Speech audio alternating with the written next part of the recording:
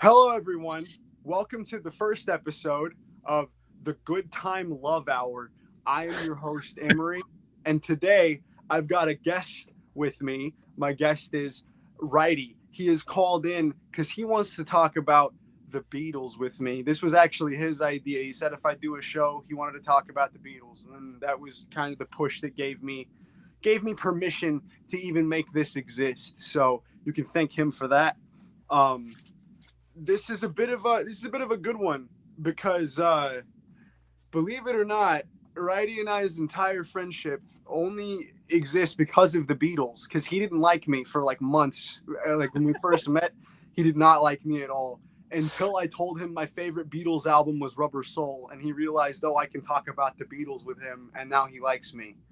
So I'm a simple boy. it all comes around. I don't really know how to tackle this exactly. I guess we're just gonna go over every song from every studio album And singles as well. and the singles and the B-sides and the EPs. I've got everything written here. I didn't know I was supposed to be taking notes at the beginning. Oh, I also wanted to make a little note here.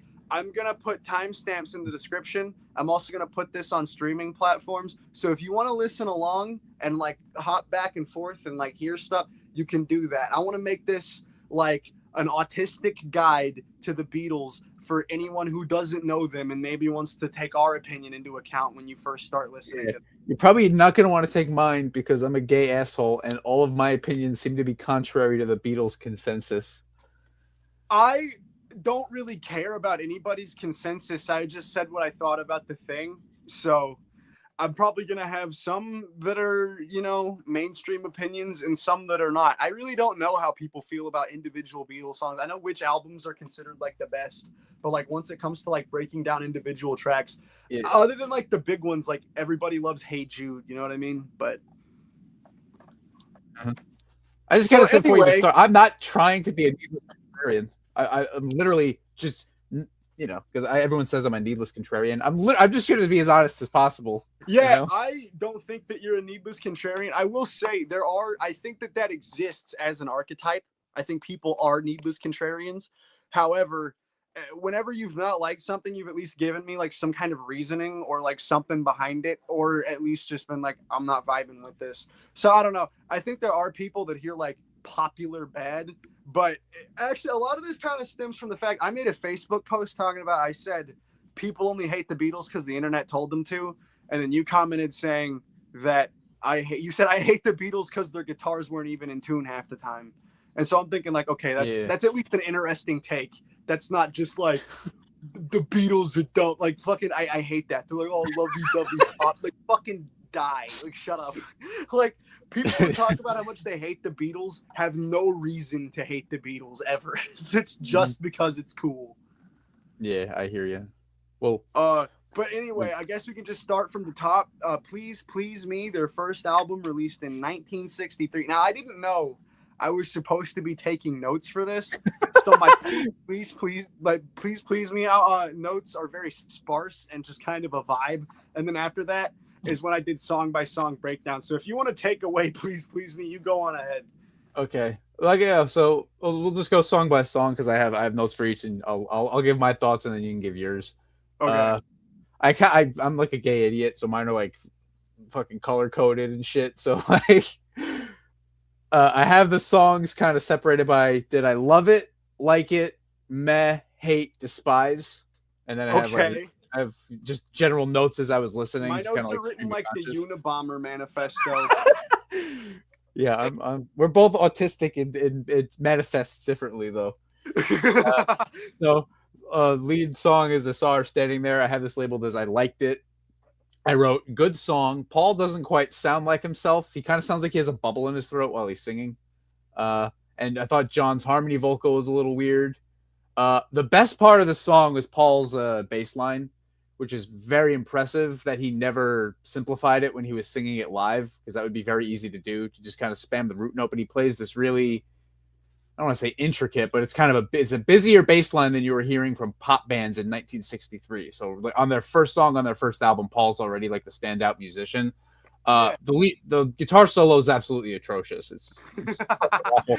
The tone is just it's it's gross. And Ringo and John's instrumental contributions are pretty pedestrian. But I like the song. It's a classic.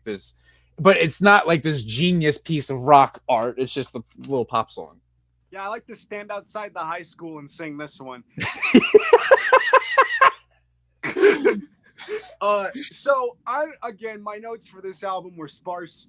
I have tracks 1 and 2 are strong 50s style pop songs, is what I have. That's fair. I mean, for Misery, I didn't like it. I said there's good harmony, but it's plotting and the lyrics are atrocious and it doesn't really go anywhere. The world. I already forgot what Misery sounds like, to be honest with you.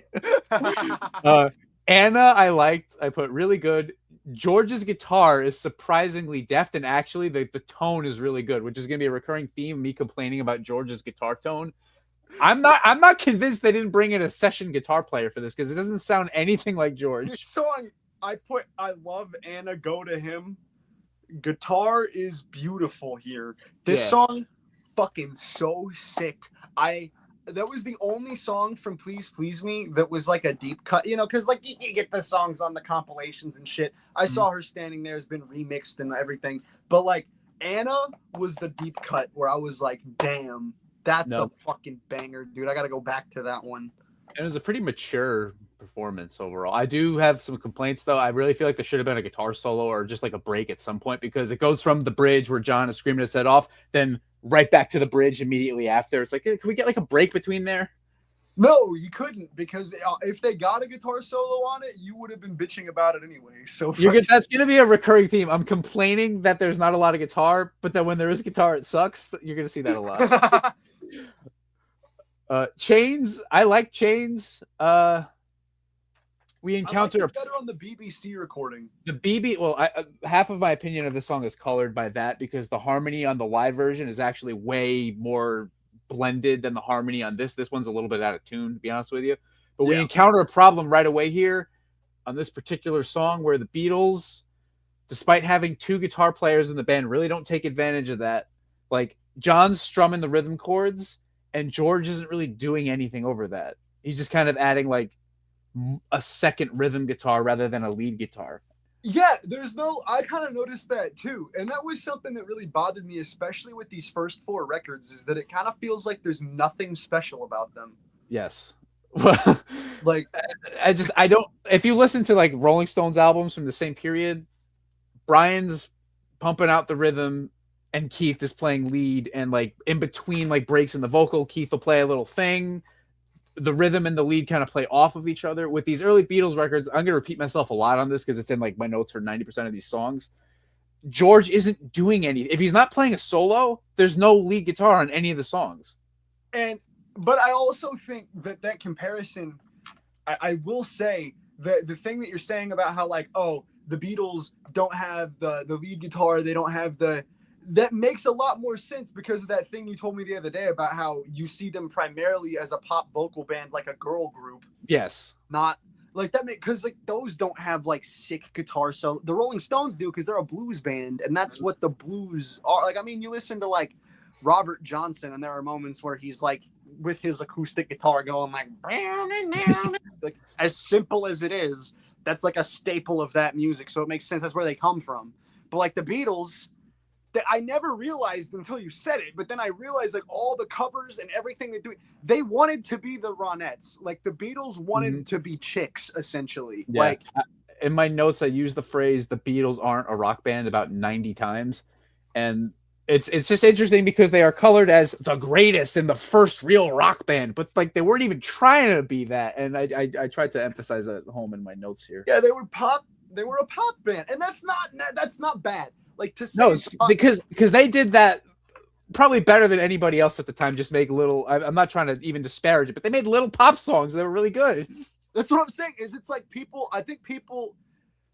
This is something that I've heard brought up before, but I mean, I'm just going to reiterate something that's been said a million times. People disparage pop music because it's pop music. Like pop music is still good.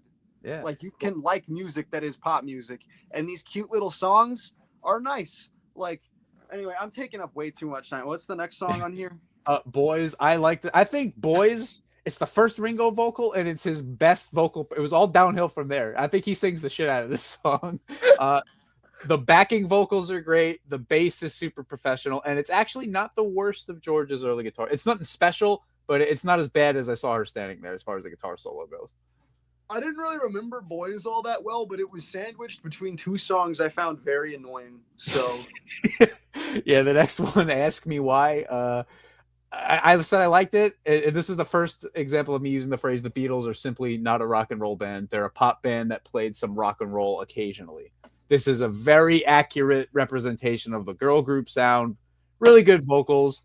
The acoustic guitar and the bass are great, but the electric guitar sounds like it's underwater. Very, very poorly recorded electric guitar, which is, again, a theme of pretty much the Beatles' entire fucking career. Any thoughts on Ask Me Why? So I wrote Chains, Boys, and Ask Me Why are annoying AF, fam. Okay. Please Me is the first song I said I loved. I do it's just a wonderful song. A lot. The harmony is fucking beautiful. Straight Everly Brothers. George's guitar tone's not too bad on the recording. When he played it live, it was ass, but we don't have to talk about that. And the bass line really drives the whole thing forward. It's just a great. If you want to hear, well, I'll talk more about that when I get to the conclusion of this. Love Me Do, same thing. I love that song, even though the lyrics are fucking dreadful. The harmony is just fucking fantastic. They sound like the Everly Brothers. And I put John Lennon's harmonica is better than anything Dylan ever played. It's just kind of rude, but I don't know. I like Love Me Do. I think it's a good song. I think Please Please Me is an excellent track. I think Love Me Do always, like, here's my thing, right? It's not bad, but it feels like a song anyone could have written. It's just that they wrote it first.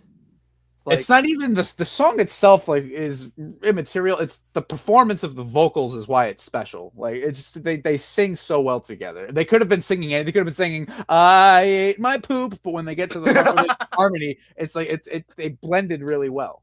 That's a fair assessment. I'm not gonna disagree with you. I don't care about lyrics as much as you do. I like all of it. I think it's all important, but it is what it is. It is what it is. I wrote. Rest of the album is very strong 50s style pop music. Okay, so now here, the rest of the album for me is all downhill after Love Me Do. I wrote really? P.S. I Love You. I have as the first song labeled other than Misery, so it's the second song that I didn't like. I said another example of the Beatles just not being a rock band. The vocals are well performed, but I just find everything about this song annoying. There are two guitar players, yet so little music happening. It's just there was just nothing to that song. Which song was this? That was P.S. I Love You. Yeah, that's just a nothing. A lot of these songs are just nothing songs. Baby It's You is the first song on here that I have labeled as I hated. No! I said the backing vocals are really irritating. It sounds like Because I Got High. They're going like zero dynamics, just a plotting dirge. The Celesta that George Martin plays is really out of place and just off-putting. And when I was listening to this song, it feels about 2 minutes longer than it actually is. It just won't fucking stop.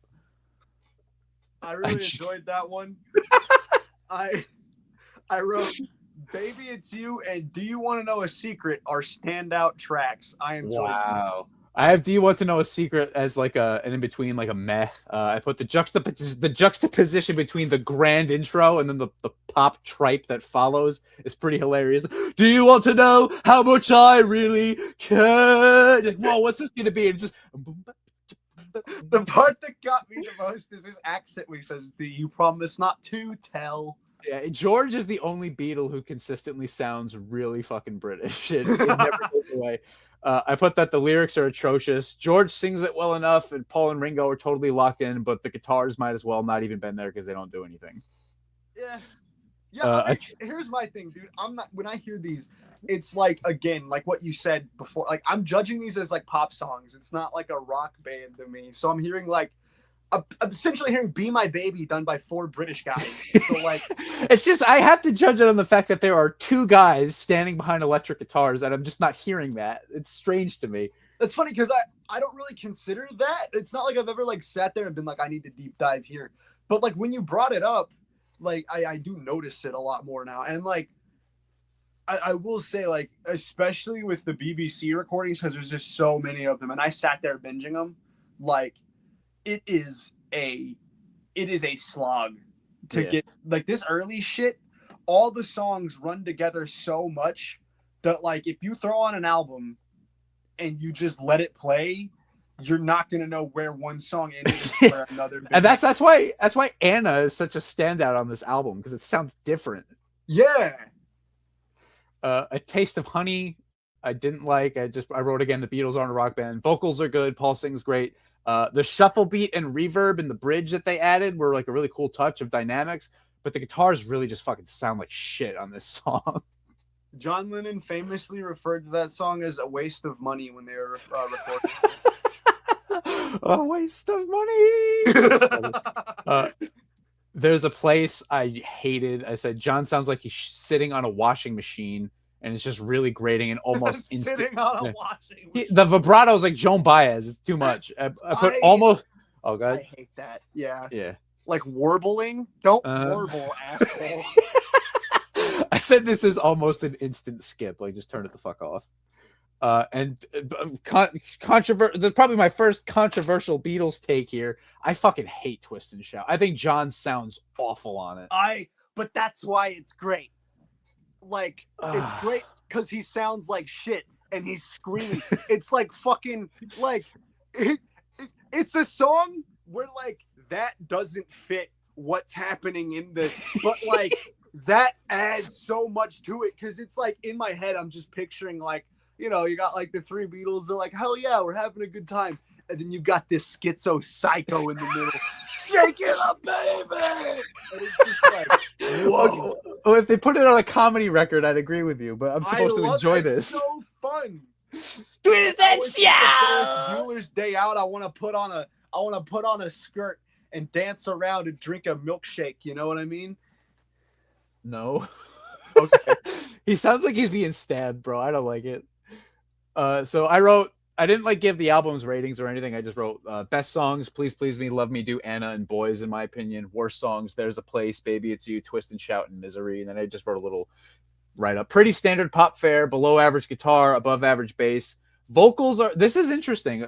The vocals on this album are best when they're aping the Everly Brothers, like, two-part close harmony. They haven't really developed the group vocal yet that would be dominant on everything else. It's really just John and Paul. There are some songs with multiple part harmonies, but for the most part, it's like Everly Brothers two-part gimmick. And I put rhythm section is really tight on this album. Ringo and Paul are in lockstep. That's something that I'm gonna posit that they kind of lose a little bit in the subsequent albums. Yeah, that's fair, man. I wrote, just because I didn't remember the whole thing, and I went back and rewrote this thing. I wrote, good album with weird 3-song shit stretch in the middle. So I think there's a weird stretch of shit towards the end. You think it's in the middle, so yeah. But we are.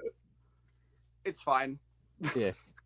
So okay. I have next. I have the singles that came out between Please Please Me and With the Beatles. I don't know how you ordered yours. I don't know if you want to go into that. I have Past Masters all as like one giant thing. So like, okay, just tell me what song we're on, and all right. So technically Love Me Do came out before Please Please Me, but for the sake of, because it's two different versions, the Love Me Do of Past Masters is the one with Ringo on drums. I put the vocals are still great, everything's still great. I think Ringo's drumming drags a lot more than the session guy they had playing on the original version. I just said fine version, but it's still good. Song.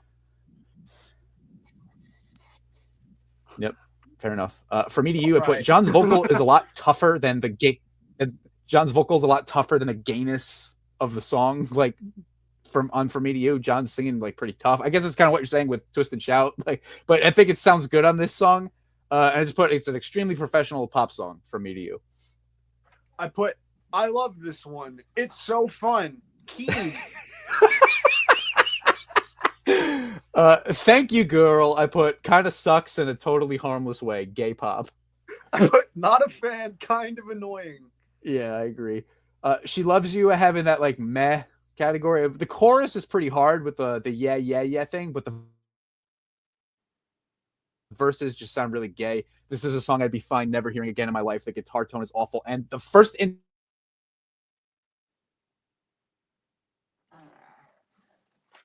the two cells on the stand that are pressed together, and you have the pedal that opens them, which separates them.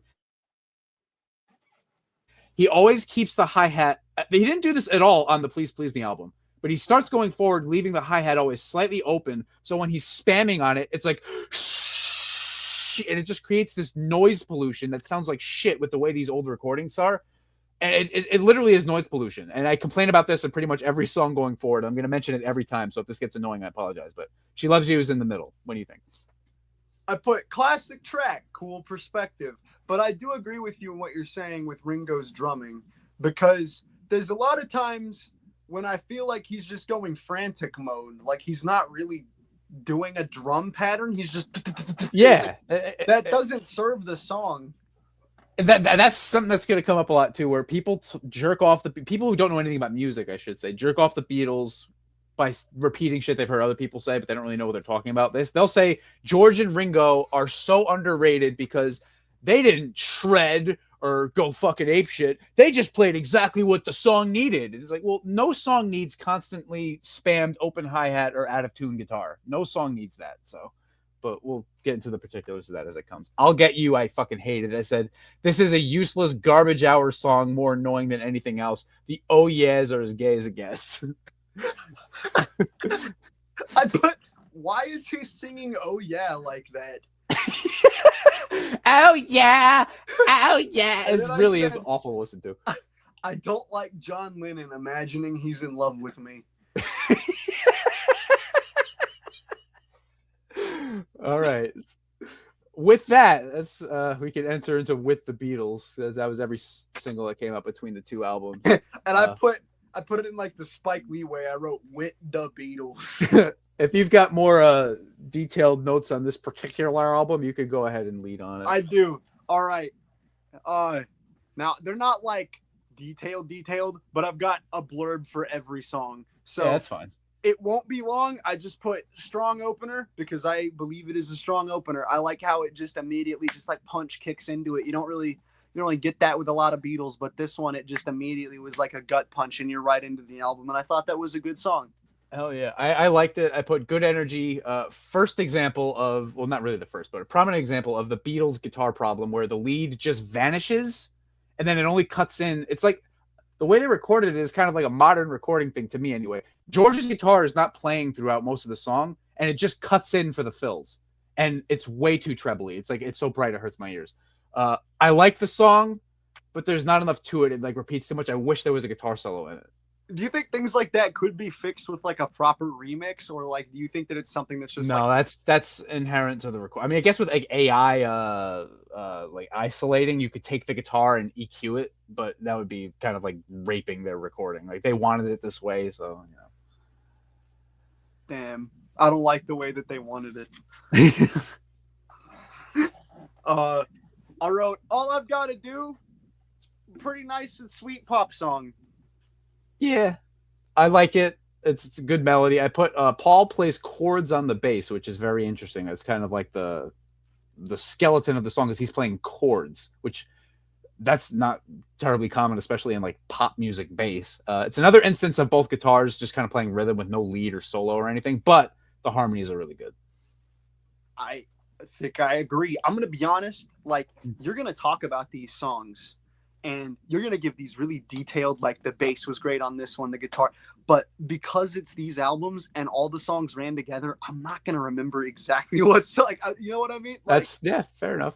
I'm trying to remember All I've Got to Do, like how it sounded, and it's gone. It's just gone. We'll consider this just, if anybody stumbles upon this and wants to listen to the Beatles, you know, this will be like a, yeah.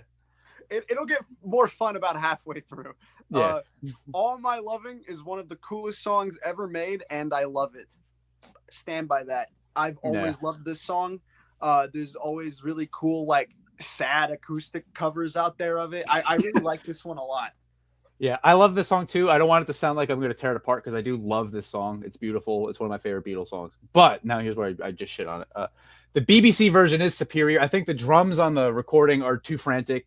Ringo's playing that weird like triplet beat, which kind of clashes. Paul envisioned this song as like a country song, and he's playing like a straight like country walking bass line. And I think if Ringo just played a straight shuffle beat like he did on the BBC version, it would have fit with what Paul was playing on the bass a lot better. There seems to be a little bit of rhythmic dissonance going on here. There's also too much open hi-hat again. Not enough bass or snare drum on the recording. Like, you hear the hi-hat so much, you kind of lose the bass and snare drum on the recording, and it's like pulling it back from really driving forward. And a little nitpick, it sounds good. I just don't like that Paul overdubbed his own harmony on the vocal. I wish they did what they did on stage, where on the second verse, George sings the lead and Paul sings the high part. I think when you're in a band with multiple singers, blending different voices together is always more interesting than singing your own harmony. So that's a little nitpick. Whenever they played it on the BBC version, George sings on it. So just listen to the BBC version. Yeah, I would say that for most of these songs anyway. Yeah. I put Don't Bother Me. Meh. I like Don't Bother Me. I have it labeled as one I like. John is basically playing the lead guitar, and his guitar part is really cool. It's kind of hard to hear because it's not recorded very well, but he's playing a cool part. The problem is he's out of tune. So it's kind of gross. I think George sings it really good. When you get to the bridge, Paul's bass is pretty ahead of its time because, again, the guitars aren't doing fucking anything. So Paul is actually taking the time to play fills on the bass, which this is 1963. Like, John Entwistle's not a thing yet. Paul he was always the best musician in the band. The open hi-hat is really obnoxious on this song. There's like zero dynamics happening because the whole song is just and George's guitar solo is absolutely fucking dreadful. It is one of the few times, because John is still playing kind of the lead part he was playing during the verses, during the solo. So it's one of the first times you really hear the Beatles do guitar interplay, which I appreciate. But between John being out of tune and George's solo just being trash, it's like, ugh. But I do like the song. I think George sings it really good. I'm a fan. I'm going to shit on George Harrison a lot in this thing. It's going to sound like I despise him and think he's a no talent. I think he's a really good singer. I love George Harrison singing. Hell yeah. I put Little Child is whatever. I put it's a good rock and roll song. Paul's piano is a great touch. George is credited as adding lead guitar. I dare you to identify where there is lead guitar happening. George could have not been on this track at all, and you wouldn't notice a difference. I like the part where he goes, and I don't know which one of them. I think it's John Lennon, but one of them goes, "I'm so sad and lonely." That's Paul and George doing that. Really? Yeah. It's really high pitched and kind of effeminate, so I assumed it might be John Lennon. No, it's Paul. Huh. John wasn't singing like a fucking asshole yet. That comes later. Okay. I put, now this is one that I'm gushing over. I put Till There Was You is beautiful. I love these acoustic-ish McCartney Beatles tracks. It's very Spanish sounding. Play this one at my wedding. Hell yeah. So there was you. I liked it. I did say the Beatles aren't a rock band. I guess this is okay for whatever the fuck it is. This is so strange. Every band at the time was doing like R&B covers or blues covers or classic rock and roll covers. They got this song from a musical. Like, they weren't even trying to be a rock band. I did write this is the epitome of grandma music. Like, everybody's grandmother probably loves this song. Probably, and that's because grandma fucking rules, bro. Hell yeah. I put Please Mr. Postman is a classic. It reminds me of that one meme. I don't know if you've ever seen that meme. It's like this video. It's like a Vine video. This black kid outside, and he's on a porch, and he's next to some old schizophrenic man, and he's just singing the Please Mr. Postman song, and then he puts the camera in the old man's face, and the old man just goes, So anytime I hear this song, I think of that.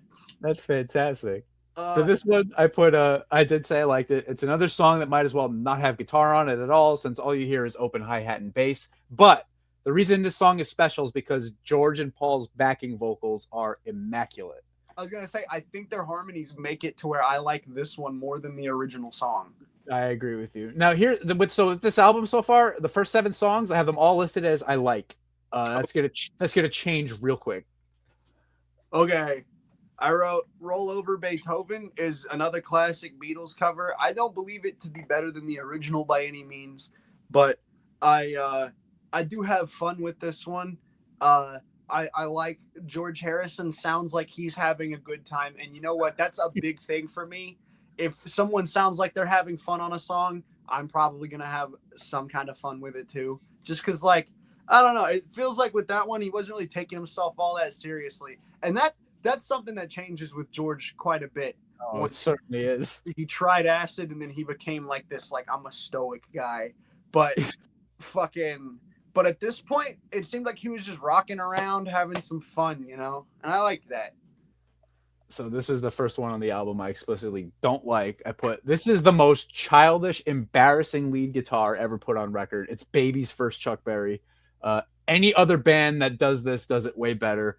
Why are there no lead fills in the verses? This shit drives me fucking nuts with the way they play Chuck Berry. They have 2 guitar players. So they got John handling with like the Chuck Berry rhythm. They got George singing. And in between the spaces in the vocals, there is no lead guitar happening whatsoever. It's just the rhythm. If George couldn't play while singing and they were taking into account playing this live, have John play the lead guitar on it and George can play the rhythm. There's no reason to just not have lead guitar on the whole song. The open hi-hat the whole time is so annoying. There's no dynamics whatsoever. Paul is kind of off on his own as Ringo's bass drum is kind of dragging. He's not really playing with Paul on this song. The tone of the rhythm guitar sounds like it's underwater. It's absolutely abysmal. And again, the solo sounds like a 9-year-old kid trying to play Chuck Berry. And George Harrison at this point is playing, this is going to get like guitar techie, but whatever. He's playing a Gretsch Country Gentleman. I've actually played one of their fucking beautiful, immaculate guitars. I don't know how George Martin and George Harrison together got this guitar to sound like shit as often as they did. Anyway. I don't know either because I don't know nothing about guitars, but I'll bet if you gave me that guitar and you were like, make it sound like shit, I could do it. Fucking, all right. Hold Me Tight is fucking ass. What the fuck? Annoying. Yeah, this is the first one of the album that I straight up fucking hated. I said, when people make fun of the Beatles for being gay, this is what they're talking about. The guitars sound like absolute shit. The constant, unending hand claps add nothing. They're just kind of annoying. They're not even like playing with the drums. They're just off on their own. More constant, open hi-hat. And Paul sings this like fucking shit. Yeah. What the fuck is going on? It was jarring. A lot of these songs, I have the thought, it's like, you're not Bob Dylan, do another take. Like, you can do another take. You're a rock band, apparently. All right. Yeah, maybe don't really got a hold on me. It's fine. It's a subpar cover. The original is miles better. Miles better. Yeah, I don't like this one. I said the bass is great, but the open hi-hat is not. There are 0 dynamics. It's a plodding dirge. The vocals are actually good, and it's interesting to hear a duet between John and George, even though their vocal blend is not nearly as good as John and Paul. Just kind of an interesting change of texture on the album. But it's another song where the guitars just don't do anything. Yeah, that's fair. I wanna make a note before we keep going. I totally forgot to mention this.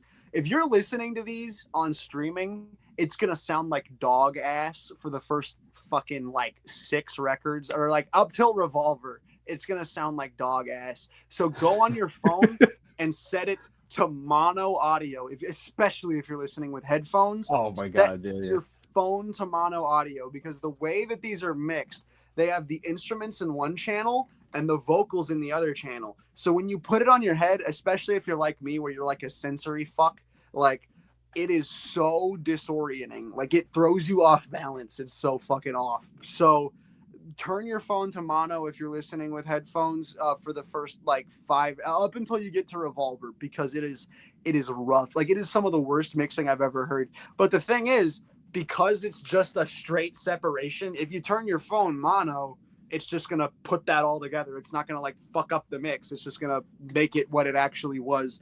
And we listened to this in like the dedicated mono. So you know, there are some stereo tracks where they have like split vocals, or some of like the version of Help that we listen to is actually a completely different recording from the one that's on the stereo recording. So some of them are different, but for the most part, you're just gonna want to hear this shit in mono. Like it's and it really does make a lot of them sound a lot fucking better. Yeah, they sound like songs now. Yeah. What the fuck are they thinking, man? Huh? What were they thinking? I don't know what that was. Like, everybody always says like, well, they didn't care. They just threw the stereo together in like a couple hours and they sat there for days with the mono. But it was the same for fucking like Highway 61. Bob Dylan sat there for days on the mono and they did the fucking stereo in like 4 hours. But it's still, the drums are in the middle and the guitars are on the side and it sounds like a band playing. Like, it's not as good as the mono because they didn't put as much care into it, but it still is. It sounds like it sounds like it's supposed to sound like that. Like fucking the Beatles don't at all. I don't understand the mixing decisions they made at all. Like, it was ass. And you got George Martin, this guy who's held as like the greatest producer mixer guy ever, and that's what he decided to do. That's what blows my mind. Yeah. Anyway, I Want to Be Your Man. Fun, goofy, ooga booga retard music.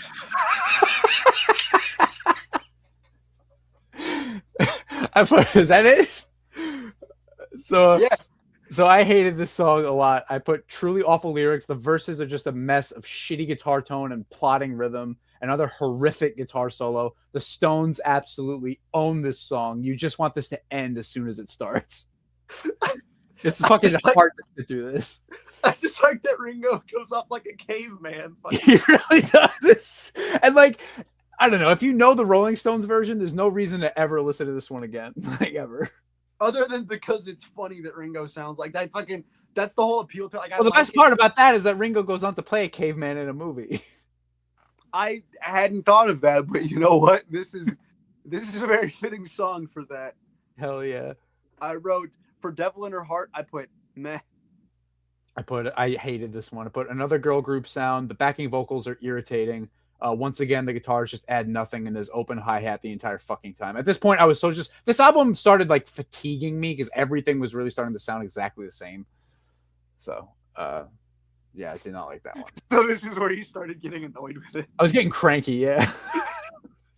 I put for Not a Second Time, I said, not much to this one, not special. I don't know. That's exactly what I said. I hated this one. I said, sounds too much like everything else on the album. At this point in the run order, it's just gross when you hear this. The guitars don't add anything at all to the track. The piano solo is pedestrian. It sounds like a child. I hated this. I think this one you're going to really be annoyed with my take. I said, Money, that's what I want. Kick-ass cover, not as good as the original. The mono mix really brings out something special in this track. Okay, so I actually like this song. Okay. I put, and the reason I like it so much is because the backing vocals are great. But here's where I complain about it. Why is there hardly any track at all, or any guitar on the track at all? So you have John strumming rhythm chords with his shit underwater guitar tone, and then what George is doing is he's just doubling the piano part. So you have two things going. But like, you already have the piano doing that. How about George plays some fucking lead guitar? It's boring. And even Paul's bass is just kind of spamming root notes or doubling the piano. So there's not really a whole lot going on.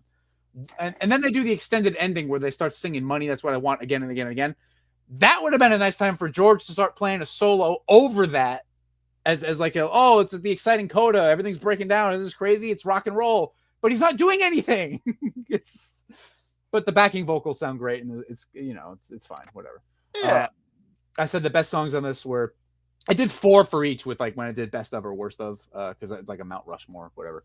Best songs, It Won't Be Long, All My Lovin', Little Child, which nobody would agree with me about. Everybody hates that song. And Please Mr. Postman. I wanted to put Don't Bother Me because I do like that, but the guitar is just too shitty. And I said the worst songs, in my opinion, are Roll Over Beethoven, Hold Me Tight, I Want to Be Your Man, and Not a Second Time. You just glossed over. You said I did a top 4 because of Mount Rushmore, whatever. Like, I want to do it because if you do a top 5, it's like, well, there's only 13 songs. I don't know. Mount I Rushmore. just thought like that reasoning was very funny. You said it's like Mount Rushmore. Like, okay. You know, it's like Mount Rushmore, the classic British monument, Mount Rushmore. I I gotta say, Mount Rushmore is not a very good Mount Rushmore of presidents. We could do better. Yeah, no, they need to get Bill Maher, Kevin Jones. That's it. Just those two. Yeah. I did do a. Oh, go ahead. Good album on par with the first.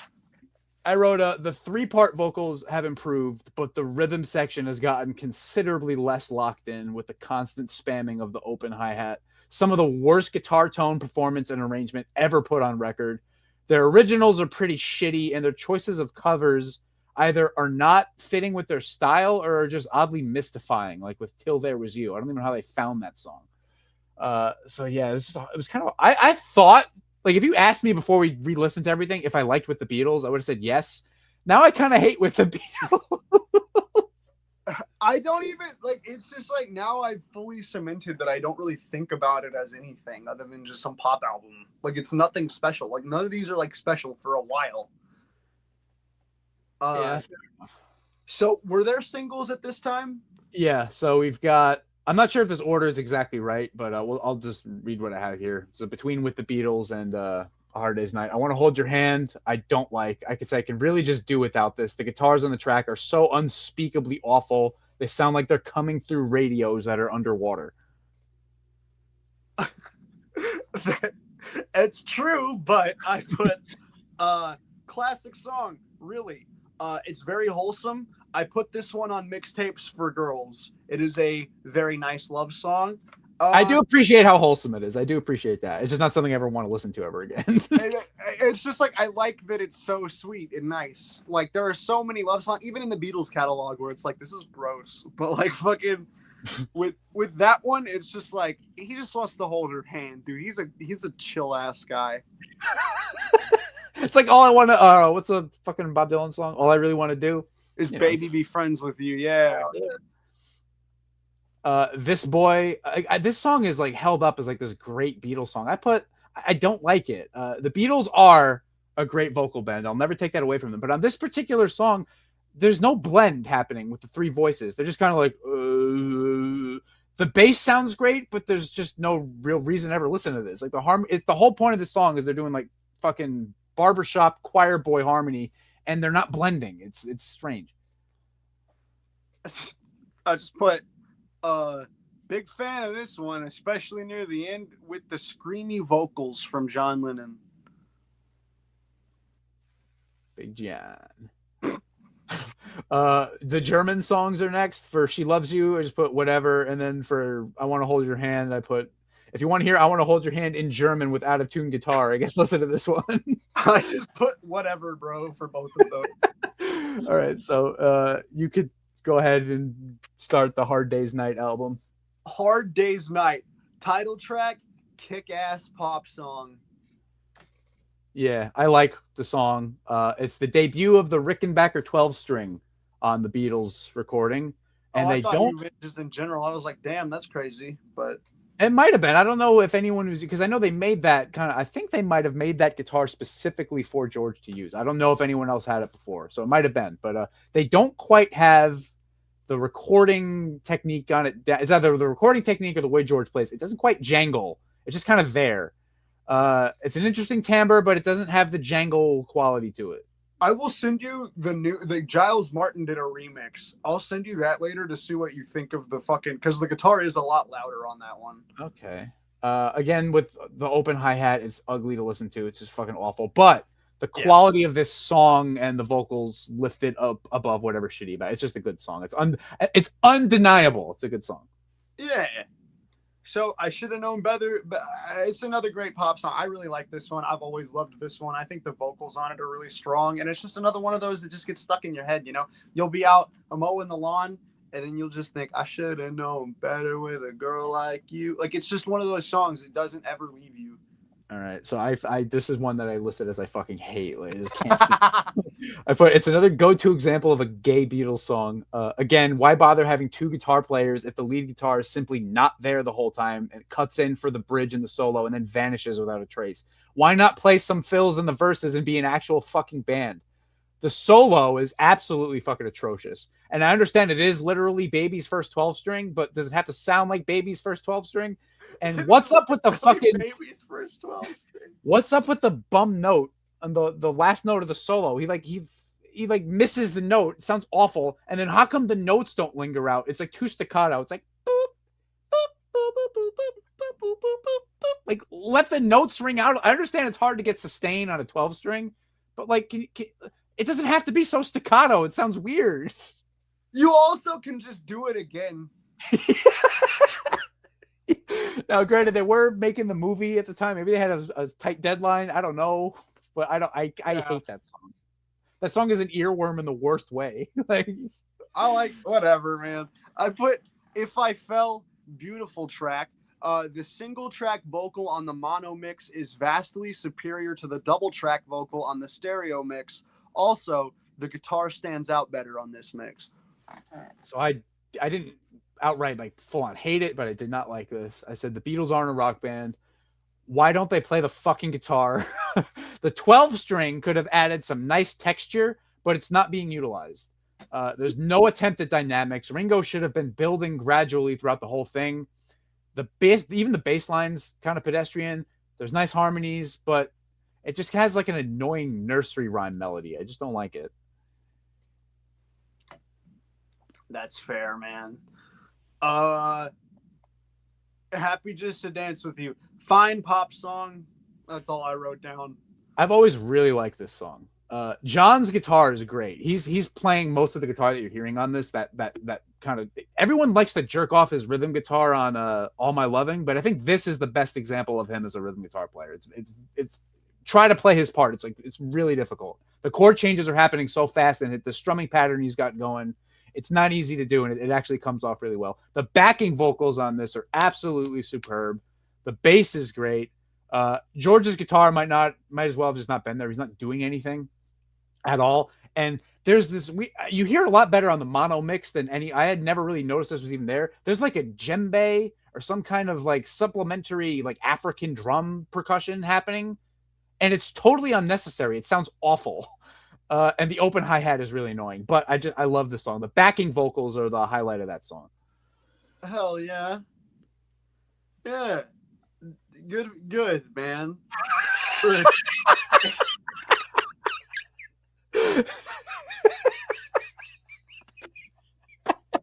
All right, fuck me then, bro.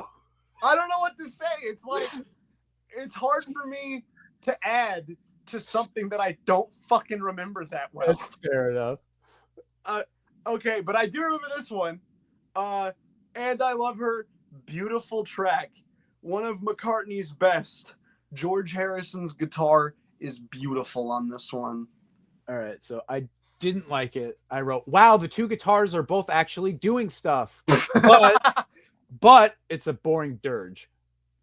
Really boring, awful lyrics. It should have been a duet, or at least have harmony in there somewhere. This did not need to be a solo vocal. It's too boring. Like, do a nice harmony. Make the song stand out a little more. You know, in the mid-'60s Capitol, after the success of Yesterday, they were considering making a compilation album of all the songs that had solo McCartney vocals and just releasing it as a Paul McCartney solo album. I'm sure that would have went over great with the other guys. Yeah, that's why they ended up canning it. So for Tell Me Why, I just put meh. Oh, I love this song. Good energy, good harmonies, great backing vocals. Now the lead vocal is, I always thought this, it's begging to be double tracked. It's like, or at least get some reverb. It's like too dry. And there is a stereo version of this out there that was released on some obscure album where there actually is double tracking on the lead vocal. And I do have that, and it's a big improvement. Open hi-hat the whole time. It sounds terrible. It's some weird thing from like 1977. I don't know. But if you want to hear the stereo double track vocal Tell Me Why from this wacko album, I can send it to you. I do like Tell Me Why. But again, the open hi-hat the whole time. It's fucking noise pollution. I think that's why I didn't like it. Like, there are certain songs on here where I'm like, dude, the drums are just killing it. Yeah. And I'm not like, I'm very complimentary of Ringo going forward when he stops doing this. Yes. On these early albums, you can't tell that he's a good drummer because he's not doing anything. He's literally just smacking it. Like, it's Like crazy. people shit on Ringo, and I think they're just basing it all on these early fucking things, and it's totally justified. The drumming is rough. It is. It's adding. It's not adding anything. It does just kill the vibe, dude. Can't Buy Me Love, kick-ass pop song. Very catchy. I like to snap my fingers to this one.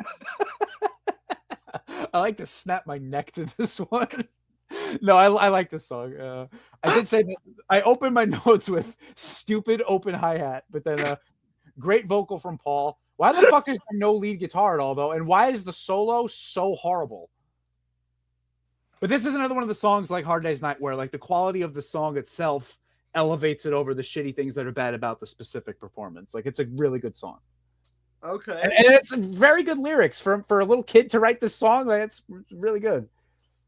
A little kid wrote it? Well, Paul McCartney was like, what, 19, 20, 21? Like, come on. Yeah, 22, 23, 24. 24 even, like, you know.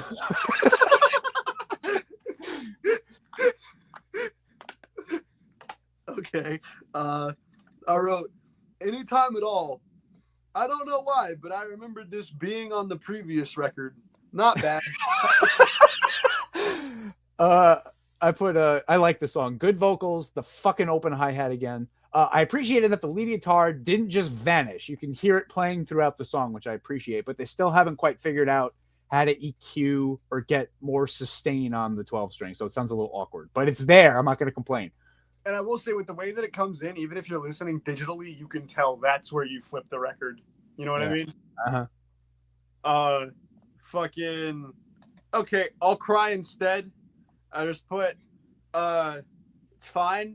I think that the lyrics are interesting. I think that I like how dark it is. So he says, I'd get myself locked up today. Like, damn, John, then what are you going to kill people? What are you going to do? Shoot somebody? Perhaps outside the Dakota? Well, edgy. no, he wouldn't do that. He would be the one getting shot. Well, but like, can you just imagine if he did? Yeah. Anyway, I like the song. Like, imagine, dude.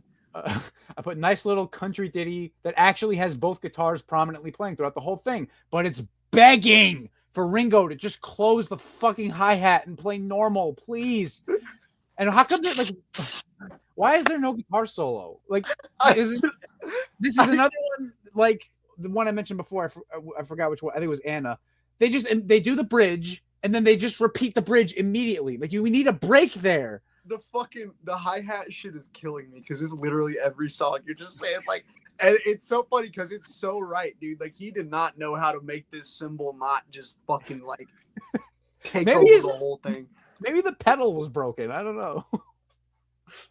They always had broken gear. If you watch them on stage, their mic stands are always broken and like falling over. Like, the microphone's like spinning around as they're trying to sing. They can't reach the microphone because halfway through the song is facing towards the crowd. Like, their gear was shot. Maybe his fucking hi-hat stand was broken. For 4 records. All right.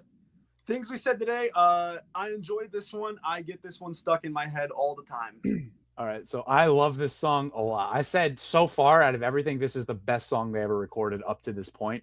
For one, Ringo actually closed the fucking hi-hat. Can you imagine? There's 2 distinct guitar parts that are playing throughout the song. The lyrics are great. The arrangement is great. It has dynamics. Like, it's not just the same thing the whole way through.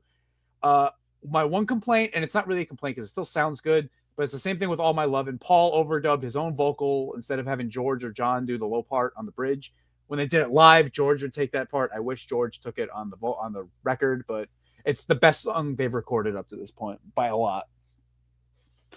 Hell yeah. I agree. I like it a lot. I think that the acoustic I like these kind of acoustic McCartney songs. Like, those are like some of my favorite Beatles songs because he's such a sweet little cherubic little guy. You know what I mean?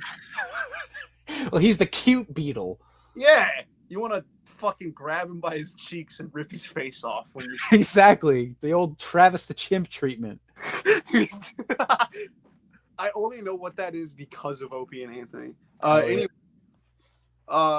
when I get home, I put stinks. I don't remember this one at all. I must have blocked it out.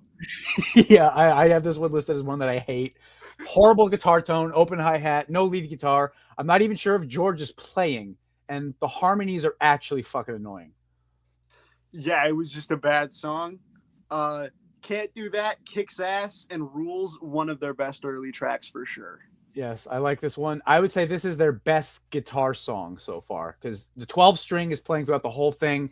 John's playing rhythm and he takes the solo. They're actually like interplaying like an actual fucking band. Can you imagine that?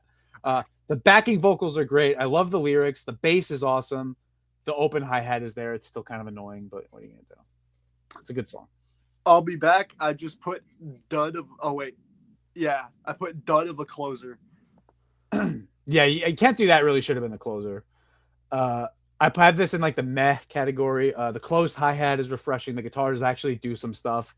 It's okay. It just sounds like so much of the shit we've just heard. That's the problem with every one of these fucking songs. I think if they had this song like second in the run order as opposed to last, it would be better remembered.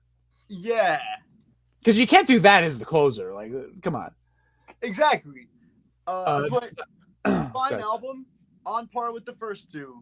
Not as excellent as I remembered. Because a lot of these, I had a lot of nostalgia for because the Beatles were like the first real band that I like got obsessed with, bro. I had to fucking listen to all the records in the right mix. I had to fucking read the books about them. I had to know everything. And I have a lot of nostalgia for it because they were like the first band. But after having expanded my horizons so much and listened to so much more music since then, going back to these early records was rough, dude. Yeah, it's a little bit demystifying. Especially with the Beatles. I would have sworn I loved With the Beatles, but it was really rough. This one, I said the best songs were Things We Said Today, Can't Do That, Tell Me Why, and I'm Happy Just to Dance With You. Now, I know I like this album because it was actually hard to narrow it down to just 4. Because I really, Hard Day's Night's great, Can't Buy Me Love is great, but I had to pick 4, so I just picked 4. I didn't have to pick 4, but, Mount Rushmore and all that, you know what I'm saying? Worst songs, Should Have Known Better, If I Fell, When I Get Home, and I Love Her. I wrote, has a lot of good songs, but the arrangements and performances are still kind of lacking on many. Yeah. If you're going to listen to any of these first 4, it should probably be this one. I guess I agree. I don't know. We'll get to Beatles for Sale in a sec. There's a couple of songs in between. Again, I'm not completely sure if this is the correct order, but it's close enough, so we'll just go with it. Long Tall Sally. I have Don't Like. I put Paul's vocal is a little bit embarrassing. Ringo is playing the total wrong beat for this.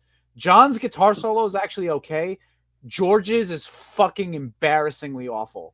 There's no reason to ever listen to this version of this song. Just listen to Little Richard's. Like, this is fucking awful. Yeah, I just put subpar cover of the original, and I agree with that still. I hear it, and I just think, wow, I like the Predator one more. Well, in the movie Predator, like that's like the big song is Long Tall Sally. Like Little Richard is playing. I don't remember that. Huh? I don't remember that. Yeah, like it's like a big part of the movie is them listening to Long Tall Sally while like looking all fucking macho flying through the air in the helicopter. Like it's a big part of the movie. So every time I hear that song, I think of that movie. Oh, well, all right. I Call Your Name. I put George's guitar is out of tune. John's choppy rhythm is heavy-handed and incredibly irritating. Very weak melody. The beat change in the solo was a cool idea, but the solo sucked, so who gives a shit? I did not like this song. I put cowbell should be made illegal. And then I said, I do like the guitar part when they go, don't you know I can't take it. It's where he goes, I do like that. Well, all right. I don't even remember that specifically. I mean, if you asked me to sing you I Call Your Name, I wouldn't be able to do it. Slow Down, did not like. Ringo's drumming on this is what a child would play. The guitars sound just awful. John's scream sounded like he was being shot rather than energized, and his guitar solo is so god awful. I think because I'm pretty sure John played the lead on this. It was trash. It was fucking terrible.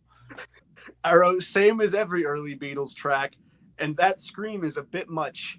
Oh, so okay. I'm glad that we both thought that. Matchbox, man, I didn't want to hate this because I love Ringo and I love Carl Perkins, but I wrote, why is Ringo on the ride cymbal for the entire song? There's zero dynamics. His singing is like a prank on the listener. George Martin's piano should have taken a solo because George was not cut out to play Carl Perkins. There's this myth of George Harrison where he's like this great disciple of Carl Perkins. And if you ever listen to Carl Perkins, his guitar playing is like, I mean, this is like a really gay analogy, but it's like getting under a warm blanket. Like, it's so like, you just feel like you know it. And he's so good. His tone is always great. It's super energetic. Carl Perkins is wonderful if you've never listened to him. George Harrison can't do anything like Carl Perkins. He sounds like a 9-year-old trying to play Carl Perkins. There's zero reason to ever listen to the Beatles play Matchbox. This is just fucking awful. Carl Perkins kicks ass. Matchbox is on an album that he made called The Dance Album, and I would recommend that record. That's one that has the good songs all the way through to the end. My review of Matchbox from the Beatles is fun Ringo cover, and it feels like a companion piece to his cover of Act Naturally. Fair enough. They both have really fucking shitty guitar on them. So, all right. I Feel Fine. I love this song. I put it's undeniable. The vocals are fantastic. The riff is cool. Ringo's beat in the verses is fun. The beat change in the chorus is a really good idea. George's guitar tone is awful, and him doubling the riff is completely pointless. You already have John playing the riff. You could play some fucking leads because you're allegedly a guitar player, so that would be nice if you did that. And surprisingly, Paul's bass on this is like a little too pedestrian. I wish he was a little busier. I hear in my head a more interesting bass line than what Paul plays on this. He's just playing roots and fifths, which is not like him. Ringo, this is a nitpick. Ringo in the verses, instead of like hitting the snare proper, he's doing like those rim shots where he's like making like, I don't know what the actual name is, but he's just kind of clicking the stick on the side of the drum, which is cool for the verses. But then when you get to the chorus to really hit home the dynamic and like the change of energy, I wish he was actually hitting the drum proper. He did that on stage. I don't know why he didn't do it on the recording. And the most noteworthy thing about this recording for historical purposes is the feedback in the intro. And this is like the first example of the Beatles being fake innovators. The feedback is completely immaterial. It doesn't add anything to the song. They have feedback, it goes boom, and then the song just starts. The feedback's not actually adding to the song. It's just on the record, so people pretend it's genius, but it's not really doing anything. I like the way that it leads into that first note, though. I guess, but like when you hear other guys, like I'll cite the Who because they're like the super duper feedback band. Like Pete Townsend would make entire solos out of feedback. This is just there's feedback and then the song starts. It doesn't. I don't know. I don't get it. I wrote great track with a cool instrumental because I like the plotting guitar. I think the guitar is really sick on this one. Yeah, it's definitely good. You know that riff? It's kind of like Jumpin' Jack Flash. That's an acoustic guitar playing the riff on that. Really? Yeah. That's sick. Lennon he had his Gibson J, whatever it was, plugged into his big fucking Vox amp, and he just turned it up all the way. Huh. She's a Woman. I hate this song. It's some of the worst lyrics ever. Paul's pseudo bluesman voice is just fucking cringe as hell. George is literally not on this song aside from one of the worst guitar solos ever recorded. When he's not playing the solo, his guitar is not there. So you just have John mindlessly banging these chords out. They sound horrible. I hate this song. Yeah, I don't understand. Like, I don't like the guitar on it. Like, especially like how it comes in is fucking annoying. Like that, like that fucking is too much. And it's one of those, it's like you said earlier before, where it's like it's an earworm, but that's a bad thing. Because like I do sometimes, like I'll just be chilling and I'll think, she's a woman who understands. I'm like, ugh. It just violates you. Yeah, every now and again, like I get brutally butt fucked by she's a woman. All right, Beatles for Sale's up next. Yay. My review of No Reply is just dog ass. So I don't like No Reply. I wrote really annoying song. It does have real dynamics, which I appreciate, but the melody is so annoying, and the I saw the light, I nearly died. That refrain is so irritating, and it's just another case of George's guitar adding absolutely nothing. And then after all the dynamics, it just kind of dies at the end. Like it just stops. It's very strange. Okay, so this is like a big like spider web question, but like I wanted to ask you this for a couple of days. Okay, so you've mentioned a lot. These early tracks have like no dynamic range whatsoever, and neither did the girl group songs. And Phil Spector was a big reason for all of that. So do you think that's the reason that they like sucked Phil Spector's dick near the end of their career, where they were like, we got to get him to produce our solo stuff. He's got to do Let It Be. He's got to, because they were so enamored with girl groups. So when I say dynamics, I'm not really talking about dynamic range. I'm just talking about the arrangements of the songs where there's no like progression with adding instruments. The beat's kind of static the whole time. It just boring sameness throughout the whole thing. Dynamic range is kind of like a recording term. I'm talking about just like in the arrangement of the song itself. There's no dynamics written into the song. Oh, I thought you just meant the flatness of the recording.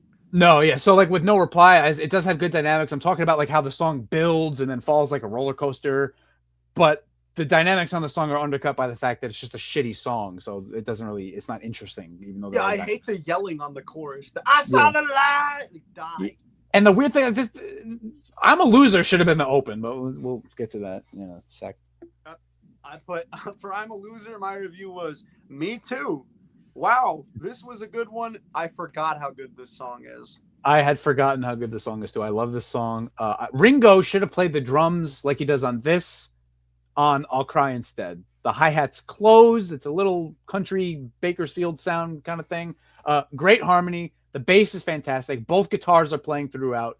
John hits that impressive low note in the verses. Like that's like the lowest note. He's like, I ever have crossed. Like, damn, that's a tough one. The dynamics on this are great. Like, so here's a good example of dynamics. On the verses, Ringo's got the hi-hat closed, just kind of plodding along, and then I'm a loser. He starts riding on the ride cymbal. It adds like, it's not the same thing. He's not just smashing the open hi-hat the whole time. It so builds it's like and falls. The song moves along. Yeah. Okay. So this is a really good one. One major complaint. There is an absurd amount of treble on George's guitar. It's so bright. It sounds like if you're just fucking around and trying to make a shitty guitar tone, you'll turn your bass and your mid down, turn the treble all the way up, and then just see how obnoxiously bright you can make the guitar. That's how this whole album, that's how I Feel Fine sounded. It's mine, because he's playing a Gretsch Country Gentleman. Those are beautiful guitars. It sounds horrible. But the song, it's another case where the quality of the song elevates it over the actual performance. I like the way this is coming out, because I didn't realize going in that this is how it would be, where because I write songs. I like writing songs. And so the lyrics are like where I like really hone in on and like, this is good, this is bad. But like half this shit, I'm like, damn, he's playing a countrified Rickenbacker and he's fucking it up. That sucks. Like, I don't know what the fuck that means, but like, I'm sure that's like significant as fuck, man. Like, it's all opinion, because everyone will tell you George Harrison's this legendary guitar player. So what do I know? Hey man, listen. This next song proves you right, I think. Because listen, with this album, I stopped doing that after this one, because with the first four, when I was writing my notes, I would write them as the songs were playing, because I wouldn't remember them when they were done. So fucking with Babies in Black, I wrote, hey, not bad, this is enjoyable. And then, oh my God, what the fuck is that guitar solo? So I agree. I couldn't hate this song though. I have it as like an in the middle, because the harmony vocals between John and Paul are absolutely superb. It's a beautiful song until he comes on it. They are undercut by the worst lead guitar in the history of recorded music. It's actually fucking shocking how awful George's guitar is on this. And it's also like, it's not even like I've said this like 100 times. He's not playing lead guitar on the song. He's cutting in to play the worst solo ever and then just vanishes. Why wouldn't you just try again? They had to have wanted it that way. I don't know. And then I also said Ringo invents a new way to be annoying by riding the crash cymbal the entire song, adding no dynamics whatsoever. He's literally hitting the crash cymbal, which is supposed to have accents. He's hitting that the whole time. So, so you got this close harmony. Oh dear, what can I do? Do you think he just like learned how to play drums like as he was doing this? It's like you sat a 5-year-old behind the kit. The first thing they do is go to fucking just smash the cymbal. It's fucking retarded. So it's got this beautiful harmony, and then this retarded guitar solo, and then this asshole is smashing the crash cymbal. It's a disaster. It's like sabotage. Like they were jealous that those two were singing so good, so they conspired to ruin it. So for rock and roll music, I put not bad. They're clearly having fun. Oh, I'm glad they had a good time. I don't like this one at all. I put the Beatles. The Beatles should never play Chuck Berry, as his music requires the ability to play guitar. John's vocal sounds like a prank on the listener, as you could hear him getting tired and run out of breath as it goes on. And he hits a bum note on the me at the end of every chorus. He's like, "If you want to dance with me," he sounds retarded. It's like because you keep saying like they should never play Chuck Berry. I'm not like a Chuck Berry aficionado, you know. Like I know like 3 or 4 songs, so I don't know the original rock and roll music. As far as I know, this is like a Beatles song. Like that's all I've ever heard is this version, and I only know it as like this pop song. So I don't know it as like this guitar heavy fucking rock track, you know. And Chuck Berry's not even like, I mean, he's a guitar player obviously, but like he's singing and playing, so there aren't blazing leads throughout the whole song either on his version. The whole performance on the Chuck Berry thing is just way more deft because obviously he's the songwriter. But the best versions of every Chuck Berry song is anytime the Rolling Stones do a Chuck Berry cover. Yeah. But my last note on this song is Ringo's drumming is actively working against Paul's bass in the verses. Like I talked about how locked in they were on Please Please Me. They're like playing different songs on a lot of these. Like Ringo and Paul are not working as a team on this song. They're like fighting each other.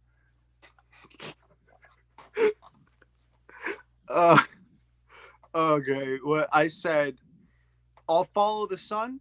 It's a pretty little acoustic McCartney track. I get this one stuck in my head all the time. So I like this song. Nice acoustic guitar. The Beatles were always good at adding, because a lot of bands of the era weren't like mature enough to understand the importance of having acoustic guitar to add texture to recording. Oh, we're gonna play electric. Beatles always had a good presence of acoustic guitar on their songs. Good harmony. Paul sings this wonderfully. The guitar solo is just embarrassingly pedestrian. And fuck, you got the Rickenbacker 12-string sitting right there. Why not use it? Like the song is begging for something like that. A little jangle in the background. I don't know. He just doesn't. Whatever. The Birds hadn't started up yet, so nobody was there to show George how to actually play this fucking guitar. So. Yeah, it's fair. Mr.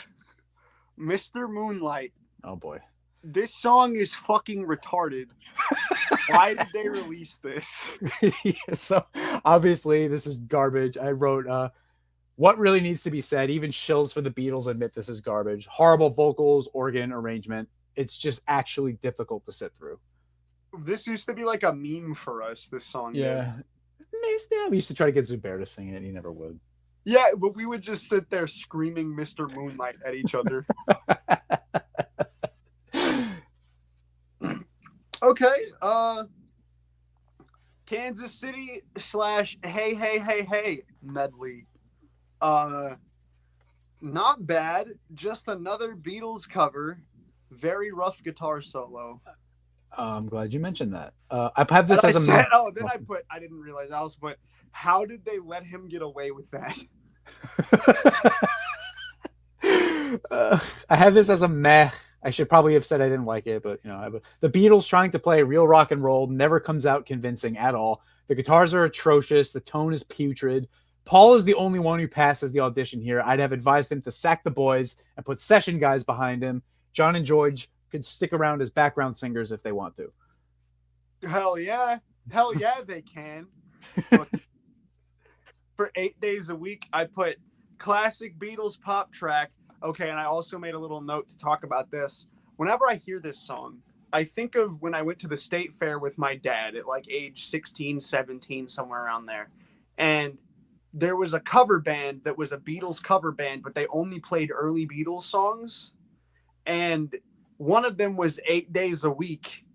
And I remember very vividly. So like this is a state fair. It's obviously free to hear them. They're just playing there. Mhm. So I'm standing there, and this fucking singer, he's like 65 years old. He's like a little overweight. Looks like he probably shouldn't be doing what he's doing.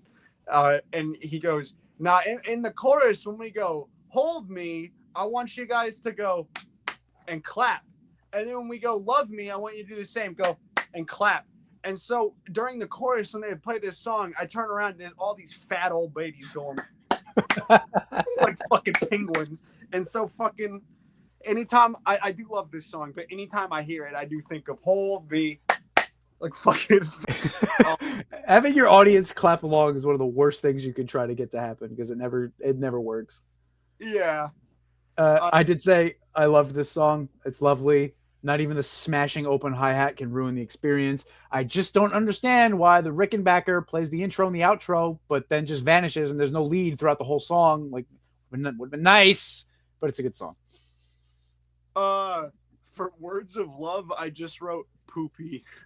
Yeah, I don't like some of the worst guitar tone ever put on record. It's so bright, it actually hurts. Like the guitar goes like through my ears and actually hurts me. If they wanted a jangly sound, why not use the fucking Rickenbacker that was probably on a stand in the studio? The hand claps actually work against the rhythm. They're not even like, I don't know what the fuck the hand claps were doing on this song. It was awful. But the bass and the vocals are both good, and I appreciated that Ringo closed his hi-hat. But it's terrible. Don't ever listen to this song. For Honey Don't, I said, fun Ringo, goof around, ooga booga. Yeah, I have this as a meh. I just wrote God bless you for trying. It just makes you wish you're listening to Carl Perkins. This has like anti-edge to it. Like this is like the safest like gay rock and roll cover ever. But I love Ringo, so I'm not gonna trash it. Every little thing. This song fucking sucks. They should have just thrown it out. Oh, I like this song. I did write. It sounds like I don't like it because the first thing I wrote is, why does the fucking Rickenbacker just vanish after the intro? The chorus is great. The timpani actually adds some cool dynamics. The lyrics are really shitty though. I have no idea how they got a Rickenbacker 12 string to sound that lifeless. There is no jangle to it whatsoever. Okay. But I do like the song. I said, oh, that's fair. That's fair. I said, yeah, I wasn't a fan of that one. So for I Want to Spoil the Party, it was fine song, rough guitar solo. Again, what the fuck? Yeah. I have this as a meh. It just makes me wish I was listening to I'll Cry instead. It's like a lesser version of that. This is like Baby's first country song.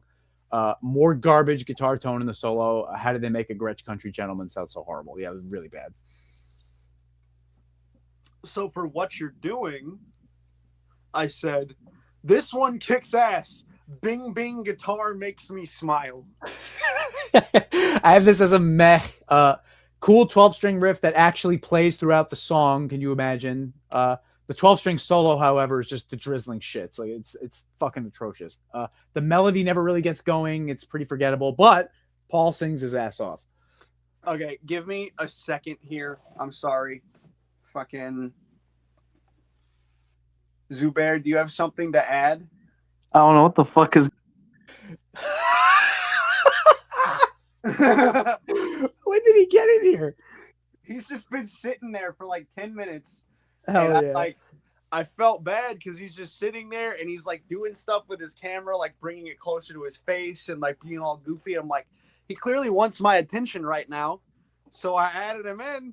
I was like, what do you want to say? Well, I don't know what's happening. All right. Is he still backstage? He certainly is. He's sitting there doing his like cool guy thing. You know? Bring his ass on periodically, just as a goof. Every now and again he can come on. Everybody's trying to be my baby. Another classic Beatles cover, but this time with a George Harrison twist.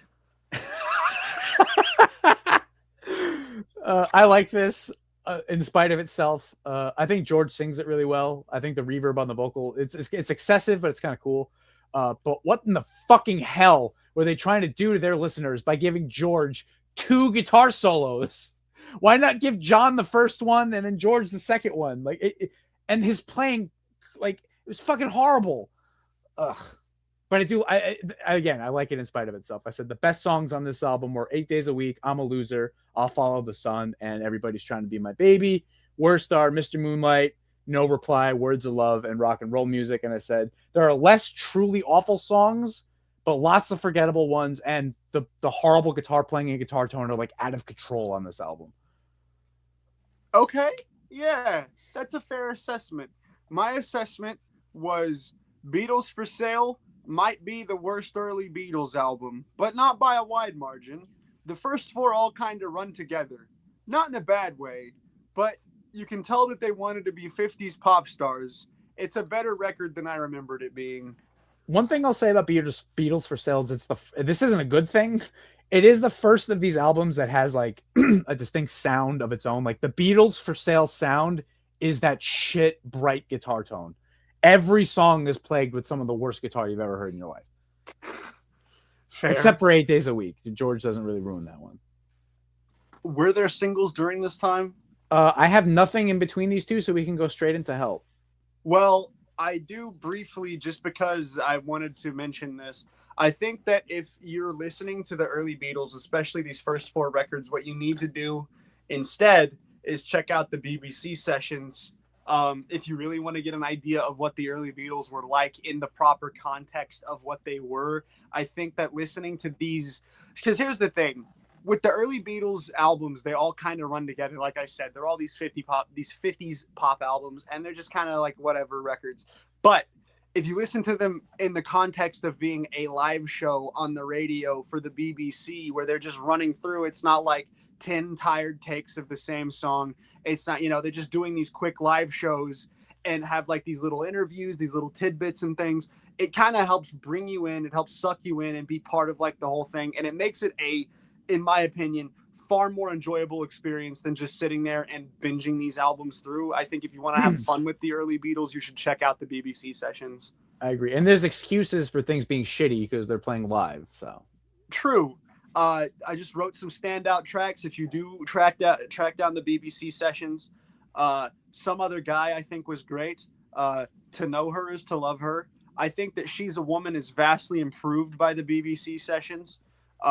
Glad All Over. That's all right. Oh, hell yeah. George's guitar on that's actually pretty decent. Yeah. So How Come No One Loves Me? Don't Ever Change. Lend Me Your Comb. Love that. And I Love Her electric version. I thought that was so fucking cool to hear that riff on an electric guitar. You can't do that because the DJ intro was really cool. Like hearing like an actual DJ intro that like leads directly, like right before the vocal, like he's over like the intro, and then like the vocal is like right when he ends. Like that's very cool. I love. We stop talking when the words come in. Yeah, exactly. Like I thought, and getting that like from the '60s, it was cool. Honey Don't with John Lennon on vocals was an interesting twist. I wrote, the BBC sessions present the early Beatles in their proper context. They do what the studio counterparts never could. You could toss Please Please Me with the Beatles and Beatles for Sale, and you'd be better off with just these recordings. And they're best listened to on a shitty system, like where it sounds like a radio. You know what I mean? You want it to sound like you want to be immersed. Fair enough. All right, so Help. For title track, I said amazing Beatles track, but I do think that the stereo version is superior. I agree. There was something weird with the mono version. I do love Help. I suppose it's a fantastic song. Really great backing vocals, great lyrics. Ringo's got the hi-hat closed, offers some good dynamics. If only the lead guitar didn't just vanish completely. But that would be, that'd be nitpicking. The Night Before. I've always loved this track and found it underrated. Yeah, I like this song a lot. Great vocal, good dynamics with the beat change and the bridge. The guitar solo is trash, but I do like the song a lot. Hell yeah, me too. I think it's cool. I like and you're right. That guitar is rough. Whoa. Fucking, You've Got to Hide Your Love Away. I think this is an amazing Lennon track. It is very vulnerable and sensitive. And that was kind of, I think, the first instance you see of John Lennon doing that. I like this one a lot. I just wrote it's a great song. This whole album is like the peak of John as a singer. Like, this is how that's the type of music I want to hear from John Lennon. That's fair, actually. I think he does have great vocal performances on this record. I Need You. Great song. Very sweet. I like the song a lot. I put great vocal from George. I love the melody. The bass is superb. The volume pedal on the Rickenbacker is interesting. I think I would like the song better maybe if he just kind of played it straight without that, or even if it was on an acoustic guitar. And I wish, this is one of the songs where it's kind of like in slow motion, so the pitch is like, it's like a semitone lower than it actually was recorded. It's supposed to be an A. It's kind of like between A and G sharp. I think I would like the song better if it wasn't slowed down. In fact, I know I would, because I have a version of it where it's at the correct speed and it sounds better. But I love this song. It's one of George's best. Hell yeah. Another Girl. Kick-ass song with kick-ass attitude. Absolute banger. I love the lyrics to this song. Yeah, I love this song. Go ahead. Because, like, most of the, like, McCartney songs up to this point have been, like, super sweet. This is just him telling some chick, he's saying, like, listen, I'm sick of you sucking, and I found a girl that I like more. Now leave me the fuck alone. He's not even saying, like, I'm going to find someone. He's like, bitch, I already got someone. Get the fuck out of here. It's a great vocal from him. And it's an interesting vocal blend with the harmony on this, because John is actually singing the high part, which is unusual. It's usually Paul taking the high part. Paul's singing is in an unusually low register, and John's singing above that. So it's like an interesting, different blend than on most of their songs. The lyrics are subversive and fun. Paul is playing the lead guitar on this one. Some of his fills are a little botched, but then some of them are better than anything George has ever played up to this point. And his tone is far superior to what George was getting out of his guitar. And he actually plays fills throughout the song instead of just cutting in for the solo. It's like, why couldn't George do that? Yeah, that's fair, man. I don't know. I can't make excuses for George Harrison, unfortunately. Why not? And he's dead. So he sure is. He can't even defend himself. You can ask his son. His son looks like him and sounds like him and does everything like him. So he sure does.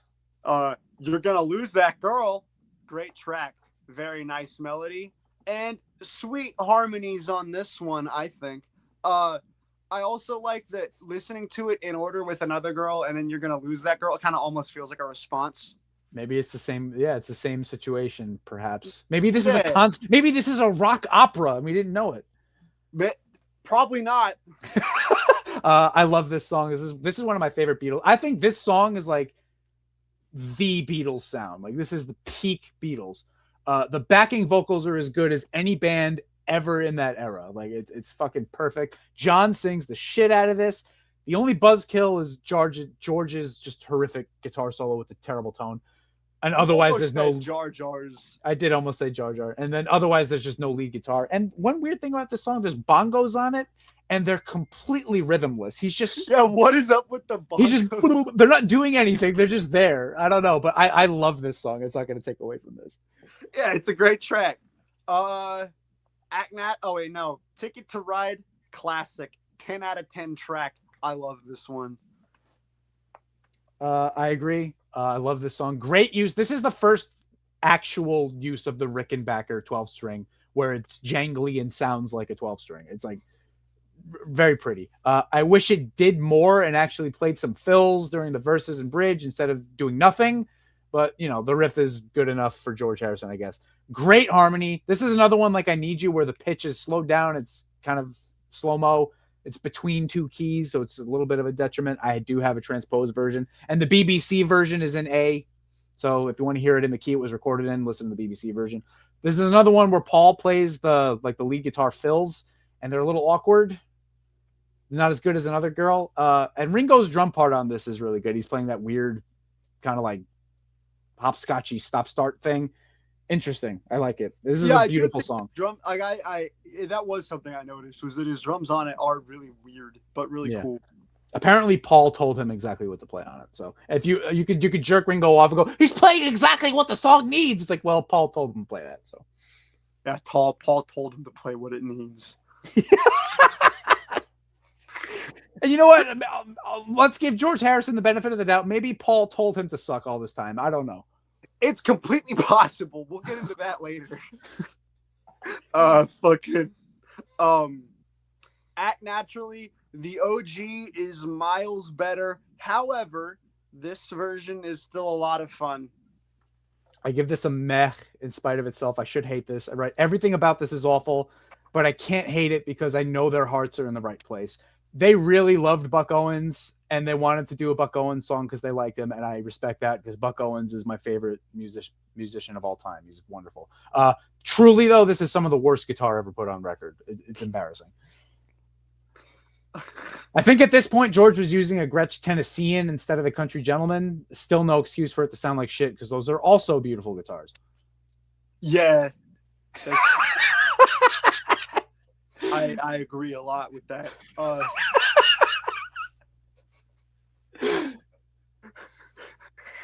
For It's Only Love, I said, this is an amazing, heartfelt song. I always get this one stuck in my head. It's very desperate, but it's also very sweet, and it's also very catchy. All right, so I despise this song. I wrote, this is the worst guitar ever put on record.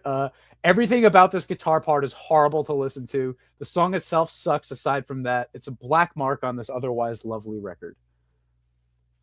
He made the guitar sound like a sitar on that. It's so bad. Oh. Yeah.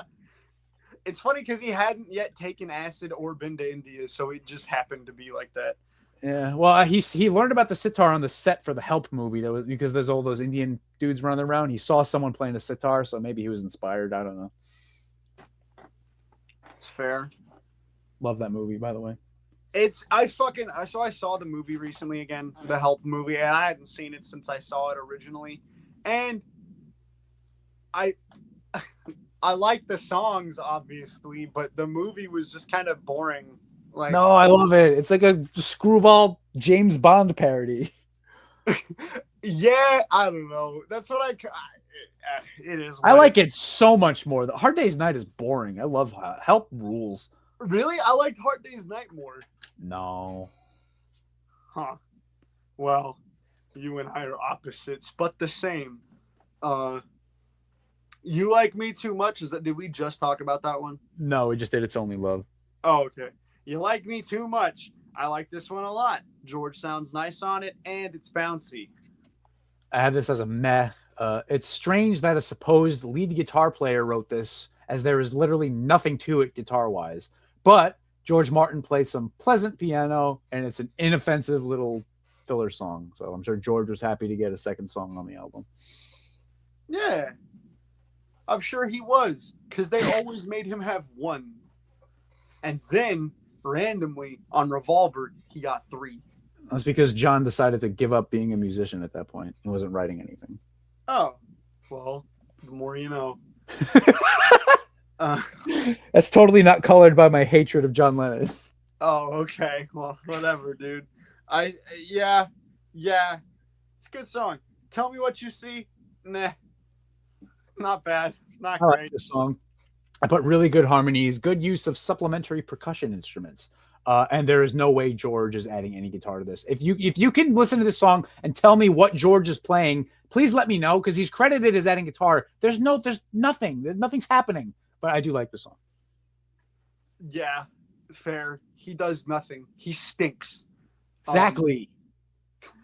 I've just seen a face. Beautiful acoustic McCartney track. This is one of those playlist songs. You know, you got a lady in your life, you put this on the playlist. So this is a skillfully written country song, all right?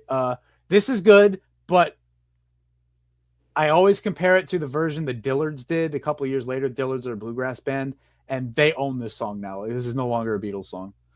Paul plays the intro on this because George isn't any good at the guitar. Once again, I wish Paul didn't overdub his own vocal, but whatever. I do like this song, but please check out the Dillards version. Okay, I will. Yeah. Yesterday, classic Beatles. contender for greatest sad boy breakup song ever. Essentially the prototype. I like the song a lot. I wrote this pretty much establishes Paul as like the guy, because prior to this point, the Beatles were pretty obviously like John Lennon's band. This is I think Yesterday is the point where this is like now Paul's band. Hell yeah. Okay, that's a fair assessment, actually. I never really considered that. I could be wrong. Most people say it's Sgt. Pepper. I think it's right here. Huh. Maybe, yeah. Perhaps. Because I still, whatever, Rubber Soul, we'll get to it. Dizzy Miss Lizzy, fun, energetic cover, and a good closing track. Don't like it. I wrote truly atrocious lead guitar from George. I hate most of like the John Rocker songs. I find them to just be like cacophonous and annoying. That's fair, man. Because to me, John Lennon's at his best when he's doing like the kind of R&B thing or like the folk thing. I don't want to hear rock and roll John or weird druggy John. My assessment, Help is the first truly great Beatles record. I don't think there's a bad song here, and I don't think you can go wrong with this one. Yeah, my best songs, my Mount Rushmore is Help, You're Gonna Lose That Girl, Ticket to Ride, and Another Girl. And the worst, only two, It's Only Love and Dizzy Miss Lizzy. This is their best album by miles. It's always been my favorite Beatles album, even as a child. It's a great record, and I like the cover of it where they're all... Alrighty, we got some singles in between Help and Rubber Soul. Bad Boy. Hate it. George's guitar playing is absolute ass. It's almost impossible. I wrote, this is not the type of material these guys should ever have tried to record. John sounds like Larry Fine when he says behave yourself. I forgot that this song even existed. I didn't remember it at all. It was funny. I re-listened to this song actually recently before doing this, because I saw a video talking about the Beatles wanted to release an album after they had broken up called Rarities, and they were going to include this on it. And I was like, what the fuck is Bad Boy? And so I looked up Beatles Bad Boy, and it was on Past Masters. I was like, okay, so they released this as a single or a B-side. So I listened to it, and it's fucking ass. There's nothing to this song, and it's like no wonder my brain just forgot it. Yeah, it's really, really bad. Yes, it is. I have as a meh. It is a boring funeral dirge. Like, let's just be honest. It's very much like This Boy in that their voices just aren't blending. It just sounds like mud. It's awful. The volume pedal guitar, like on I Need You, it's interesting. It's an interesting idea. It's really poorly executed here. It's just annoying. But John singing on the bridge is really good, and I wish they saved that bit for a better song. That's fair. I wrote Stinks on Ice. So from what I remember, when I was in high school, I was really into the Beatles, and I read Beatles books. And one of the things that it mentioned was that this song is actually Lennon's response to Yesterday because of how popular it was. He wanted to do Wow. And so this was his response. And then McCartney's response to Help was I'm Down. Okay, so John had him beat with Help by miles, and Paul had John beat by miles with Yesterday. I don't know what exactly. They both but they tried to do each other's song and just failed at it. They do that again later on with Strawberry Fields and Penny Lane, but we'll get to that when okay. I'm Down. I wrote Paul sounds like Al Pacino in Dog Day Afternoon. I'm down. I don't know what the fuck he's doing. It's very cringe. They just can't pull off songs like this. Like when they try to do like the rock and roll party songs. Jordan, you can't have the world's worst rock and roll guitar player playing rock and roll guitar solos. Like it's terrible. I wrote this kind of stinks and the lyrics are bad. There are annoying bits and there are bits that are kind of fun. But just listen to Help. Yeah, this is one of those songs where I guess you had to be there at a Beatles concert where everyone's crashing out, and this is like their closer. Maybe then, I don't know. I think it sucks. Right, on to Rubber Soul. By the way, if at any point like you just want to fucking split this and like stop, because I can go on till like for another 20 hours. So Any No, point you want it's to okay. stop? I'm having the time of my life. Believe you me. Hell yeah. I'm having fun right now. Now we're getting to my fucking favorite era of the Beatles. Rubber Soul and Revolver are my two favorite Beatles albums. I love these songs or these albums from beginning to end. I have both of them mono pressings on vinyl. I fucking love these two albums. All right. So going into that, knowing that I'm very highly biased with these two, especially Rubber Soul, because they made it trying to sound like Dylan, and then Dylan made bringing it all back home, trying to sound like them. And so it was kind of like a little moment where, because Bob Dylan's my favorite artist ever, and so seeing them kind of like try to do each other's thing was really cool to me. And I think the Beatles, because everybody was doing Dylan stuff. Every time the Beatles tried to do Dylan stuff, I think they always did a really good job. Yeah. Drive My Car. I wrote kick-ass opener. Beep beep. Yeah. I do like this song in spite of itself. I wrote it's a rockling song that manages to be boring at the same time because nothing is really happening in the verses. The bass and the guitar are doubling each other, and there's no lead instrument filling that space. They're both just doing like you have the bass doing that, have the guitar do something else. There's a lot of space between the words where you could play some guitar. And I wrote Paul plays the guitar solo on this. It's a little awkward, slightly out of tune. I think he was trying to play slide, which might be why it's out of tune. Beatles should never try to play slide guitar ever. That's really, the idea of that is just really cringe. I still do enjoy the song at face value. I appreciate like the silly story that it tells. I like that, and it is nice to listen to. It's just kind of boring. Classic ballad. Hell yeah. For Norwegian Wood, I put great little acoustic song, and I like the sitar on it. I like this song. The acoustic guitar is lovely. The sitar adds an interesting texture, but it's being played like a guitar. He's not really playing it like a sitar. There's no drone. It also does sound out of tune to me.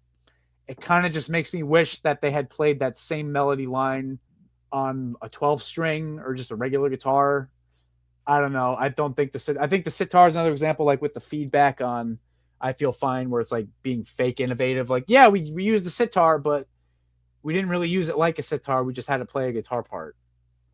Huh. So, like, has George Harrison always played the sitar like that? So, from what I have gathered about the sitar on Beatles recordings, I think this is the only song where George is actually playing the sitar. There's always Indian musicians he brings in to do it on the other ones. Fucking Now, what? on ones like Love You Too on Revolver, I think that there's multiple sitars on that. George is playing one of them, but the one that's playing the intro solo is an Indian guy. That's not George. The fuck? Okay, I didn't know any of that. Yeah. No, George hardly ever actually plays the sitar. He does play the tambura on some songs, but all he does is really just hit like a drone note and that's it. He doesn't know how to play these instruments. Like, let's be honest with each other. Okay, I don't know. Yeah. Could fool me. I don't know how to You Won't See Me. I love the perspective on this one, and I think it's a really nice Hurt Lover song. I hate this song. The bass is really good. I think this is the first album where Paul was using the Rickenbacker 4003 instead of his Hofner violin bass, and it sounds great right away. Like great bass sound on this whole album. Bass and drums are in lockstep. Like Ringo and Paul are back to playing as a team. The melody of this song just fucking grates on me, and it goes on way too long and doesn't really go anywhere.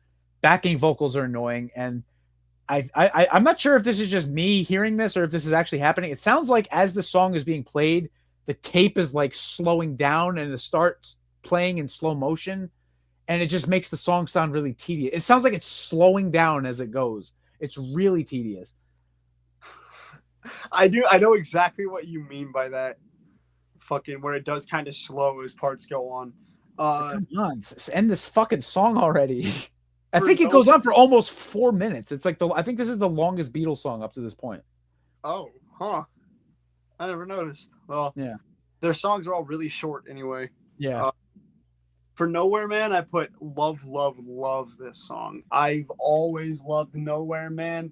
I think it might be the first Beatles song. Well, I guess Help. I guess John Lennon was the first Beatle to write songs that weren't about romantic relationships. Yeah, fair. Probably. I like this one a lot too. Great 3-part harmony, great lyrics. The bass is fantastic. It kind of takes the place of the lead guitar since they decided this song just didn't need a lead guitar. Like a normal fucking band. I do think the guitar solo is nice though, and this is another one. Ringo and Paul are right there, locked in together. They're a rhythm section again. Could you imagine? Hell yeah, they are. One of them plays the bass, and the other one plays the drums. Think for Yourself is a very kick-ass George song, and I like how cold the lyrics are. Yeah, I like this one a lot too, but it does piss me off because George is constantly complaining that the guys never like paid attention to his songs. They go so out of their way to make this song good. Like John and Paul added these beautiful backing vocals, and Paul is not only playing a kick-ass bass line, he's playing the fuzz bass that is the entire skeleton of the song. Because George isn't doing anything on these sings, but he doesn't even bother to play the guitar. Paul pretty much wrote this whole song. The bass. I thought that was guitar. No, that's the fuzz thing is fuzz bass. So it's just Paul's bass with a fuzz pedal on it. George is not playing the guitar. That's all Paul. He pretty much wrote this song. That's funny. So I don't want to hear George complain that, the guys never paid any attention to my song. Paul made this whole arrangement for you, asshole. Well, and John and Paul together sung these beautiful harmonies. You're not going to have to hear him complain because he had cancer. I'm not trashing him. He wrote this song. He sings it really well. I like it. The lyrics are good. I like the song. He's just an asshole. It's so funny because it's like I feel like if anybody watches this, they're just gonna think you're the biggest dick ever. But like, it's fine. Everybody thinks that anyway. It's like I know you're not, but it's just so funny. Like because like you don't like anything. I just said I prefaced it with I like the song a lot. Right? No, I get that. It's just there's always something, bro. There's always like there's a song on this album that I have zero bad things to say about. All right. Well, I'll wait to hear that one. It's not the next one. For the word I just put, the fun pop song. Not a whole lot to say about it. I despise this song. The bass and drums are locked in and they sound great. The vocals and melody are incredibly annoying. The lyrics sound like a small child wrote them. The lead guitar allergy just continues. There's just no guitar. And George Martin's harmonium solo is one of the most obnoxious sounds ever put on a record. It's horrible. Is that thing that goes like... Yeah. It's really bad. Michelle, it's mostly annoying. I love the I love you part, but that's about it. So I actually surprisingly gave this a meh because I thought I hated this song. And again, the Beatles aren't a rock band. I don't hate this as much as I remembered. Paul is just incredibly talented. The understated lead guitar is actually really effective on this song. And this is a song that could have been really, really fucking god-awful. Ringo's drumming is really tasteful and kind of holds the whole thing together and keeps it from completely falling apart. And again, I don't hate it completely, but I just find the lyrics frustrating. Like, especially when he says "my bell," it's like, what the fuck is that? Like, that makes me angry. I don't know. Kind of endearing. I don't know. What does ZUBAIR think? He's gone. Oh, good. Yeah, my bell that I hit you in the head with. The big ass bell. Fucking. What goes on? I just said badass Ringo song. I gave this a meh too. Ringo's drumming is super steady. Just, it's not easy to do that the whole time and stay like perfectly in time like a metronome like he did. So that's really good. His vocals very shaky though. Harmonies are good. Paul's bass is wonderful. I think this is the last appearance of George's like aping of Carl Perkins, and thank fucking God, because he has no business trying to play guitar like this. It sounds so awful, and John's rhythm guitar on this sucks too. Like, this is a terrible guitar song. Yeah. Girl, I put love this song. I put the whining adds a lot. I love the weird breath. It adds a cool mood to the chorus. Yeah, I actually agree with the breath thing. If you want to write like a sexy song, it does kind of work. I do hate this song though. I didn't write too many notes. I just wrote this song is a big goose egg and left it at that. I don't like this song at all. I didn't know the Christianity thing until you told me that it was meant to be like, because it doesn't come across like that. Yeah, I read that he said that this song was like his critique of a certain aspect of Christian ethics where suffering is like a noble thing. He didn't like that. Yeah, but I like the way that he conceives that though, because instead of making it about God, he makes it about a woman and like real. I'm looking through you. I put great breakup song. Is very catchy. Is it really a breakup song, or is it just like you're being a cunt song? I think it's a breakup song. He says, I think they're still together. Oh, well, yeah. I think that's like we're about to break up song. That's what it is. Yeah. Whatever. It's all semantics. I like this song. The acoustic guitar is really nice. Paul's vocal and the harmony are both wonderful. It's got a great melody. That said, this has some of the worst recorded guitar ever. And it's absolutely mystifying how they didn't re-record some of those fills. Like they just like fret out and they left them on there. It's terrible. And the tone is atrocious. More than willing to just leave bad shit on the fucking I don't understand it. But this song in particular, some of the fills completely fret out. You hear it go like, and they just leave it on the recording. I didn't notice, but I'll have to re-listen soon. Yeah. Huh. In my life, I said this is a lovely little song. It's a very mature perspective for a 25-year-old. Very heartwarming and bittersweet. I have kind of an opposite take. I hate this song. I wrote some of the most Mickey Mouse baby's first folk song lyrics ever. The harmony is nice, but the melody I find a little annoying. And George Martin's solo is just so out of place. It's actually like funny when it comes in, like, Yeah, it is. What the fuck happened? And that riff, the George Harrison, if you spend more than 10 minutes in a guitar store, you're going to hear about 19 12-year-olds play that. It's fucking irritating. I don't know when in my life became like the guitar store song, but it's really irritating. I've never spent time in a guitar store, so I'm not annoyed by that riff. Yeah, it's bad. Again, for weight, I just said this is a fun help outtake. It does sound like it would have fit pretty well in Help. I like this song. It was literally a Help outtake. I guess that's why the volume pedal is there, because it was probably from the same session as I Need You and Yes It Is. I wrote the verses are kind of irritating, but there's a nice jolt of energy into the chorus. I think this, of all the three like volume pedal songs that they did, this is the best use of it by far. The lyrics in the bridge are really stupid though. Like, I've been good as I can be. Like, shut the fuck up. And there's way too much repetition. There's way too much repetition. The song is barely over 2 minutes, but they repeat like the whole stop and it's been a long time. And that's like, you don't need to stop and do this bit every time. It's too repetitive. But I do like the song. I'm not shitting on it. No, it's okay. It's okay. I agree with that. That I've been as good as I can be is cringe, bro. You never say that to a woman. It's ridiculous.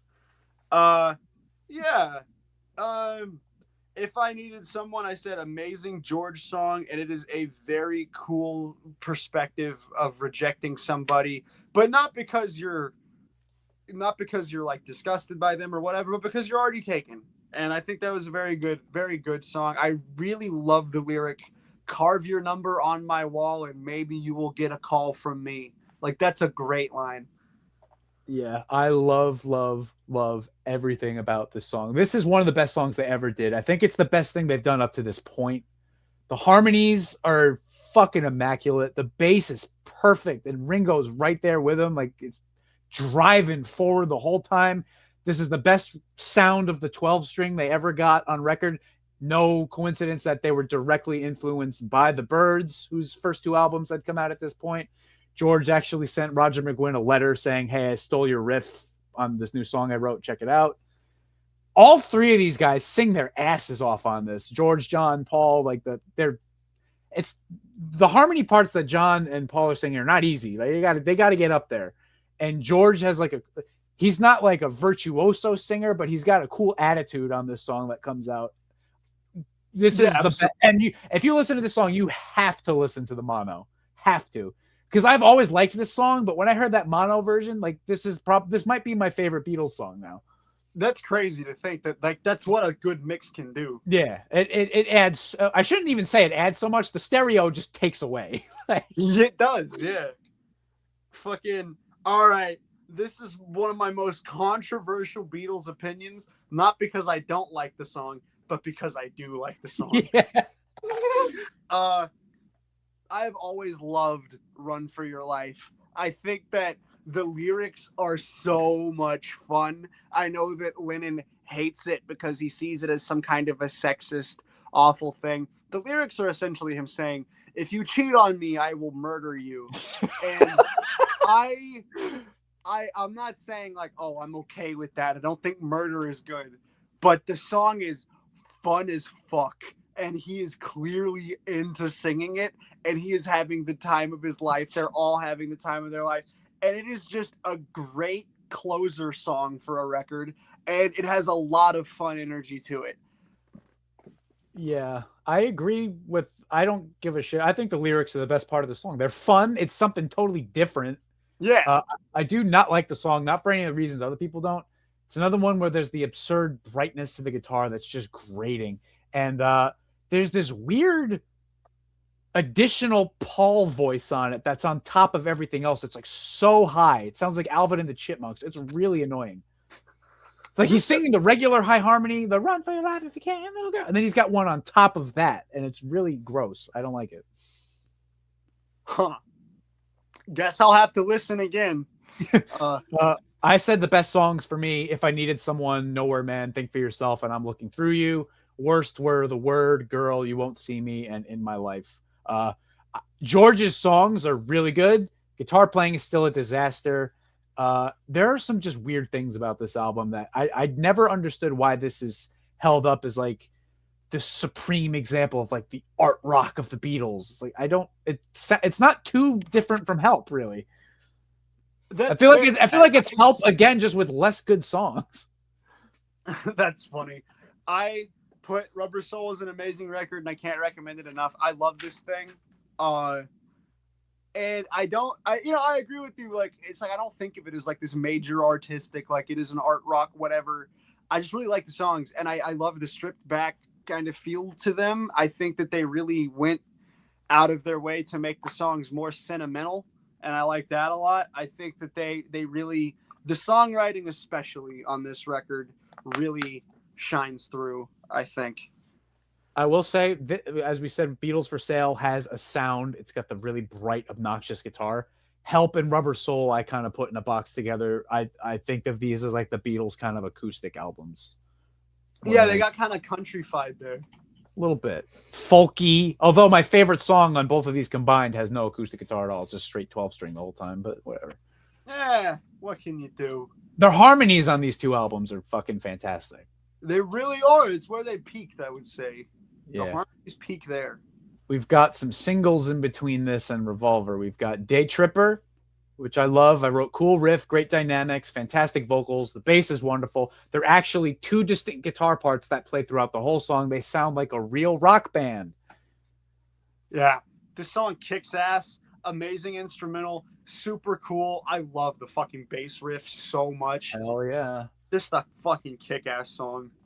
We also got We Can Work It Out. I love this song. This is a beautiful song. Only the Beatles could have done this song and pulled it off. This is like right in their wheelhouse. When people say Paul is a genius, they're talking about his ability to write melodies like the verses of this song. His vocal is fucking superb. I think John is a little annoyingly whiny during his bit. Cool thing about this song is that it gets faster as it goes. When they come out of the bridge, it's faster, and then they come out of the second bridge, it's faster again. Cool little touch. And the little waltz bit that they threw in the transition from the bridge back into the verse, no other band was doing shit like that. That's a wacko arrangement, very difficult to even conceive of. I think that was actually George's idea, if I remember correctly. So, yeah, interesting. I love this song.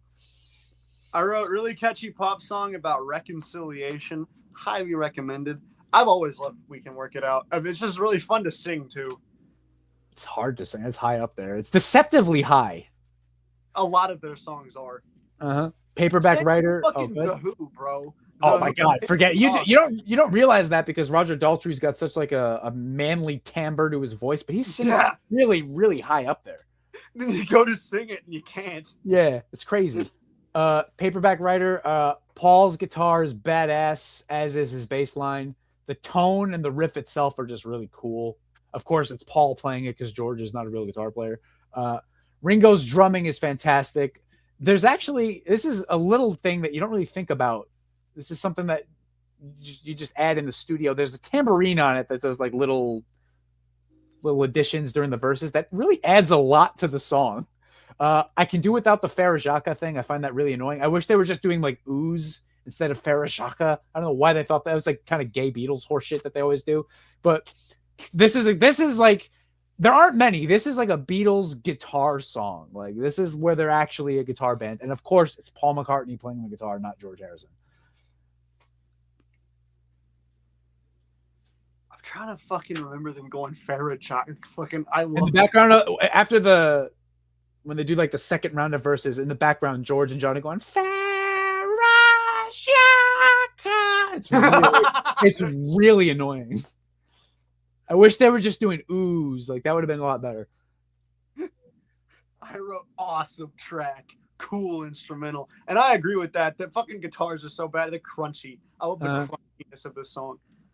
All right, now we got Rain. I hate this song. I greatly dislike this. It sounds like it's in slow motion. The Indian-esque chanting of Rain is so fucking irritating. And the backwards bit at the end is another example of them being fake innovative. It's not actually there to add to the song. It's just, let's put something backwards on it. That'll be interesting. It's fake art. But Paul's bass line is like super impressive. He sounds like John Entwistle on it. This song was actually, you were correct. This was slowed down. Oh, okay. I do like the song, and I think it's a cool vibe. Again, I just like the vibe of it. The backwards vocals are kind of cool, but like I never really thought of them as like, oh, this is his big statement. It's just like kind of interesting little part where he goes like,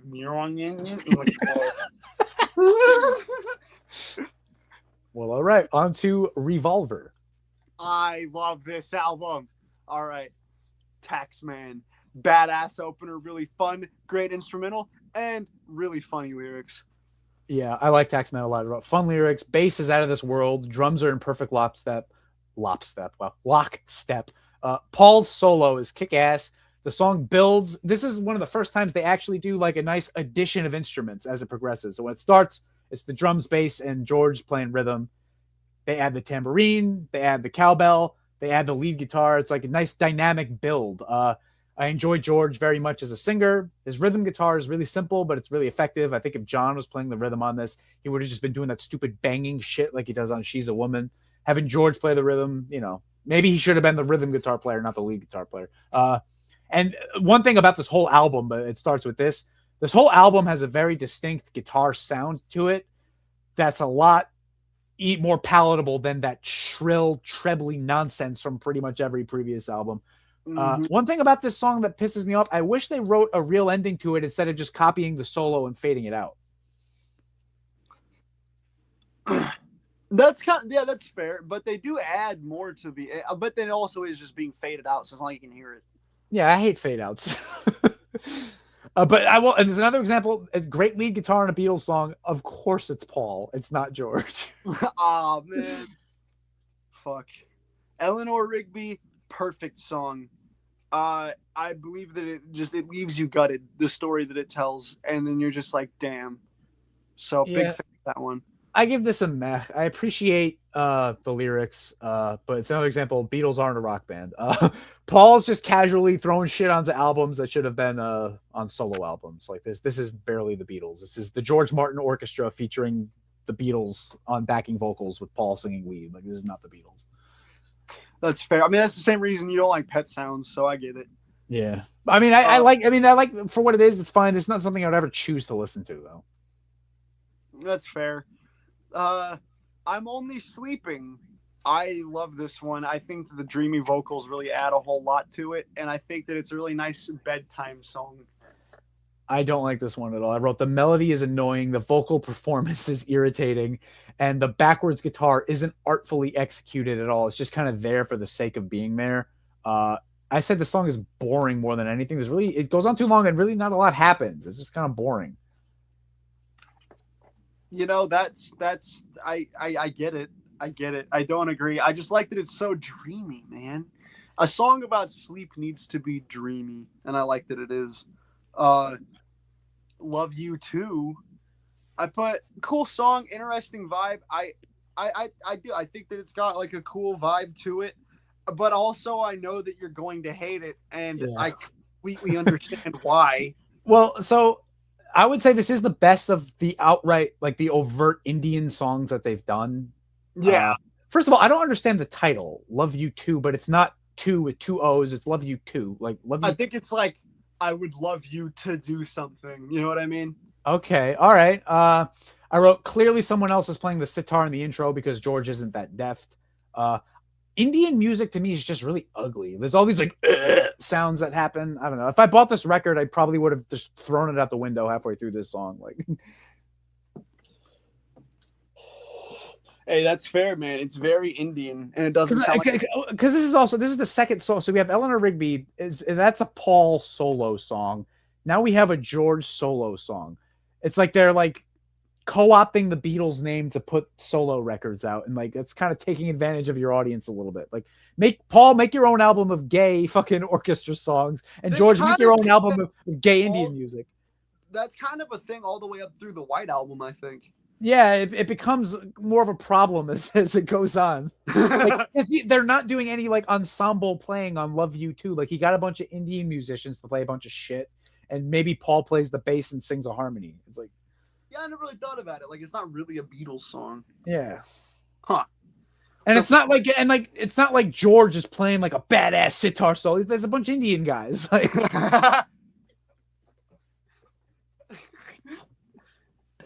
yeah, I guess after yesterday, he really opened the floodgates for them to just do whatever they wanted. You know what I mean? Yeah, and yesterday it was a lot simpler. It's Paul's playing guitar, and it was probably just supposed to be that. And George Martin's probably like, "Hey, we could bring in a string quartet if you want."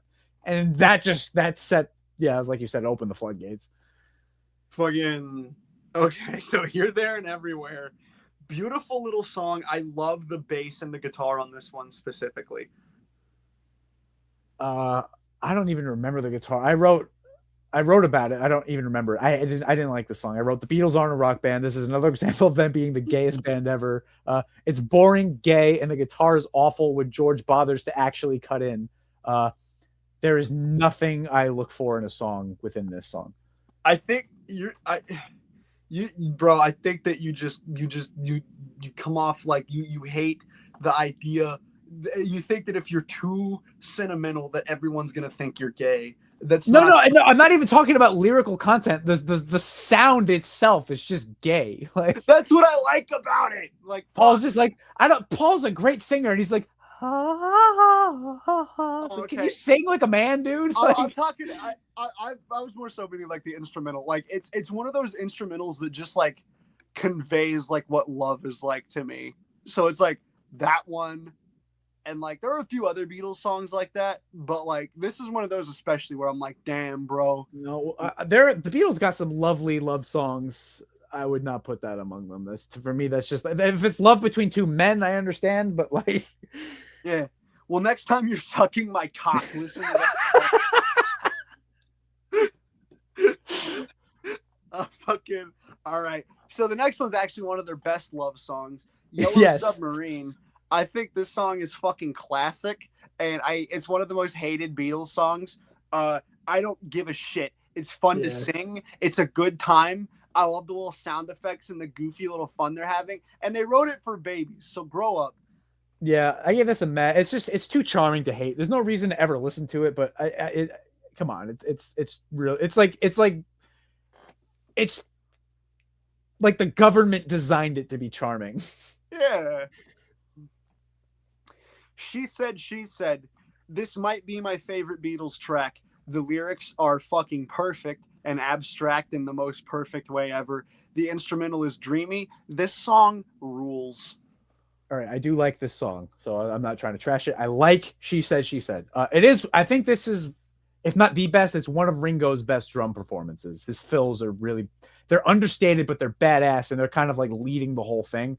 A lot of dynamics too. It's got a good like up and down feel to it. George's guitar part is really simple, but really effective. Again, this whole album has a very distinct guitar sound. This is one of like the standouts for that. There's a droning like one note organ part that's also really effective. They're just holding down one key on an organ to create this like high pitched drone. Works really well. The No No No and When I Was a Boy parts are really annoying. I don't like those at all. And George does, for some reason, nobody knows why, Paul walked out of the sessions for this, so George is playing the bass and singing the high part. He does a good job. Like, it's not bad. It doesn't take away from the song at all. I do wish we got to hear what Paul would have played on bass and how he would have sung the backing vocals. But yeah. I didn't know that story. I wonder why he was so upset. Yeah, nobody knows for sure. And Paul has never talked about it. Okay. Yeah, it's a really cool it's a cool track. I don't know what I was gonna add. I was gonna add something there, but it's gone. Who cares? I don't know if you probably have, because you said it's your favorite. Pay attention to Ringo's drumming. Like, he's carrying the whole fucking thing. I'll have to re-listen to it. And yeah, a lot of these are like little things I've never like noticed. I'll have to like check out again. But like, so with this song, I was gonna ask specifically, did the mix change anything for you with the Giles Martin mix of this? Not really. Maybe it made the organ that I've talked about a little more noticeable, because I hadn't noticed that in the past. This is gonna sound weird. The mono mix doesn't do this, but the stereo mix for this one, the guitars sound weird to me. Like, they sound like they're playing, like it almost sounds like the mono mix they were able to bury. Like, at the very beginning of the song, when it goes, she said, like that fucking initial, like when the guitars come in, it almost sounds like they played the notes wrong, and the mono mix was able to bury that. Maybe. I'd have to listen to both of them. But yeah, I love that track. Good Day Sunshine. It's just a fun pop song, fun McCartney pop song. Yeah, I thought I hated this, and listening back, I actually kind of liked it. Beatles aren't a rock band, but this is a very pleasant song. It reminds me of I don't know if you're familiar with the Small Faces. Sounds like something they would have done. Yeah, I do know them. I don't know like every song, but they're good. I'm pretty sure the Small Faces might have either just started or hadn't started yet when Revolver came out. I'm not sure of the timeline, but this does sound like a song. Fucking with like, what's his name? Rod Stewart, right? So the Small Faces were not.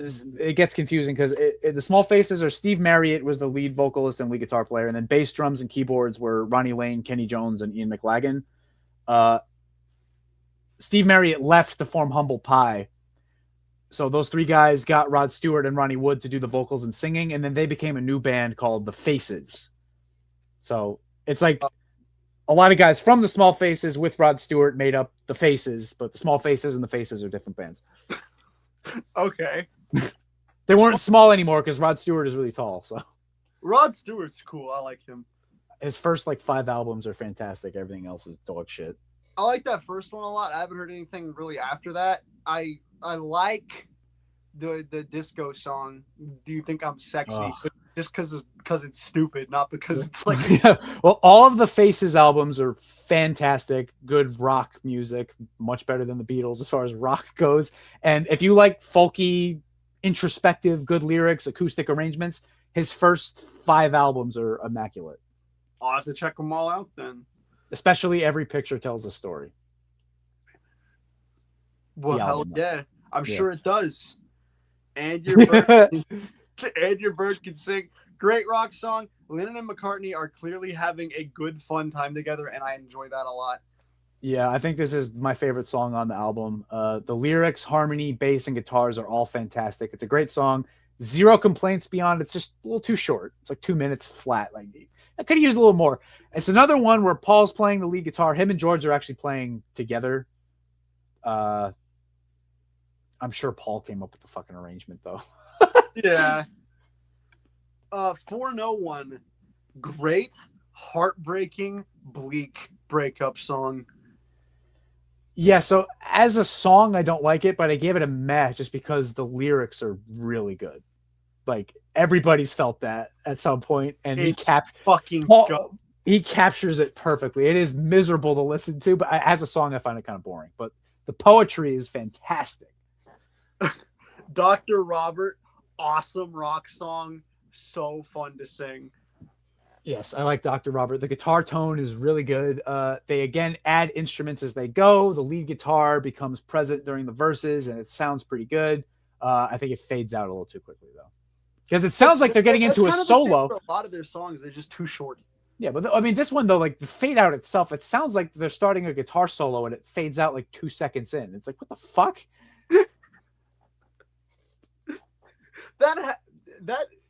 God, there was another song. Whatever. There was another song like that. Rocks Off by the Rolling Stones. It was Rocks Off by the Rolling Stones. Mick Taylor starts fucking. Years ago. Yeah. I'm so surprised that you remember. Mick Taylor starts fucking shredding and they fade out in like 2 seconds. They did not like him. No, they did not. I want to tell you, really cool, trippy fucking song. I love this song. The way that it like fucking, it's something I think you're really not gonna like, but the way that it like kind of fucks with like the time distortion, I fucking love that. Yeah, I gave it a meh because there's things I like about it and there's things I hate about it. The intro riff is really cool, and they actually EQ'd. I think he's playing a Strat. They actually EQ'd it properly. It's not too bright, which was a problem whenever George played a fucking Strat like on Nowhere Man. The dissonant piano, I think, is really irritating. It almost ruins the song. It sounds like it's in the wrong key. It's strange. The Indian harmonies are also really annoying. This is the Beatles had this thing where they would always use kind of unusual chord changes, and I think they did it a little too consciously on this, where they were trying to use weird chords rather than just it being like natural. And I think more conventional chord changes actually would have served this song better. I don't hate it, but it's kind of ugly. I like that it's ugly. It's like someone took a fat shit.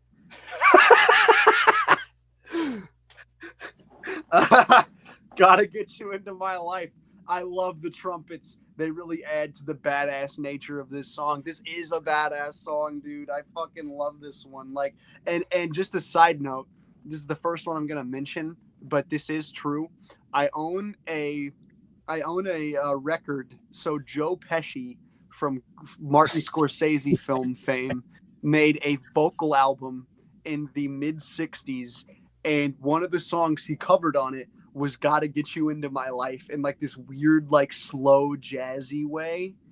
And I love the Beatles one. It's amazing. The Joe Pesci one, it sucks. It's Joe Pesci singing jazz. But fucking like, but every time I hear it, I do think of him like belting it out. Like I'm just like, damn, bro, this is the song that got Joe Pesci like in his feels.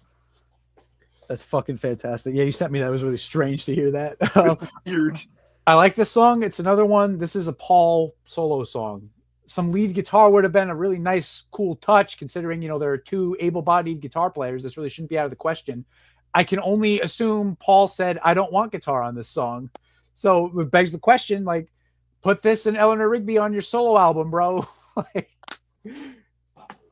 Yeah, I think they just didn't want to do solo albums because it would hurt the other three. Yeah, I like the song, so I'm not going to complain. Tomorrow Never Knows.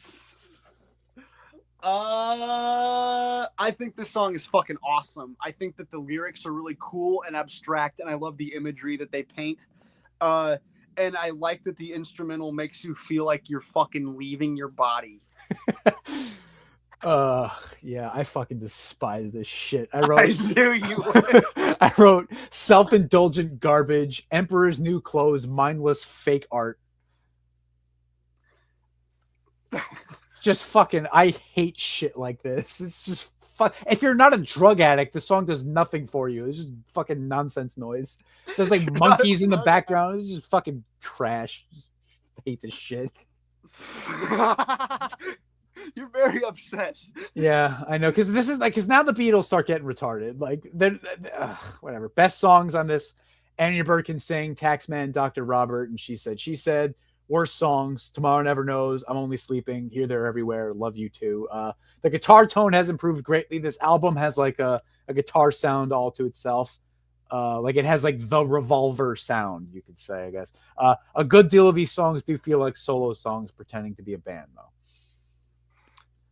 Revolver is the best Beatles album, period. Every song rules. They're all different, and they all had something to say at this point.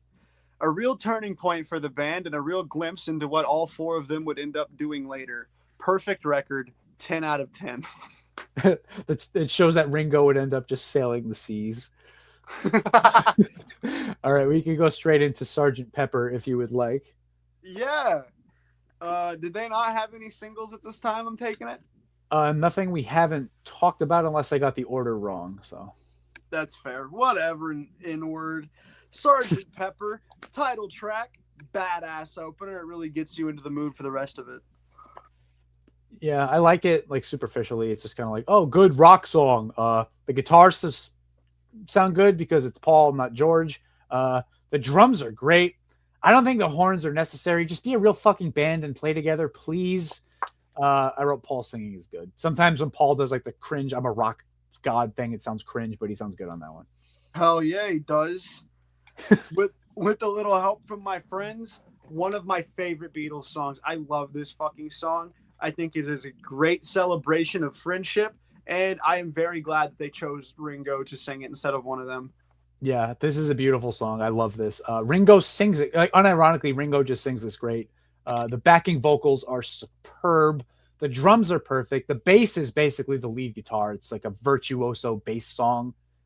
It's just lovely. The guitars don't do much, but they didn't really need to. What they do is actually really effective on this. It's a perfect song. There's not one thing I would change about that song. I do love that song. And okay, so this is where it's going to get really weird because I listened to Sgt. Pepper on an acid trip one time. And so a lot of the songs are kind of related to that for me. Mm-hmm. And so like I talk about like the feelings I had while on drugs. So you got to keep that in mind. I'm reviewing this record in particular, that a lot of it is coming from that place. So I do think that you can enjoy this record without drugs. Don't get me wrong. I would contend actually that you can't, but go ahead. but a lot of it is going to be like what the images that came to my mind when I was on drugs and stuff, whatever. So for Lucy in the Sky with Diamonds, I said, great psychedelic track, very dreamy. And I love that the chorus is so impactful when it comes in and it like builds like that Lucy in the sky. Like it's so, cause like I remember when I was tripping, cause like it starts out like picture yourself in a boat on a river. And I'm like, all right, fine. I'm in a boat on a river. And like, I'm just going along. And then when that happens, it's like the Beatles themselves came down and picked you up out of it. Like, you're like, whoa. That's fucking fantastic. You got kidnapped by the Beatles in your dream. What Beatle were they dressed in the Sgt. Pepper gimmicks, or were they? Yeah. Because like I'm tripping acid, like right beforehand, I like looked at the cover when I hit play. So like the whole time I'm thinking of them dressed like that playing this. That's fantastic.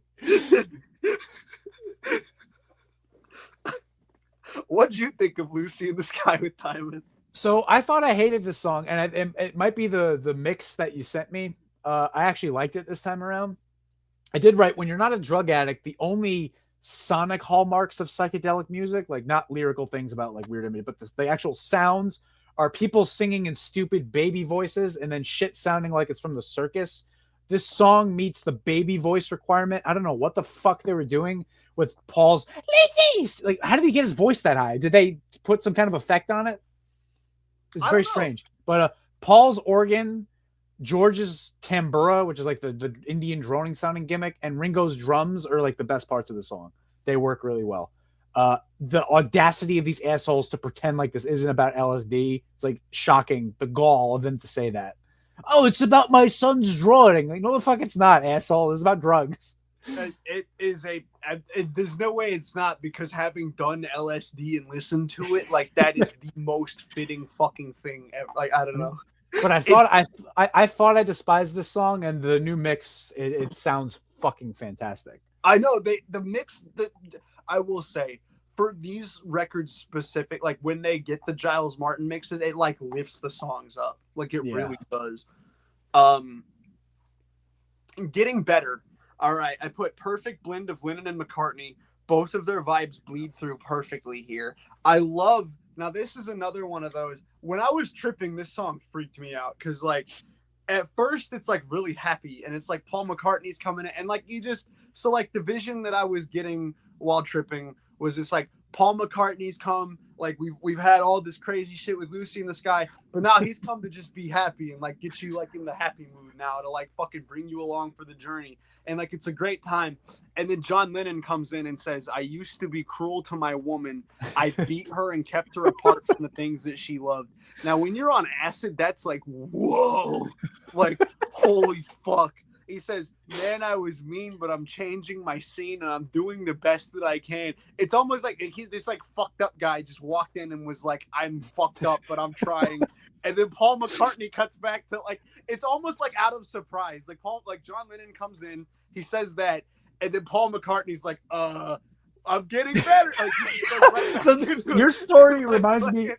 Your story reminds me of the story John told about what inspired him to write She Said, She Said. He was at a party. He was hanging out with the Birds. He was tripping on acid. And fucking Peter Fonda walks in the room. And he's like, I know what it's like to be dead. And he was like ruining the vibe. And they actually asked him to leave because he was scaring everybody. Yeah, that's kind of how it was. And then Paul McCartney like pulls you back in. He's like, no, everything's okay. He's just a weirdo. Like everything's fine. Like, and so I love this song.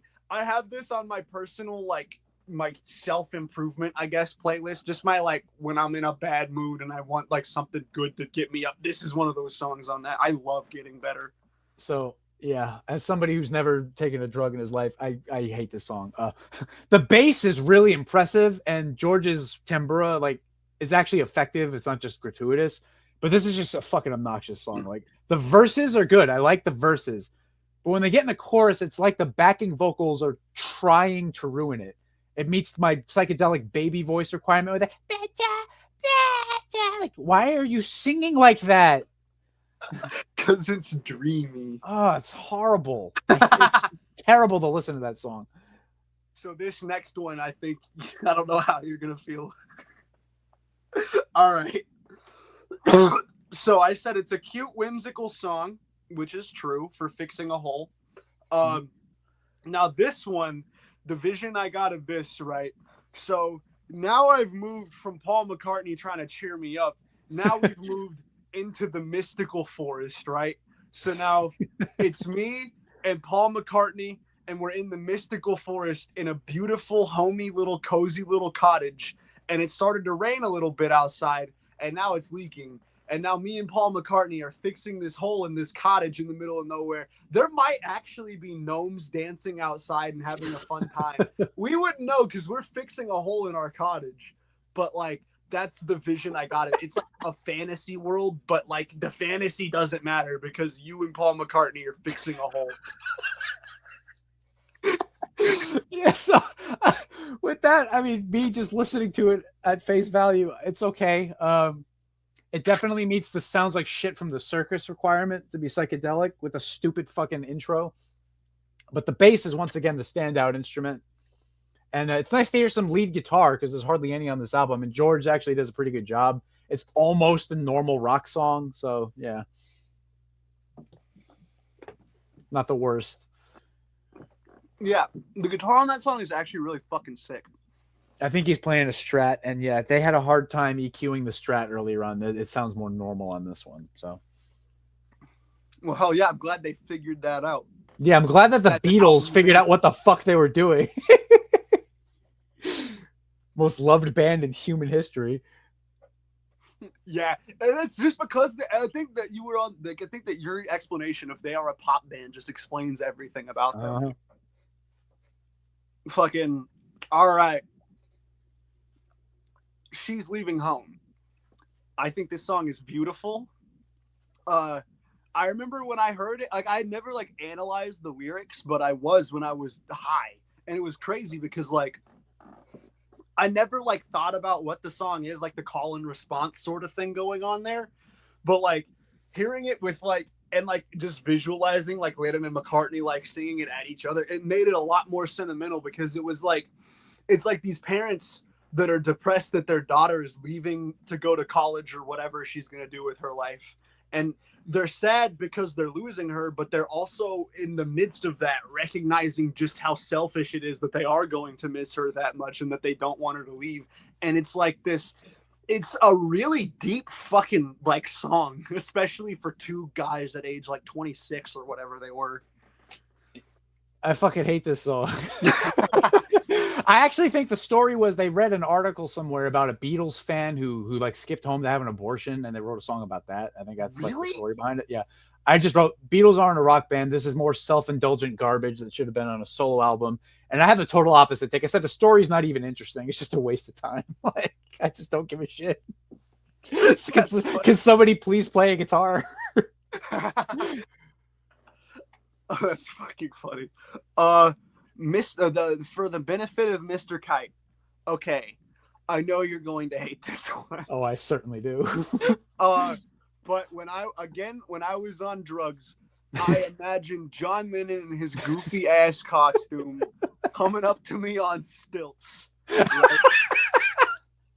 And fucking presenting me with this fucked up circus and singing and like and I love it. I wish I could like see this movie without having to take fucking acid to do it, because I'd love to experience that. I fucking despise this garbage. I wrote, this is circus shit. This is a George Martin song featuring the Beatles rhythm section with John on vocals. This is self-indulgent bile, strange sounds for the sake of strange sounds that no non-drug addict could ever appreciate. It's just because like they're at this point they're not making an album for their fans. They're just like, oh, we're on drugs, let's let the whole world know. Like, fuck off. Like, play a fucking song. Play a protest song. It's so funny because it's like, I am not in a position to argue with you because I listened to this on drugs. I can't wait to hear where this next song took you. Okay, this one's fun. Within You, Without You. Now, I really do like this song a lot. I love the lyrics, especially. I think life flows on within you, and without you is a fucking awesome line. The image I saw with this one was George Harrison. Obviously. Was he pissing in the Ganges? No, he was just on a mountaintop playing the sitar alone. And so, like, it's like you've done all this fun stuff with the Beatles, and now this guru is trying to tell you something like deep. I hated this song so much. This song is just a fucking massive waste of everyone's time. Like, again, this is not a Beatles. This is an Indian orchestra that he brought in, and he sings over it. This is not a Beatles song. They all collectively think that this is the best song on the album too. They're fucking lying. I know what the best song on this album is. Well, it could be With a Little Help from My Friends, or it could be coming up. Stay tuned. I think it's With a Little Help from My Friends, but this next one is a close second. I love When I'm 64. I think this song is fucking adorable. Listen, man, when I was tripping on this one, this was like because it was just was the most trippy it could have been with Within You, Without You, and it was intense, like him fucking saying all this deep shit and trying to get you like, and you're just like, fuck, like, but fucking then with When I'm 64, Paul McCartney, and he's always the one, bro. Like the other Beatles, they freak you out, they do all the weirdo shit, and then Paul McCartney's like, "Nah, bro, good vibes, everything's fine, you're good, everything's cool."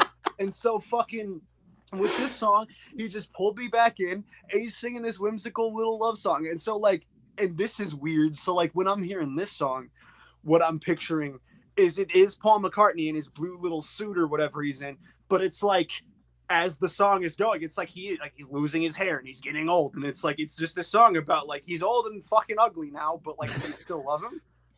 Well, did you? Yeah, he's Paul McCartney. Yeah, I love this song too. This song is like a lovely, like a safe house from the fucking horse shit that's all around it. It's like, oh god, music, thank God. I think the song is just beautiful. And you know what? Surprisingly, in like the final end, like towards the end of the final verse, there's actually some really nice understated guitar that shows up. I think John's playing it. It's really nice. But no, Paul sings the heck out of this. I really like it. It's cute. I like the story. It's a nice song. In the Yellow Submarine movie, they have them like singing it, and like it's like a fun little animated thing, and then there's this really funny segment where it says 64 years is a long time. No, yeah, it says years, and it fucking just starts counting on the screen, and the numbers start like dancing into each other all the way up from 1 to 64. It says I had a poster of this when I was a little kid. It said like 64 years is however many minutes, and then it says and 1 minute is a long time. Huh. It's trippier that way, but no, it's yeah. I love the Yellow Submarine movie. Incidentally, I love that shit's goofy as hell. That movie's terrifying when you're on drugs, bro. I took a fucking.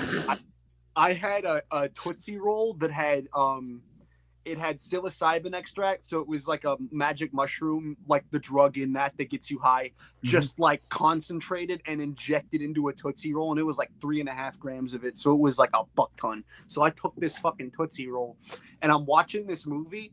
And it's a fun time, and there are parts where I'm like going in and out and whatever. I tried to make a point, right, while watching it, but I was on drugs, so I couldn't say it right. So everybody thought I was just being stupid. But like in real life, Paul McCartney was the best looking Beatle, and in the movie they drew him ugliest. And I tried to say that, but it just came out with I said something like, man, Paul McCartney's the best looking Beatle, but he's ugly in this, or something like. And everybody was like, "What are you trying to say?"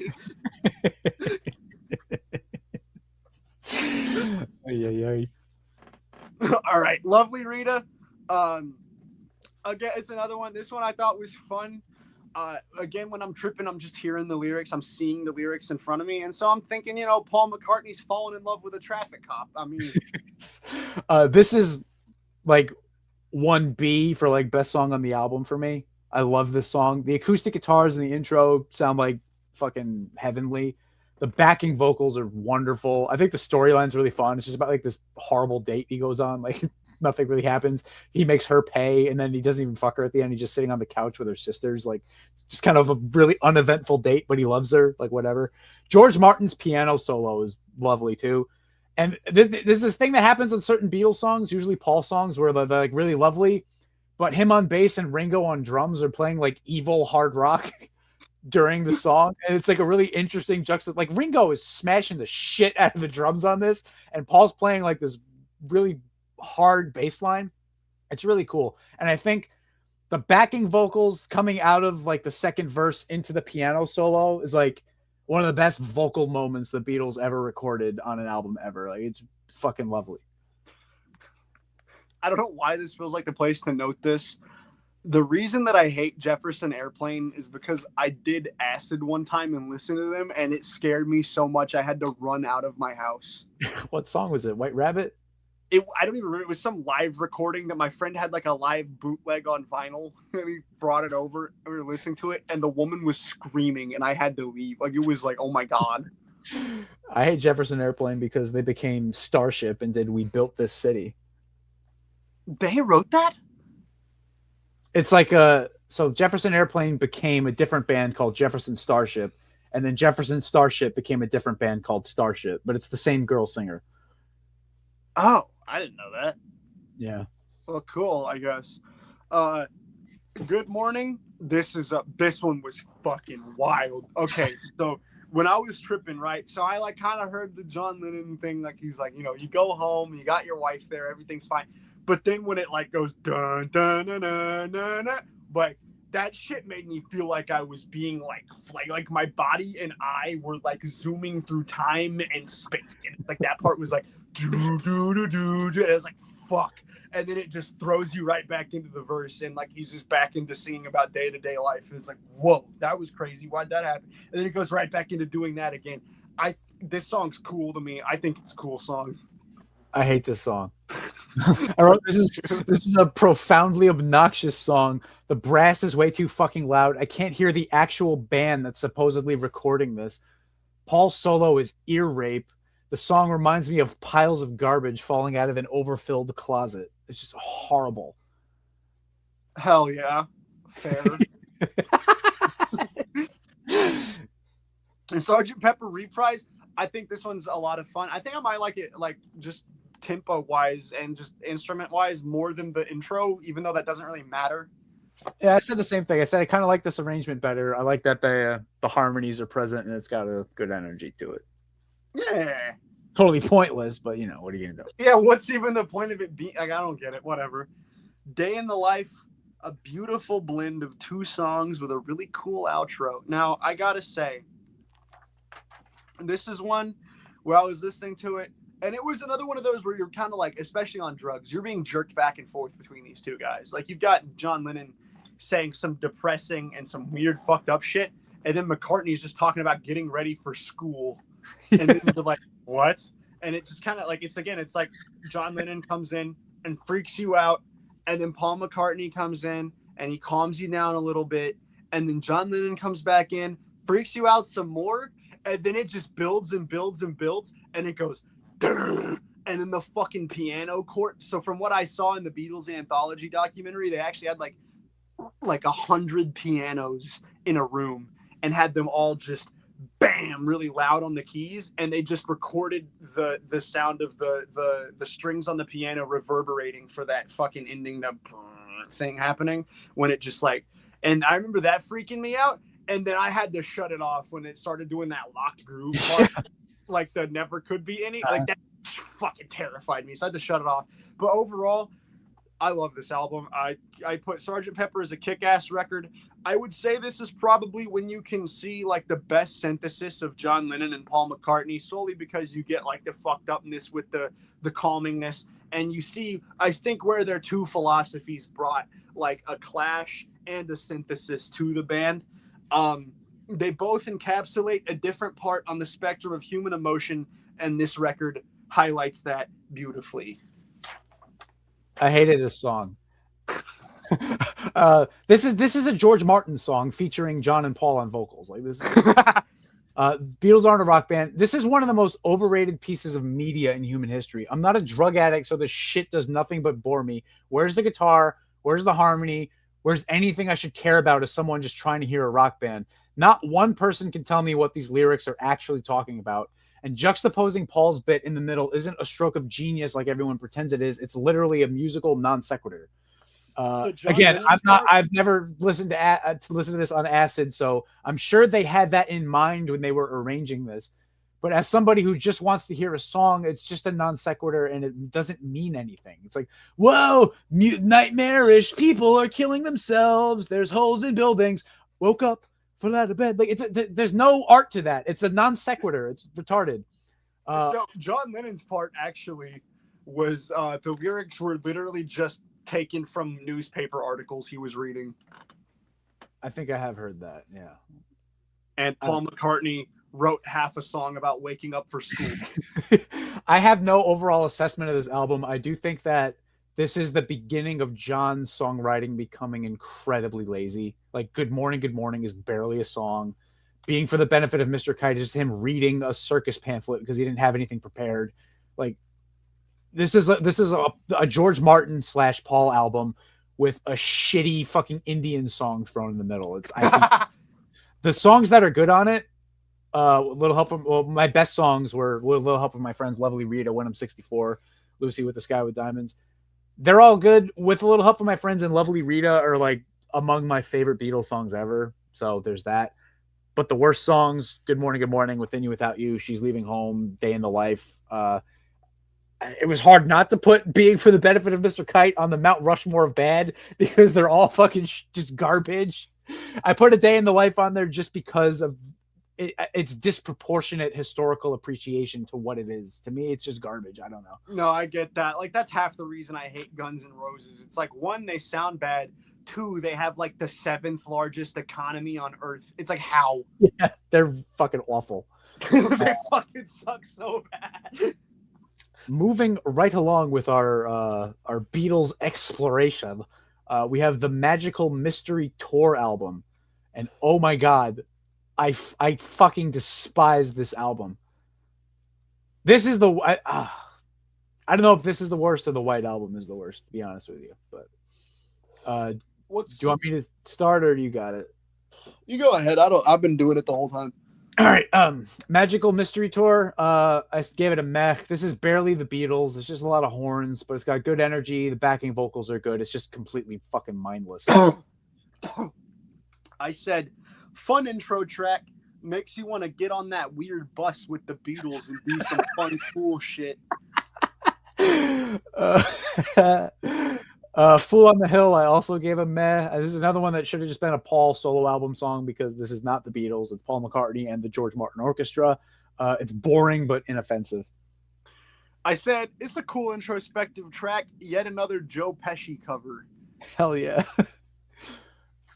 Flying, I don't like at all. This should have been left on the cutting room floor. There is nothing here for somebody who is not currently on drugs.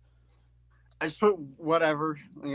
It's was nothing. It's an instrumental for like a minute and a half, and it does nothing. Yeah. Blue Jay Way, I fucking despise. I wrote, this is a miserable experience to sit through. There isn't one positive thing I can say about this trash. There's no guitars at all, a terrible vocal, a horrible anti-art, self-indulgent production, and meaningless lyrics. It is fucking, I hate this song. I just said nothing to write home about. Your Mother Should Know, I wrote, this is an absolute waste of time that goes nowhere musically or lyrically. I don't hate the gay Paul songs. Like, yeah, I love When I'm 64, but this is just gay trash. Like, it's horrible. I wrote, the piano is pretty cool, but there's really nothing to this. Yeah. I Am the Walrus, I despise. This is an ugly song all around. This is one of the worst recorded vocals ever. It's just truly horrible lyrics. The strings sound like shit. This is part of an obnoxious genre that I would like to call shit art that is very popular at this time period, where it's like, we're going to make something that's absolute garbage dog shit. It sounds like crap. The lyrics are just crass and offensive, but it's art because the Beatles did it. It's like the lyrics sound like you're hearing them over a telephone. Like, this is terrible production. I'm gonna send you not that I think that it'll make you like it more, but I'm gonna send you the more modern mix so you can hear, because the strings are beautiful on this song, I will say. Well, then that's just like putting fucking jewelry on a fucking monster made out of shit. Well, I don't agree. My analysis of this song kicks ass. It's really, really, really fun to sing. I think the instrumental is really cool, and I love the lyrics because, one, I don't know if you know this about this song, John Lennon wrote this song because he heard that there was a class at a college that was specifically designed to analyze Beatles lyrics, and he thought that was stupid, so he wrote the dumbest song he could think of. Oh, I thought that was Glass Onion. No, that was I Am the Walrus. Oh, okay. And with I Am the Walrus, I am a big fan of just the weird images that the fucking lyrics put in your head. I love one of the most beautiful lines in any song to me is sitting in the English garden waiting for the sun. If the sun don't come, you'll get a tan from standing in the English rain. What the fuck does that mean? I don't know, but it's a beautiful fucking sounding thing to say. It's like Ulysses, you know, that James Joyce book that doesn't really mean a whole lot, but it's got all these words together, and it's like, damn, this is written very beautifully. Like, that's how that is to me. And I also love the line, yellow matter custard dripping from a dead dog's eye. Like, I always cite that as one of the worst lyrics ever put on a song ever. It's so fucking gross. I hate this song. It's just an ugly song. And it's not ugly in like a hard rock way where it's like Beggar's Banquet is like a disgusting sounding album, but in like a cool way. This is just like, ugh. Hello, I like that it's gross. It's almost like a thing that I like, and this is not going to be a comparison that you're going to like, but what I like is Bob Dylan does it best, but I like when people do weird, like abstract images in their lyrics. Like when Bob Dylan does like Highway 61, like anything from Desolation Row is just that, you know. I like abstract lyrics if like you could have a genuine poetic interpretation, or if they're silly. I don't like when it's fake art. Oh, I always took I Am the Walrus to be them fucking around. Like, I never took it to be like some kind of like serious statement that they're making. Well, I hope so. Hello Goodbye, I fucking can't stand. This is a truly irritating song. Horrible lyrics with an annoying arrangement. At least the drums are really good though. Gotta give Ringo his due. Okay. Hello, Goodbye. I said fun song, and I always thought it was kind of goofy, but that's the point. The lyrics just piss me off. Always have. It's really one of Paul, like of like the Paul songs. This is like really atrocious. Strawberry Fields, you're gonna hate me. Beatles aren't a rock band. The slowed down tape and horribly dissonant strings make this a miserable listening experience. Truly, like I have no idea why people jerked this song off so much. Like the drums are good, but it's another one. This is not the Beatles. This is the George Martin Orchestra featuring sleepy-headed slow-mo vocals from fucking drugged up John Lennon. Like this is not a good listening experience. It's a man singing literally in slow motion. Like why? It's horrible. I love that. It's so trippy and strange, and just again drugs, obviously, but fucking like it's so fun and just I don't know, man. Like the part like it always like like it just gives me that like that inside my chest when you hear the nothing is real. And not only that, it's when it like slows down and then the orchestra's going like da da da da da. It's like fucking it's so like he's slow and then it's speeding up and like all of this shit is just happening and somehow it still sounds like a song to me. I'll give it that. It does sound like a song. It's not like one of those cacophonous things of fucking horseshit like we'll get to later. It just sounds like a really fucking awful song. That's fair. And listen, dude, this is a song I didn't really care much for until I did drugs to it. So that's what I'm saying. They were writing songs for that purpose at this point. Like, fuck your audience. Everyone should just fucking take drugs. Like, well, fuck off. But the audience were all on drugs. Like, not yet. This was 67. Like, was it 67 like peak acid time? Well, that was when it was just starting. This was the summer of love and all that jazz. But like, it wasn't part of the thing where like everyone's just spiking everything until like 69, 70. Oh, okay. I didn't know. This was like starting that. It's their fault. Blame the Beatles. That's fucking interesting because I always had, I guess, just because of this record, considered like 67 to be like that's. I think at this point, acid was just kind of like a famous person thing. Huh. And then by the time like Woodstock came around, it was just in everybody's coffee. That's not safe. So this we talked about this a little bit before. Penny Lane was like Paul's answer song to Strawberry Fields. He's like, well, if John's gonna write some fucking gay nonsense about our old hometown, I'm gonna write one too. And Paul's is lovely. I love this song. I think everything about it is wonderful. This is another example. Paul's playing like the most evil bass line you've ever heard in your life on this like whimsy fucking song about just like your neighborhood and walking through it and all of like the boring people you see. He sings it great. I love the lyrics. It's just a nice, like, why can't you, as my grandma would say, I like pretty things. Why can't you just make a nice song about your hometown? Why do you have to write some kind of gay slow motion dirge with like fucking the George Martin Orchestra behind you? Now, granted, this is a little bit of not really the George Martin Orchestra, but most of the music you're hearing is like not played by a Beatle. Paul's bass and Ringo's drums, and maybe there's some guitar in the background you can barely hear, but a lot of horns. But this is just a lovely song. This is Paul McCartney at his best. I agree.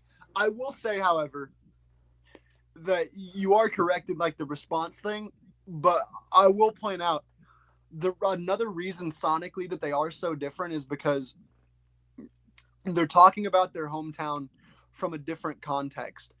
John Lennon's song Strawberry Fields Forever, Strawberry Fields was the name of a mental asylum that he would fucking I thought it was like I thought it was an orphanage. No, it was an asylum, I'm pretty sure. That he would like go there because they had like a nice garden on the outside, and when he was depressed he would just go like sit in the garden and like space out. And so like Strawberry Fields, Nothing Is Real kind of is like what that is. And then Penny Lane is just about Paul, like, you know, he's reflecting like, you got the haircut, motherfucker. You got the fucking cool shit happening. He's just having fun. John Lennon's like remembering a bad time, kind of. So fair enough. I'd rather listen to Paul McCartney. If Paul McCartney wrote a song about a bad time, it would have come out nicer. I'm sure it would have, and he would have keemed everywhere. Baby, You're a Rich Man. I fucking hate. I knew you would. The synthesizer sounds like electric vomit. It's so fucking bad. I can't even like. Is And that a synth? yeah, I always thought that was some kind of instrument someone was blowing into. that's either a synth or it's some kind of like theremin or something. That's what I always think, some kind of theremin. But the falsetto is unbearable. And the fucking chorus is it's just an awful collection of sounds. Like this is just an awful listening experience, Baby You're a Rich Man.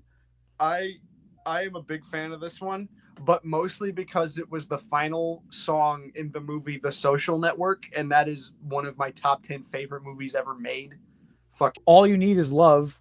I give this a meh. The love, love, love backing vocals and John's sleepy lead vocal are really just annoying. The chorus is catchy and the bass is really good. There's a guitar solo that just kind of quits on itself halfway through. Like it plays half and then just stops. And then it just disappears from the song altogether. It's fucking bizarre. And then we're just treated to the George Martin Orchestra. I do like Paul's harmony vocal, but overall it's just kind of ugh. All You Need Is Love. I think this is the quintessential John Lennon Beatles song. Maybe not my favorite, but I think this is the most, one, recognizable, and two, just like, it is a very Beatle-y sounding song coming out of John Lennon. I think it's really cool that it was tracked live. I think that that's badass. I love this song. It's one of those that you just, you're having a bad time, all you need is love, bro. You throw this song on. I think this is a rainy day song for when you're feeling down, man. Because John Lennon, he tells you, he's like, all you need is love and a lot of heroin, but love too. See, I disagree wholeheartedly with this being like the definitive John song because I think at this point, like starting with kind of Revolver, like John kind of like checks out. Really, I think Help and well, obviously the early stuff, he was kind of like the leader. Help is like his peak. Rubber Soul, he's still good. And then everything after that, he's kind of like sleepwalking. Even this song, like the lyrics itself, like he wrote this like in his sleep. Like he fucking dipped his finger in his ass and wrote it with his own shit. Like, yeah, there's not a whole lot to it, like lyrically. I just like this. It's just a vibe, dude. but like, and his vocal performance, he's like sleeping. Like I say, you're gonna lose that girl is like the peak John because he's singing his ass off. He arranged the whole fucking, the backing vocals, call and response. Like that's the last, because after he became a freak after that. Like, what happened to him, man? Like, fucking. He fucking met Yoko and she got him into that weird like art scene, and he started taking a whole bunch of fucking drugs. He changed as a person. Damn. So this album, I said this isn't just trash; it's advanced trash. I can't even do a Mount Rushmore. The only song that's any good at all is Penny Lane. Worst song, Strawberry Fields, Blue Jay Way, Baby You're a Rich Man, and I Am the Walrus. I said overall it's pretty good. I liked it way more than I remember liking it. But it is a definite step down from the previous four. I don't really have a song on the previous four that I don't like. And this is the first one where bad songs start popping up. I think the first like half of it is really rough. The 67 singles are really, I think that's the strong part. Like the B side of the record is pretty strong, but the A side is really rough, especially fucking like Flying again, like that no reason to be there. Your Mother Should Know was just a nothing song. Blue Jay Way, another just nothing song. It was like there was no effort put at all into the A side. And then the B side was just a collection of their singles from the year. So I don't know. It just felt like, again, I like Fool on the Hill. And I think the title track is really fun and makes you feel like you're about to do something really cool with the Beatles. And then they just kind of shit everywhere. So we got some singles now in between Magical Mystery Tour and the White Album. There were more? Yeah, I might have the timing wrong, but I've tried to look at the release dates. I think these all came out before the White Album. Okay, whatever. This was like their return to making actual music and not fucking psychedelic trash. So we got Lady Madonna. I like Lady Madonna. The bass line's great. The lyrics are good. The piano and the horn parts sound really nice. The song really could have used the guitar solo instead of the stupid fucking wordless vocals. That's retarded, but I do like the song, and how refreshing this must have been to normal people who just want to buy a nice Beatles record after the garbage you just had to listen to hear a normal sounding song with normal instruments again. That's super funny. I said, classic track. It's fun to sing. The part is super infectious. Yeah, with fucking HIV. Because it's gay as hell. And then I have AIDS. I'm gonna die. You flip Lady Madonna over, and then you're right back to stupid horseshit with the Inner Light. I fucking despise that. This is not the Beatles, and there is zero reason to ever. If you want to listen to Indian music, listen to an Indian orchestra. Don't listen to stupid George Harrison mumble over fucking this annoying dirge. I said, sounds like a song from a comedy movie about me and Righty lost in Pakistan.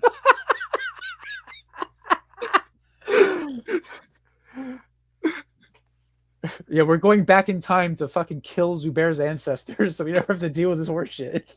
I don't know. I just saw it as like they threw us out of a plane, bro. They just got sick of our shit, and we wound up in Pakistan.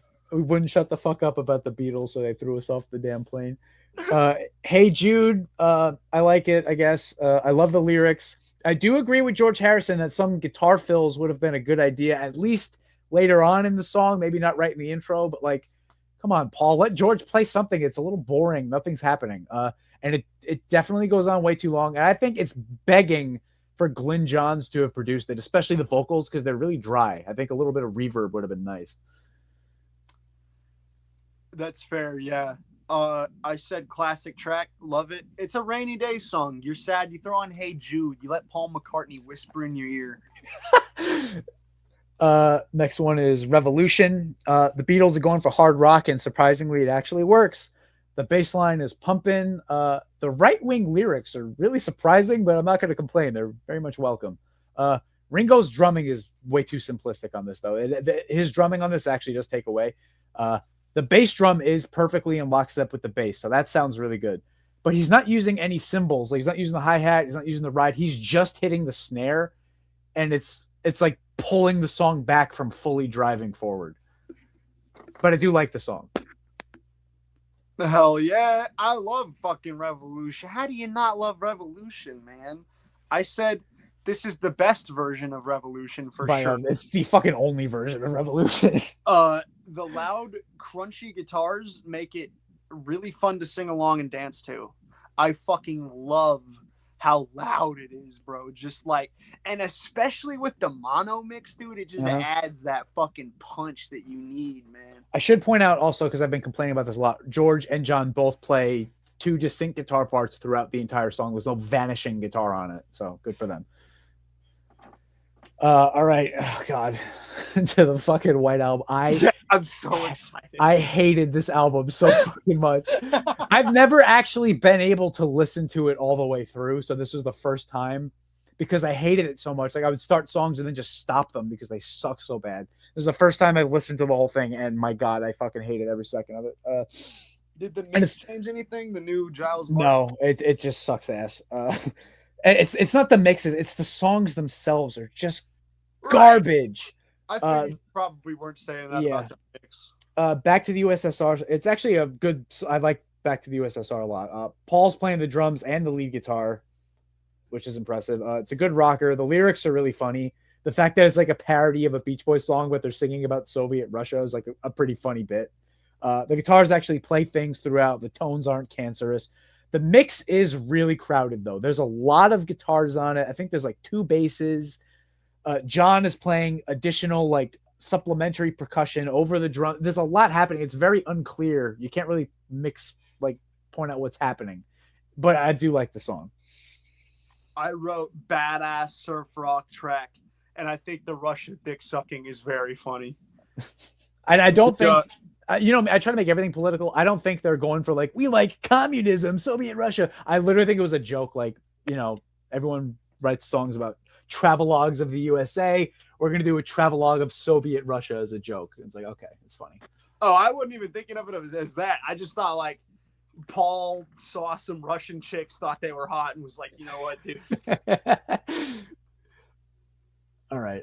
Dear Prudence. All right. The guitar in the intro is nice, and then the vocals come in and it's instantly annoying. The lyrics sound like a small child wrote them. The lead guitar sounds like a series of wet farts. The song just goes nowhere.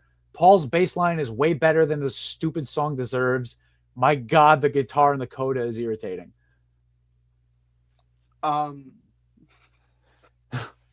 I said great love song. I love one of my favorite lyrics from any song is the sun is up, the sky is blue, it's beautiful, and so are you. I love that fucking line, man. Like, just so sweet. It sounds like ZUBAIR's poem to Haley. Like, I understand that.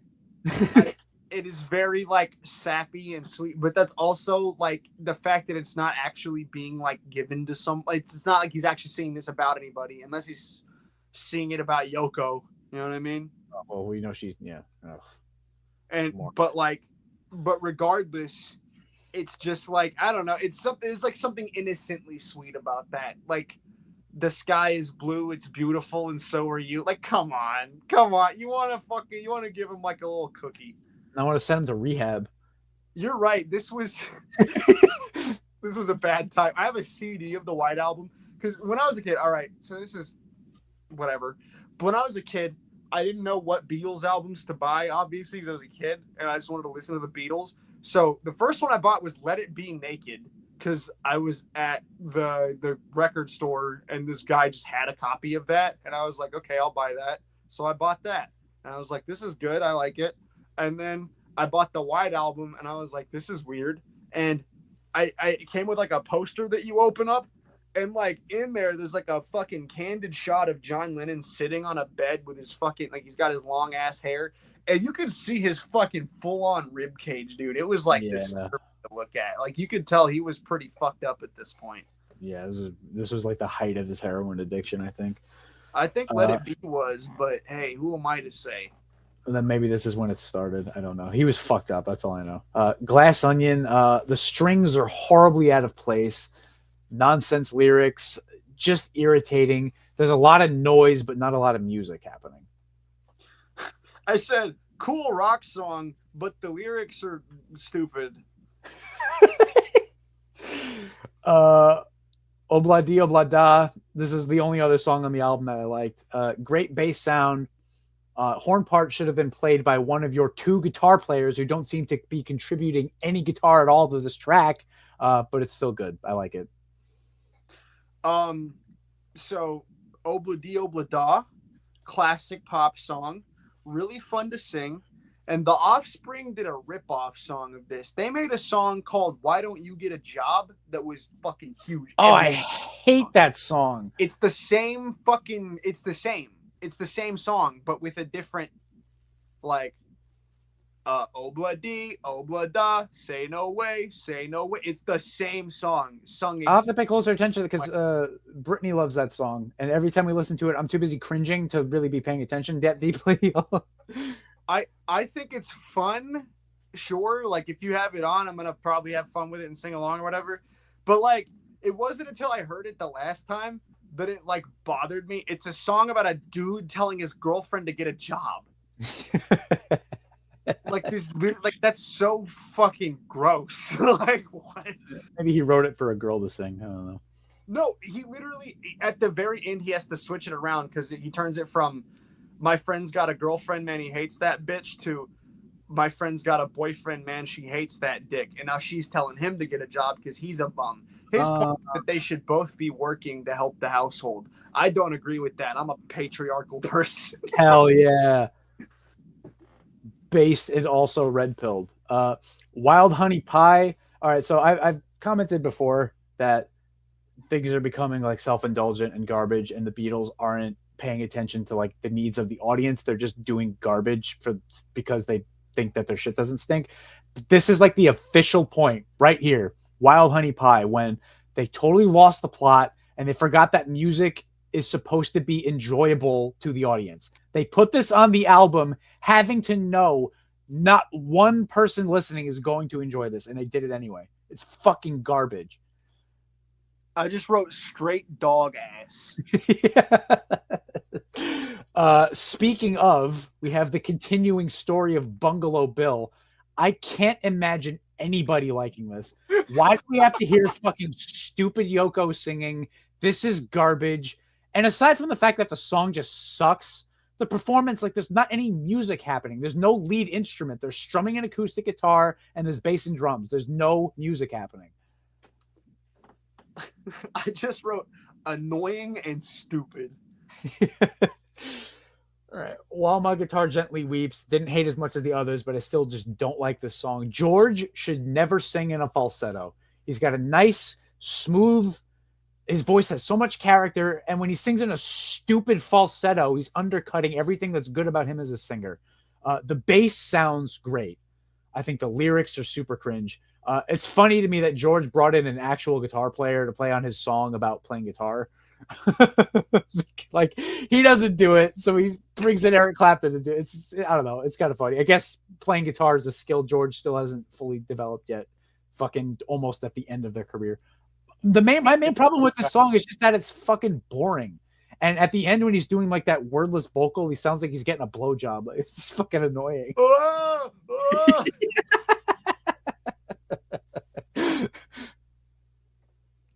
Okay, so for this one, I wrote not a bad. Oh wait, no. That's way farther down. I said perfect track. I love the sense of impending doom that this song brings, and it's very sprawling. I love the way that it like opens up. Fair enough. I guess it is pretty dynamic. I just thought it was boring. I don't know. It goes on too long. Happiness is a Warm Gun. I love the title, but there's no melody. The guitar sounds like cancer. The lyrics are meaningless fake art. I have no idea where the fuck what the fuck they're going for. John's pretending to be some kind of like sing-song preacher at one point, and it's like the cringiest shit I've ever heard. It's fucking awful. Okay, so I'm pretty sure this song is about Yoko Ono jerking him off. But I wrote badass rock song. I love the part where he goes, "When I hold you." That part, I get that stuck in my head all the time and will just start fucking singing it, like fucking just out doing whatever. Like, "When I hold you in my arms." Like fucking, I don't know why that part is so infectious to me. It just is. I'm a fan of this one. I love the way that it just sounds like retarded. Sure.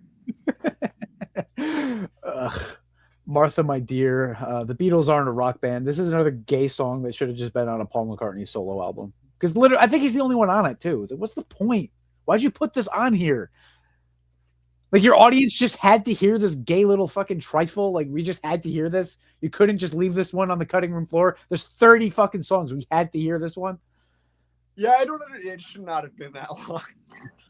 I said, Martha, My Dear. It's not like, I'm not going to sit here and call it bad, but it is literally a love song about a dog. Yeah, that's the best part about it. I love Old English sheepdogs are adorable. Hey, listen, that's not bad, but the song makes it sound like he wants to fuck the dog. He probably did. I hope not. Free love, bro. Come on. Man, that's love that should come with a price.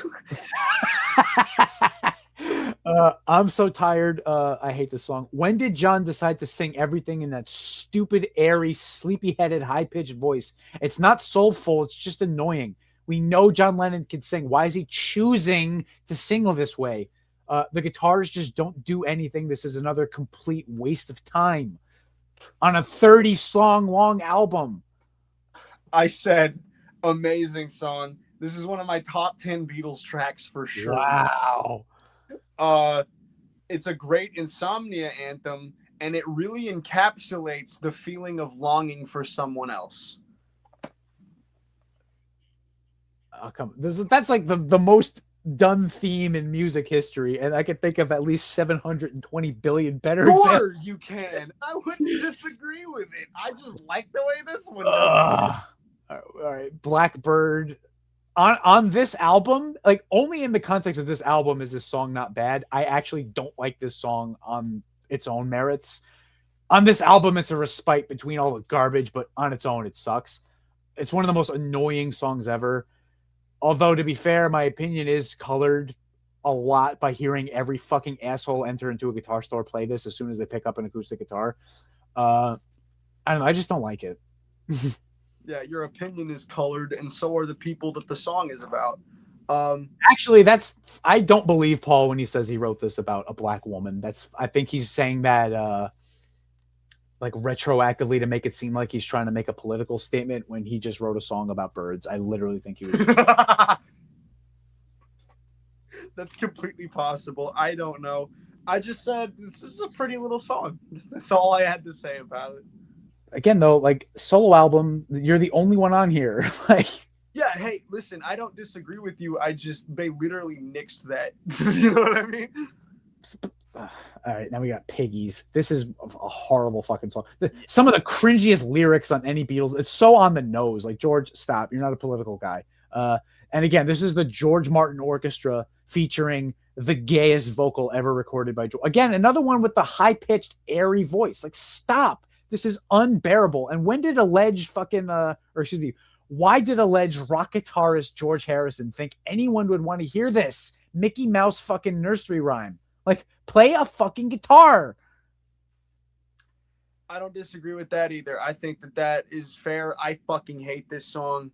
I said this song is annoying. It's like George Harrison tried to be George Orwell for some reason. This fucking song is fucking ass. I don't really know what point he's trying to make other than like conformist man. Yeah, and fucking like, and the instrumental is just obnoxious and annoying. It goes nowhere, and sometimes I do get it stuck in my head, and I want to die every time that happens. Fuck, man. Ugh. All right, Rocky Raccoon. I wrote, you really just have to wonder what the fuck these assholes were thinking putting this garbage out. They couldn't have thought this was a good song, and they put it out anyway. I wrote, straight dog ass. The piano bit is kind of fun, but he sings this song like he's disabled. It's Martha's ass. Don't pass me by. I hate that I hated this, but it's such a fucking atrocious song. Like, there's nothing good about it. If they wanted to do a country song, why didn't they have any guitar on this? There's like some kind of stupid organ and like a jazz violinist. Like, if you want, like, get a fiddle player, get a guitar. Like, this is fucking horrible. And the actual recording itself is like a disaster. Like, it's such a cacophony of sound. Like, Ringo wrote this to be a country song, and it's produced like some kind of weird fucking sound collage. It's horrible. I always thought it sounded kind of like show tuney. It's awful. And I don't want to, like, it's Ringo's country song. I don't want to hate this. It's fucking trash. I just wrote, I enjoyed this one. Ringo wants a little love. I mean, if you're going to have a 30-song album, I guess you have to put this one on it if you wasted time at the session recording it, because it's Ringo's, but like, fuck. Okay, this is in the same vein as Wild Honey Pie. We got Why Don't We Do It in the Road? It's like, these guys are the biggest fucking assholes alive. Their egos were so big that they thought this shit was not only worthwhile to write, but then they took time to record it. And then they all said, yes, let's release this on an album that people are going to spend fucking money on. And not only money, they're going to spend twice as much money because it's a double album. Yeah, this is like the Action 52 of albums. It's like, we're just going to fill this up with as much shit as possible. I will. The Beatles aren't a rock. You let me review that one. Oh, I'm sorry. Go ahead. Well, I got you. Why Don't We Do It in the Road? I said there's nothing to this song, and I don't like to think about Paul McCartney fucking in the road. I do like the origin of where he came up with the idea, though. When they were in India, he saw two like capuchin monkeys walking in the road, and they just started fucking. He's like, "Oh, really sorry about that." I will. The Beatles aren't a rock band. Paul's guitar isn't bad, but this one is just one of the gayest songs ever. There's no way anybody involved was passionate about this. It just feels like they had a song, they wrote it, nobody cared, and they put it out. And like, do you Damn. think Paul McCartney thinks about "I Will" at all? Like, does he play this anymore? Like, I don't know. I haven't been to his shows. And I don't fucking listen to Paul McCartney 2025 live shows, bro. It's 2026, bro. Yeah, but I figure if you listen to the recording, it's probably gonna be old. But I think whatever. he's on tour now, isn't he? I'm just trying to think. He just put out an album, I think. Yeah, I heard about that. I heard it was good, but I doubt it. It probably sucks. Yeah. I will. I said, it's a super sentimental song. I enjoy it. I really enjoy the line, "Will I wait a lonely lifetime?" I think that's really, really cool. I think that's a great line. I just like that song. Sentimental. Fair enough. It wasn't the worst on here. I had this labeled as so when I color coded, it was blue for things I love, green for things I like, yellow for meh, red for don't like, brown for just fucking shit. This song was red and it's surrounded by brown, so I guess it's a little bit better than anything else.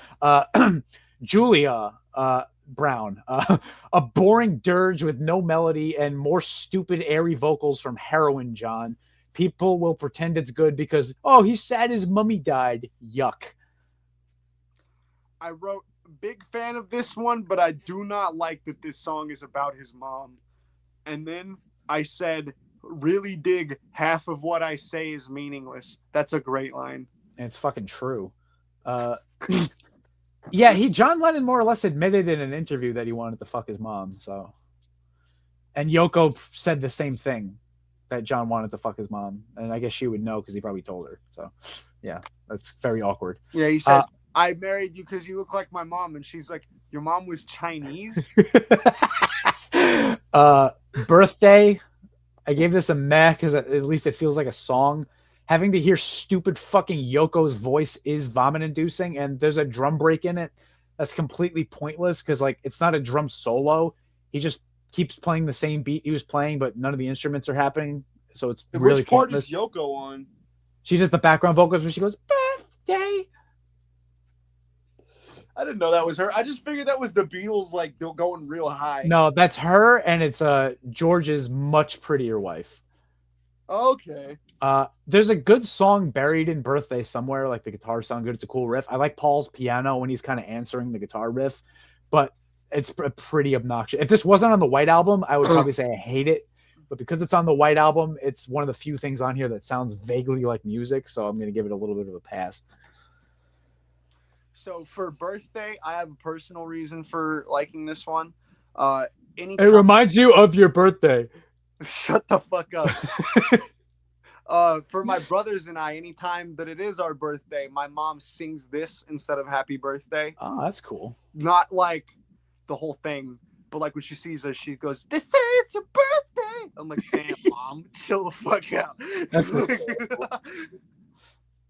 All right. Oh God, fucking your blues. This is one of the worst guitar songs of all time. The Beatles trying to play blues is such a fucking joke. And I know that John said years later that he wrote this. Oh, this wasn't me trying to play the blues. This was me doing a parody of the blues. Like, no, the fuck it wasn't. You just heard it back and realized it sucked ass. The Dirty Mac version of this, like that super group with Clapton and Lennon and Keith Richards, really just shows how gay the Beatles were for even attempting to play blues at all. Like, because they just blow them out of the fucking water. They need to stay in their fucking lane. John and George both take guitar solos, and they collectively might take the title of worst Beatles guitar moment away from Babies in Black. I think they actually do. I think Your Blues is the definitive worst Beatles guitar song. That's fair, man. I wasn't really thinking about the guitar tones. I've just always liked this one because I love singing along to it. It's so fun to just fucking scream like John Lennon on this one. Have you heard the Dirty Mac, like the supergroup, do it? No. So for the Rolling Stones Rock and Roll Circus film, it's from 1968. The great performance by The Who on there. It's like the greatest thing I've ever seen. Yeah, I've heard that. There was a one-off supergroup. It's John Lennon, Eric Clapton, Keith Richards, and Mitch Mitchell, and they do this, and it's so much better than the Beatles version by like every metric possible. Huh. Do you still hate it though? It's corny as hell. Eric Clapton, I'm not a big Eric Clapton fan, but he plays really well. It has just a much better feel. It's way better. Okay, hell yeah. I'll have to check that out. Mother Nature's Son. Again, I didn't outright hate this one. It's a pretty song. Horribly out of place horns, though. They kind of ruined the whole thing. Like, what the fuck were they thinking with that? Like, of all the songs to not just be Paul, like let's bring in a whole ass fucking horn, like a giant 18-piece horn section. Like, why? I just said boring. That's fair enough. Everybody's got something to hide except me and my monkey. Another cacophonous mess of trash that couldn't possibly leave any lasting impression on anyone. Why did they release this? I said, I love this one. I want to hang out with that monkey. He's talking about Yoko. Oh, really? Yeah. I thought he was just talking about a monkey.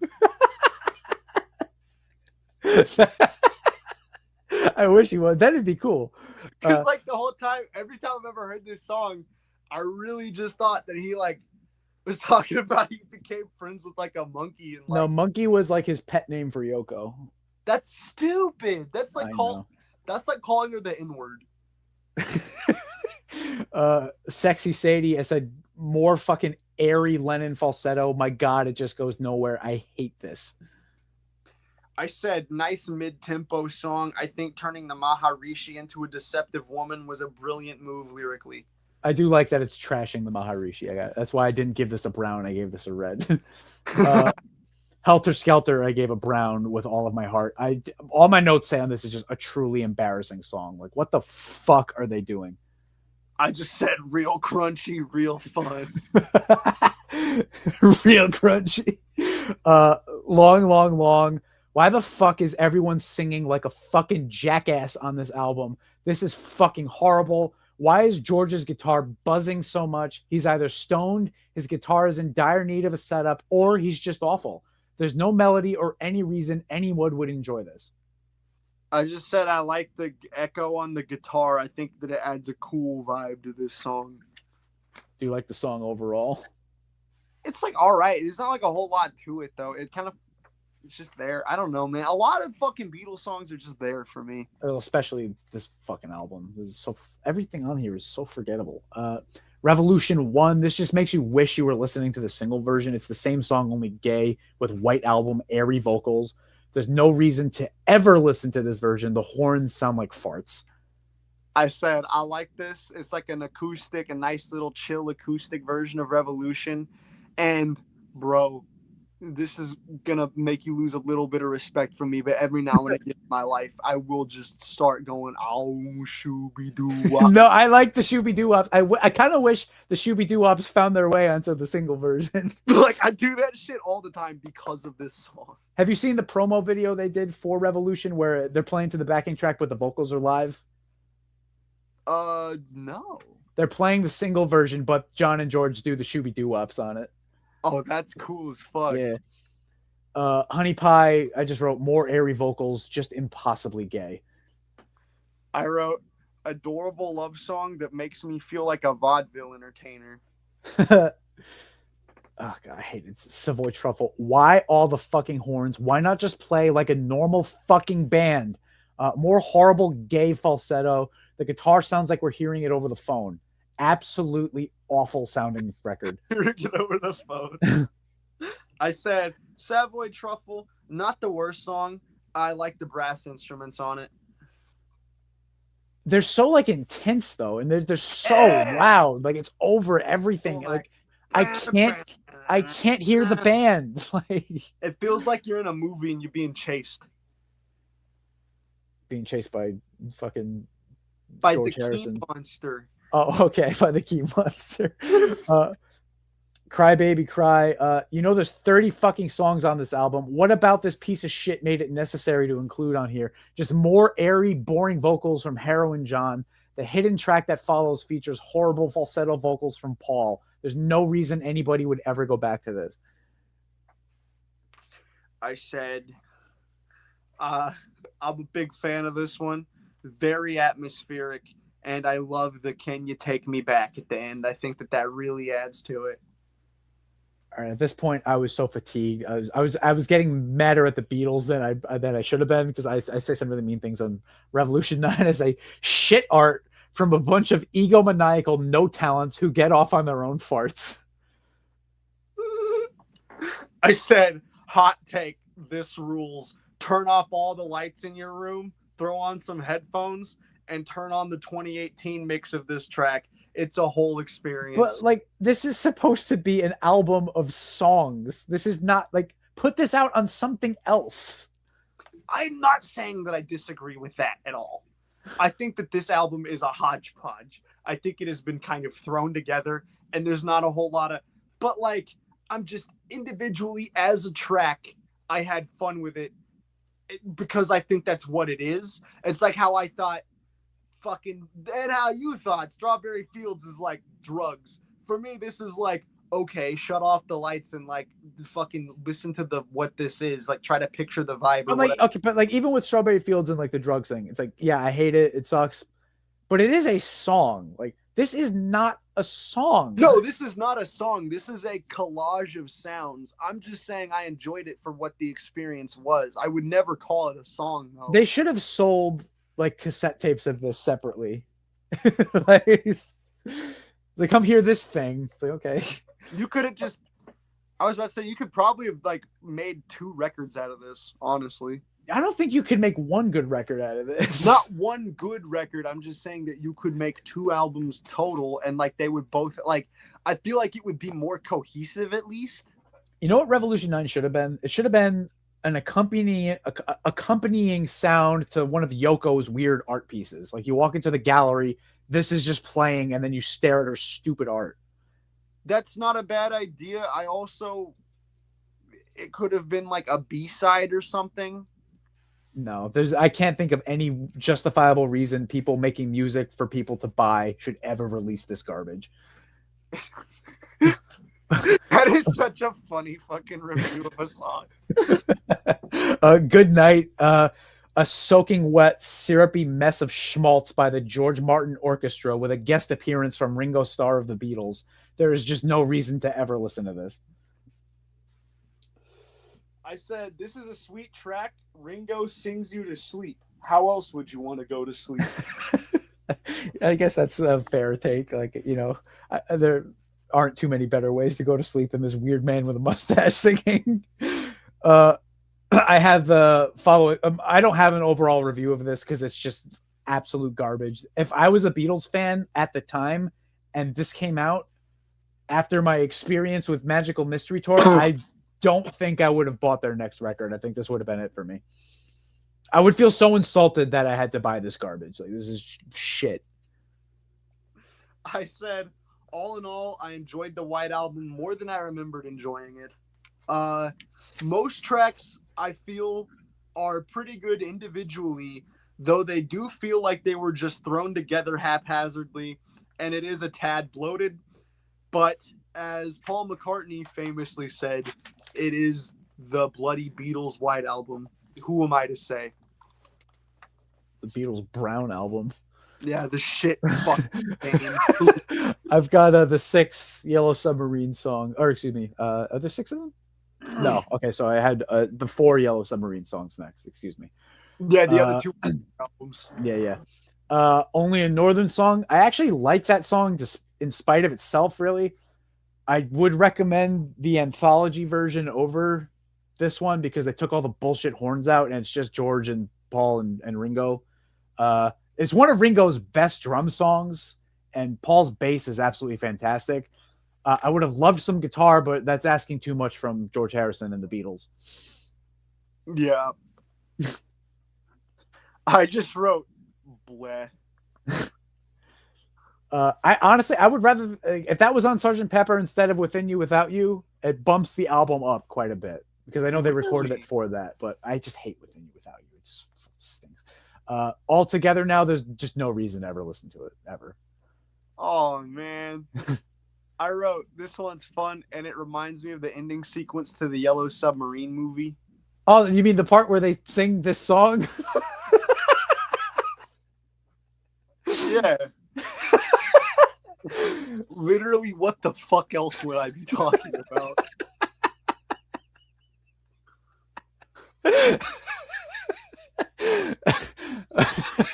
Okay.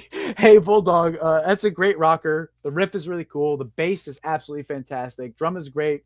Guitar solo is cool, and I don't know if it's John or George playing it. I don't know. I've heard both.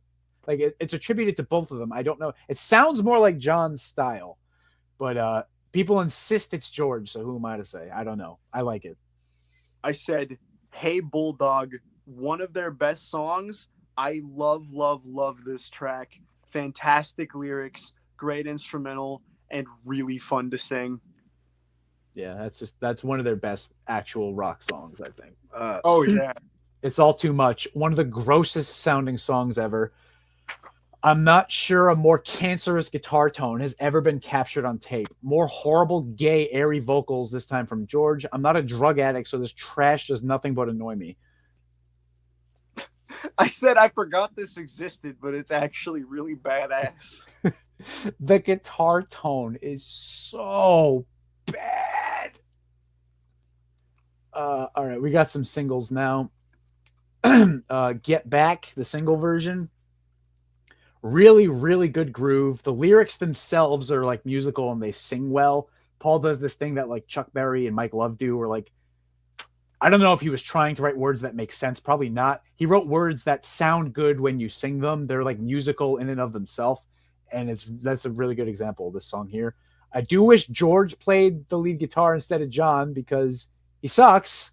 Not that George is good, but at this point, the Get Back Abbey Road time, George's guitar playing improves immensely. I don't know if he took lessons, but George becomes a really good guitar player all of a sudden. You wouldn't know from this song because he's just strumming rhythm.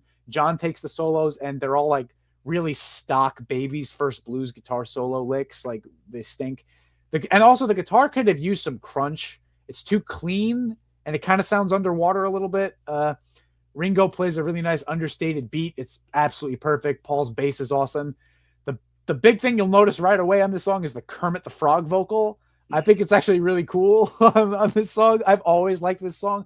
This song is one of the reasons I had my parents buy me when I was 4 years old, my first Beatles CD on the commercial for the Beatles 1 album. I was like, oh, that's a cool song. I want that CD. So yeah, I love Get Back. Always have. Yeah, it's a great song. I listened. This was okay. So you got to understand, we're going to be going over every official mix of the Let It Be album. Mm-hmm. So by this point, I had heard Get Back 3 times in a row. Yeah. And I just wrote, again, I enjoy this song. Okay. Don't Let Me Down, the single version. I don't really like the single version. It's not the worst. Like, I wouldn't turn it off. But I feel like of the 3 versions of this is the worst one, and it's the only one that was officially released at the time, which is kind of funny. I think Paul's backing vocal is really annoying, and the whole thing just drags. There's a boring version of a great song. Yeah, that's a fair assessment. All right, next we got Ballad of John and Yoko. I do like this song, again, kind of in spite of itself. It features some really god-awful guitar from John, but the bass and drums are really pumping out like enough energy to keep moving it forward. John actually sings like a person for the first time in a while. Like all the songs that were coming out at the time, he was doing that airy nonsense. He's actually singing like himself, and it's nice to hear. I don't know, maybe do that more often, shithead. I wrote amazing song, one of their best. Again, super fun to sing. It is pretty fun to sing, actually, now that I think about it. Despite the blasphemous lyrics. Old Brown Shoe. I love Old Brown Shoe. Ringo is pumping out so much energy. George plays some really genuinely good lead guitar on it. He also plays the bass, and he's just kind of going like ham on it. Great dynamics. The whole song is just really good. It's an actual rock song. It's really good. Hell yeah, I love Old Brown Shoe. It's another Beatles favorite of mine. I said this is a classic, and I always get the line, "Who knows, baby, you may comfort me," stuck in my head just all the time. I'm thinking that line. Cool lyrics. So chronologically, Abbey Road is next, but they recorded the Let It Be stuff first. Do you want to do Abbey Road or Let It Be? Well, should we mention Across the Universe first? Maybe we should mention, because it was that was like on some kind of compilation album, right? It wasn't really like a single. Yeah. Yeah. So I hate Across the Universe. I wrote, would have fit nicely on the White Album because it's airy, boring trash with no melody. What the fuck happened to John Lennon? The backing vocals are the most hellacious thing ever put on a Beatles record. Everything about this is horrible to listen to. I said they completely fucked this to shit. Why did they think that this was okay? It's like it's shocking. All right. So first off, I think the Let It Be 2021 version of the Phil Spector version. Okay, we'll do that next. Then Abbey Road after the Let It Be's. Yeah. Okay. Well, first I guess we'll do the Let It Be single. We'll save You Know My Name for the end, but Let It Be the single. I love the single version. I think one of the most wonderful things that ever happened in the history of music, in the midst of the Beatles' ego and self-indulgence and just being retarded, is that Paul wrote a song explicitly about having a nice vision of Mary. And I know he wasn't really talking about Mary, Mother of God. He was talking about his own mother. But you can't tell me he wasn't thinking in the back of his mind, Mother Mary. It's just a wonderful thing that happened, that this stupid-ass band of egomaniacal assholes wrote this beautiful song. And the single version has the best guitar solo on it, by far, in my opinion. The single version has the best balance of, because the whole gimmick with Let It Be was they didn't want to do any overdubs. There are some. Paul overdubbed the bass. They have Linda McCartney and I think George's wife doing the female backing vocals on it. But it's a lot more tasteful than the album version. And Ringo drums the shit out of it. It's one of my favorite George Harrison guitar solos, dude. The Let It Be solo. It's like, damn.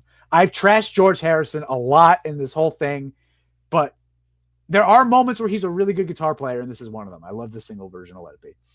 So sick. This song is so sick. Fucking perfect song. I love Let It Be. It's just great. You can't go wrong with Let It Be. Everybody loves Let It Be. If you don't love Let It Be, you should be deported. Yes, I don't disagree with that at all. Okay, so let's move into the album proper now. This is the Phil Spector version, like the actual just Let It Be album, like the regular, not Naked, not just Phil Spector. Right, but I do want to note we are doing the 2021 mix, which does fix a lot of the dynamic range issues with the Spector, his edit of the album. I will say it doesn't fix his fucking production choices at all. Yeah, not at all. But it does at least make it to where you can hear what's happening. All right, so we start off with Two of Us. I don't like it. It's a very gay song. I can just kind of do without it. Rock bands just don't record shit like this. I don't know what the fuck they're, but again, they're not a rock band.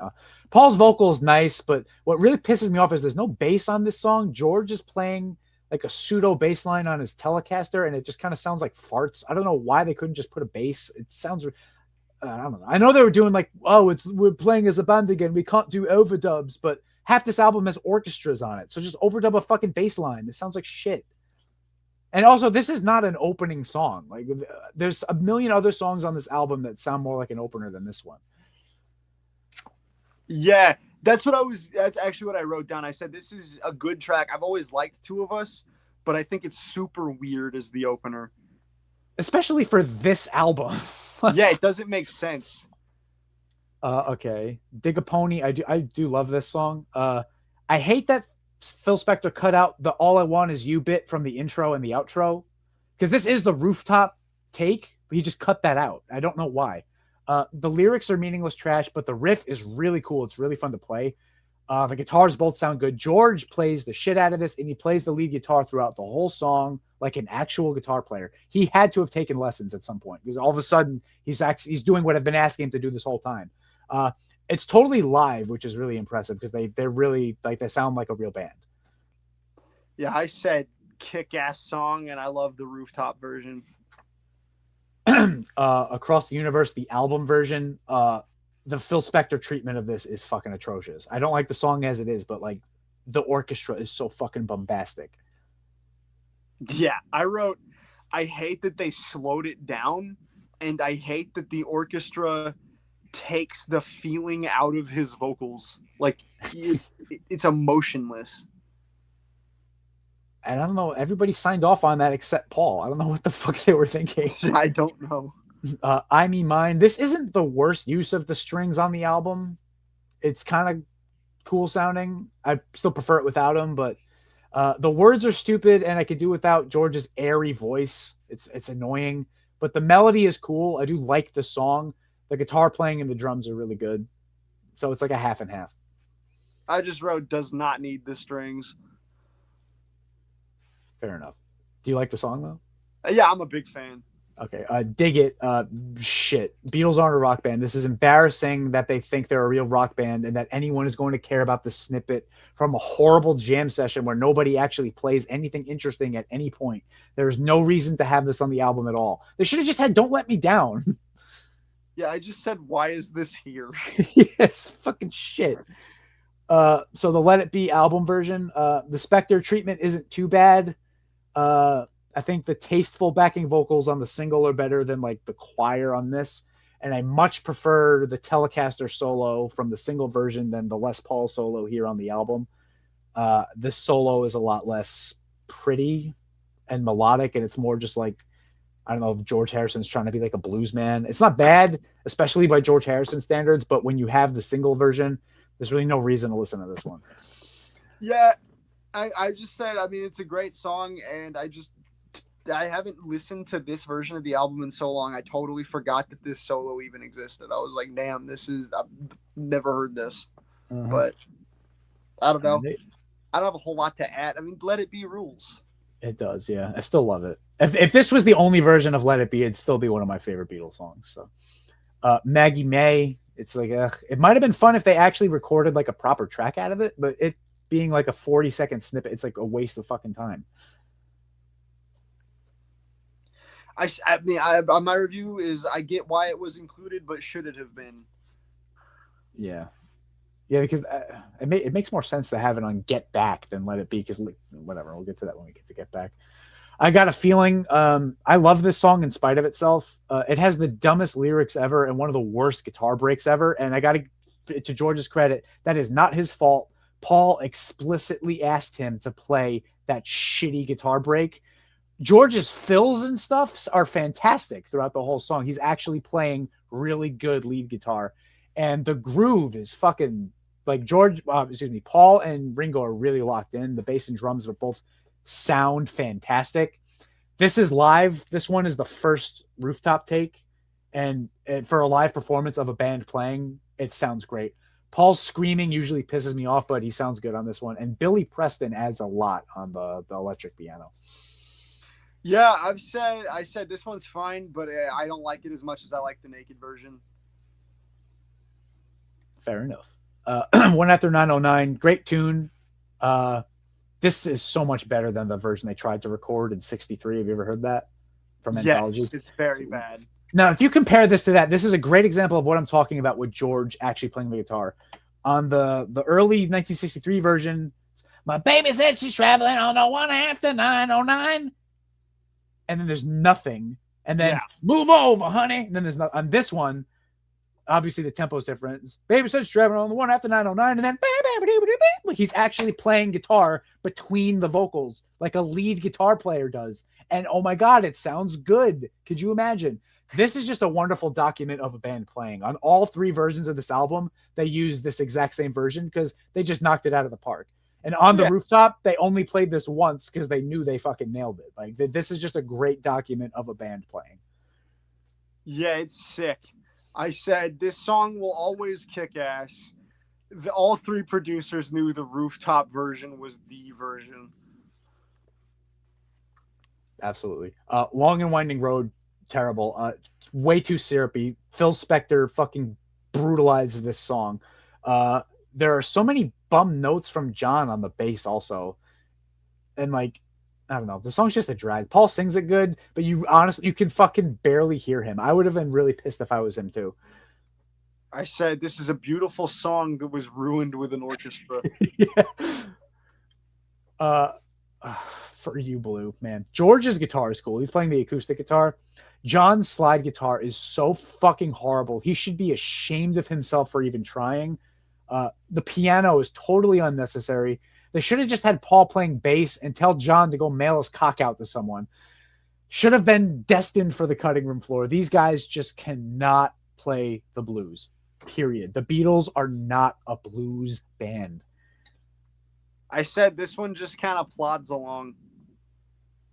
There's like, if Paul was playing bass, George played the lead guitar, and John was fucking shooting videos of his dick leaking pre-cum, like, okay, then it might have been decent. But the way they have the arrangement set up, it's awful. Like, why is John playing slide guitar?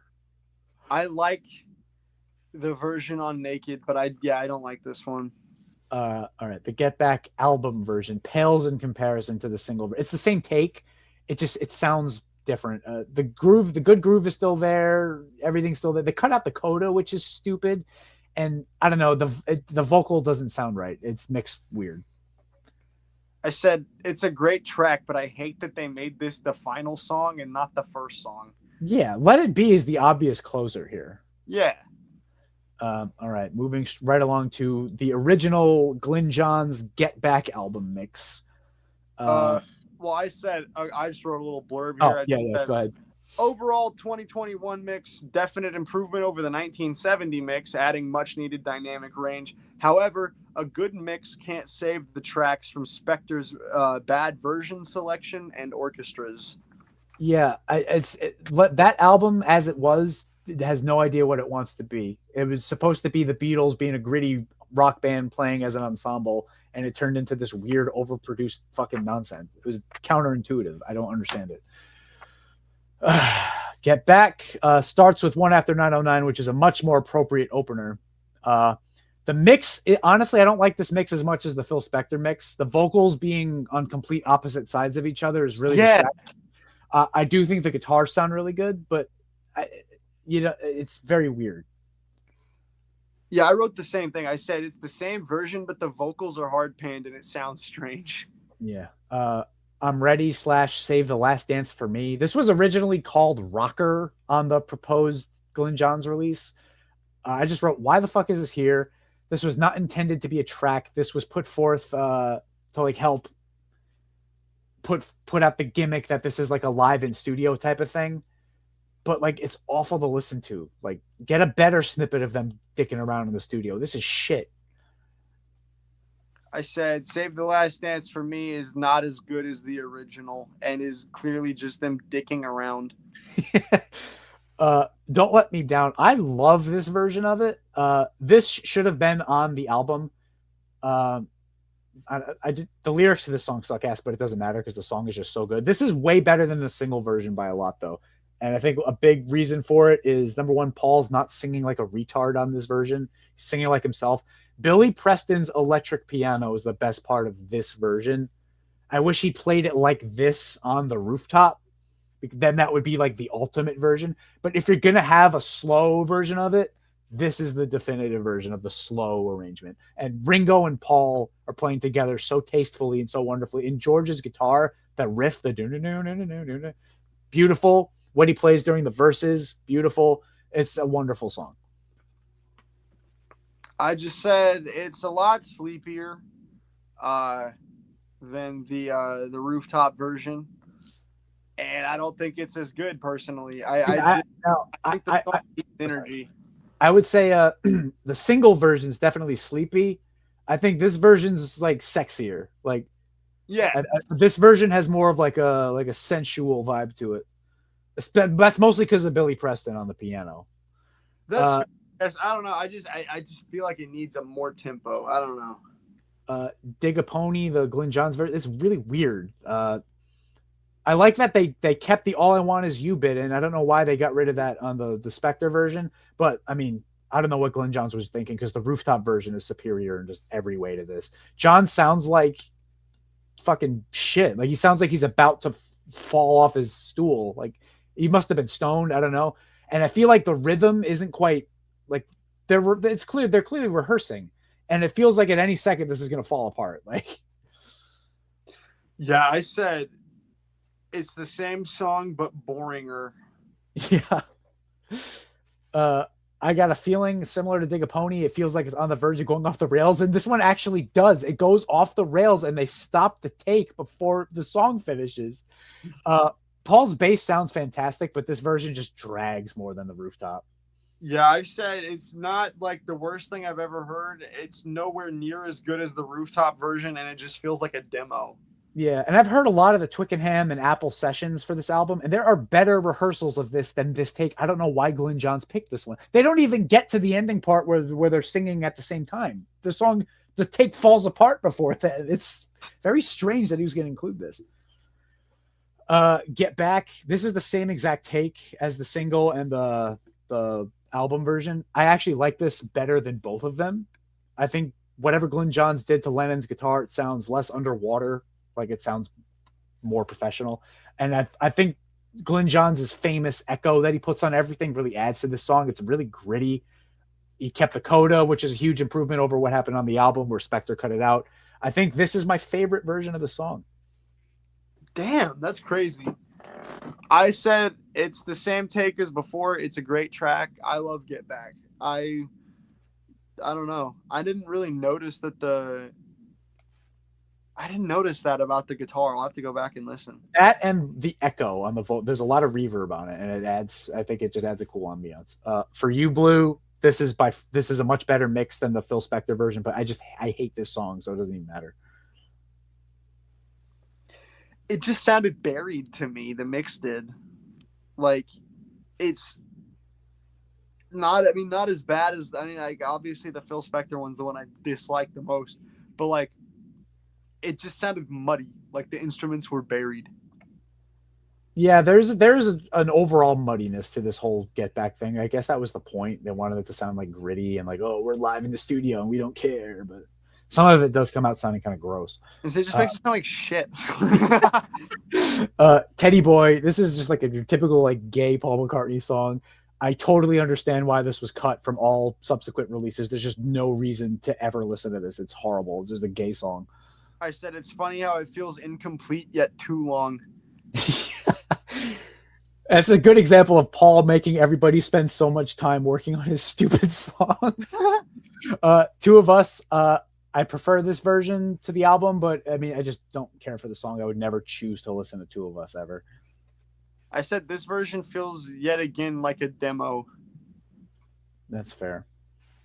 Maggie May had the exact same thoughts as before. I wish it was a full song. Otherwise, it really just doesn't need to be here. It makes more sense to be here than on Let It Be because they're going for the live in the studio thing. But yeah.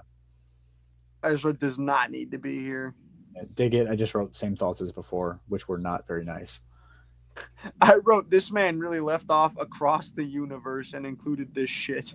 He actually this is like a 5-minute version of Dig It. Like, I know. Who is asking for more Dig It? Like, Let It Be, the Glyn Johns mix. The classic Glyn Johns echo is superb, but in keeping with the gimmick of not doing overdubs, they kept George and John's backing vocals instead of the females, and they sound like shit. They kept John's original bass line, which isn't anywhere near as good as Paul's. I do think Glyn Johns chose the correct solo because he went with the solo from the single version, so his instincts were correct there. It's interesting to hear this with no overdubs. I'm glad it's out there, but I would never choose this over the single version. I said I do not like the echo on the vocals at all, and why the fuck are the drums hard pan to the right? Yeah, that was mystifying. The Long and Winding Road, I still don't like it. It's a huge improvement over the Spector Disaster, but it's a very, very big mistake putting this right after Let It Be on the run order. This should have been closer to the middle of the album. The echo is way too much on this, and it sounds like something in the room with them is feeding back the whole time, and they're not doing anything about it. You can hear something is feeding back, and they're just kind of going with it. I don't know. I thought this was miserable to sit through. I said it's not horrible, but they should have used the final take, and it feels like a demo yet again. Yeah. And then the Get Back reprise. It's a nice touch to end the album if they were going to stick with the original gimmick. Like, it would have been cool. You go from Let It Be and then into this to end it. I understand if you went with the Get Back concept, would have been fun. As it is, it's just kind of wacky. Yeah, I just wrote whatever, and then my little blurb about Get Back is the Glyn Johns Get Back is not a bad record by any means, but it sounds incomplete and unfinished. I do not understand why he chose most of the takes he chose.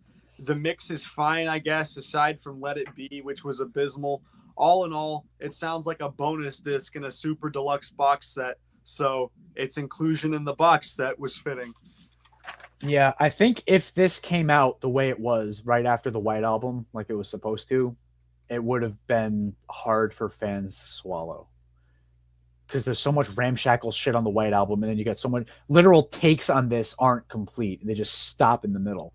And it's so weird that Glyn Johns had better takes at his disposal and chose to go with goofier ones. I do think that this version of Don't Let Me Down would have been a standout even back then, though. It's really good. Let It Be Naked, moving right along. Get Back. This is a great mix. It sounds good. I like the grittiness of the Glyn Johns version. This one sounds a little bit polished. And it also, they cut out the coda again. So what's the point? I said this is a nice crunchy remix and a great opener. All right, Dig a Pony. This is again the same rooftop take from the original one, just mixed a lot nicer, so it's better to listen to. They cut out the All I Want Is You part. So yeah, the definitive version of this song is just the straight rooftop one. Like, I don't know why they did that. Yeah, I don't know. I just said the rooftop version is the best version, so obviously this is a good version. For you, Blue, there's nothing you can do to make the stupid song sound appealing. Yeah, they made the mix sound nicer, but it's still this fucking god-awful song. I said this remix is the best version, and it's the only version that actually accentuates the bluesiness. That's fair. Long and Winding Road, this is the best version by a long shot mile. I'm glad they restored Billy Preston's little piano solo. Everything's nice and clear. This is how McCartney always wanted it. This is how it is in the Let It Be film. I don't know why they couldn't just use the fucking film version on the album. I don't get it. This is nice. I like it. I get, like, now I understand why Paul McCartney was so upset, because I was like, why do you care? The song sucks anyway. It's like, well, it's actually kind of nice when you hear it properly. Yeah. And it's sequenced a lot better here. It's far away from Let It Be. So it's a lot, it makes more sense. Yeah, I said this is the best version of the song. It was actually recorded the same day as the rooftop concert, I'm pretty sure. And the You've Always Known, I think, fits the song better than You'll Never Know in the lyrics. Yeah, I agree with that. Two of Us, the mix is great, but you'll just never make this appealing to me. I said really energetic, kind of bluesy, best version of this song. I've got a feeling now this mix is superior to the Phil Spector mix. This is a joy to listen to. There are elements from the Phil Spector one, not his mix, but just that performance that I prefer. This version here is a composite of the two rooftop performances. Like they took bits of both and kind of mixed them together, mostly to cover up some of the imperfections that they used from the full take that's on the original album. But I kind of like those imperfections. So I wish that version was mixed like this version. Overall, I would say this is better to listen to. I said this song fucking rules. This rooftop edit is the peak version for me, and it's just got so much energy. And anytime I hear it, I'm always reminded of that time that I sang Everybody Had a Wet Dream in a call one time, and then you said, ugh, fucking hate John Lennon. You know, if he said everybody had a nightly emission, it would have been acceptable.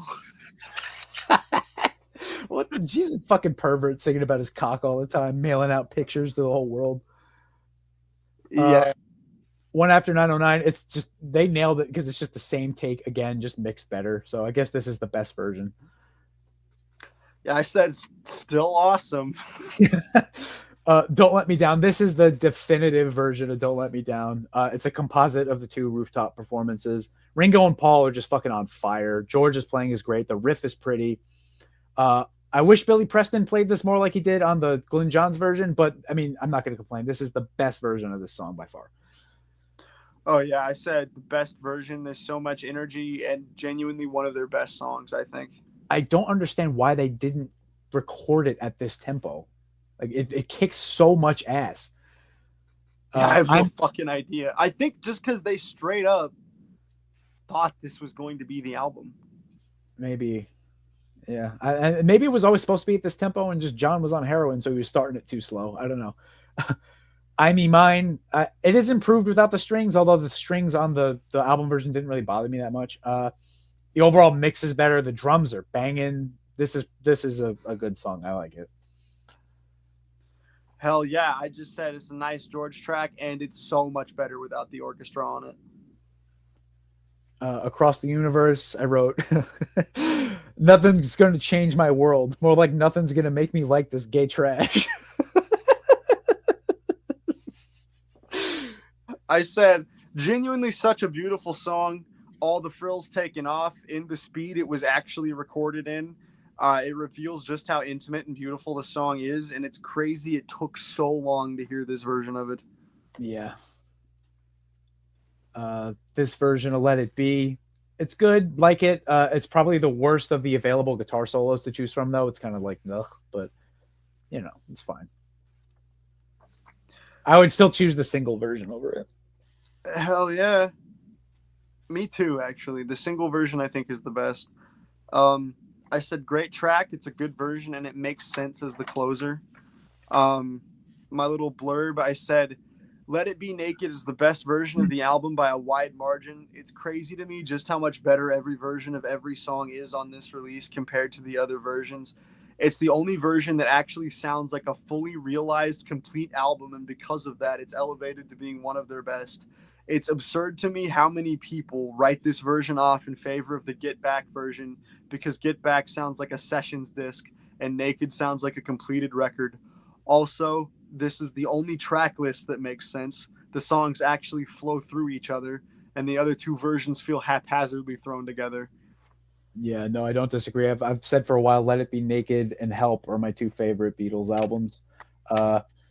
I got to give Get Back some flowers. I think he did a good job with Get Back and Don't Let Me Down. That version of Don't Let Me Down is worthwhile. I know I put over the Naked version as the best, but I do like the Glyn Johns mix a lot, especially compared to the single version. The single version sucks. But yeah, moving right along to Abbey Road. We've been talking about the Beatles for 4 fucking hours, man. And I've not gotten bored like at all. I could talk about the Beatles forever, but unfortunately we're running out of songs. Abbey Road. Okay. Come Together. Iconic bass and drum parts, but I've always just, even as a little kid listening to the Beatles 1, I've always just been irritated by this song. Paul's stupid, like, bluesman harmony vocal is really cringe. The guitar solo is just wimpy. It's like, I would describe this song as like a fucking penis that can't get hard. like it's trying to do something.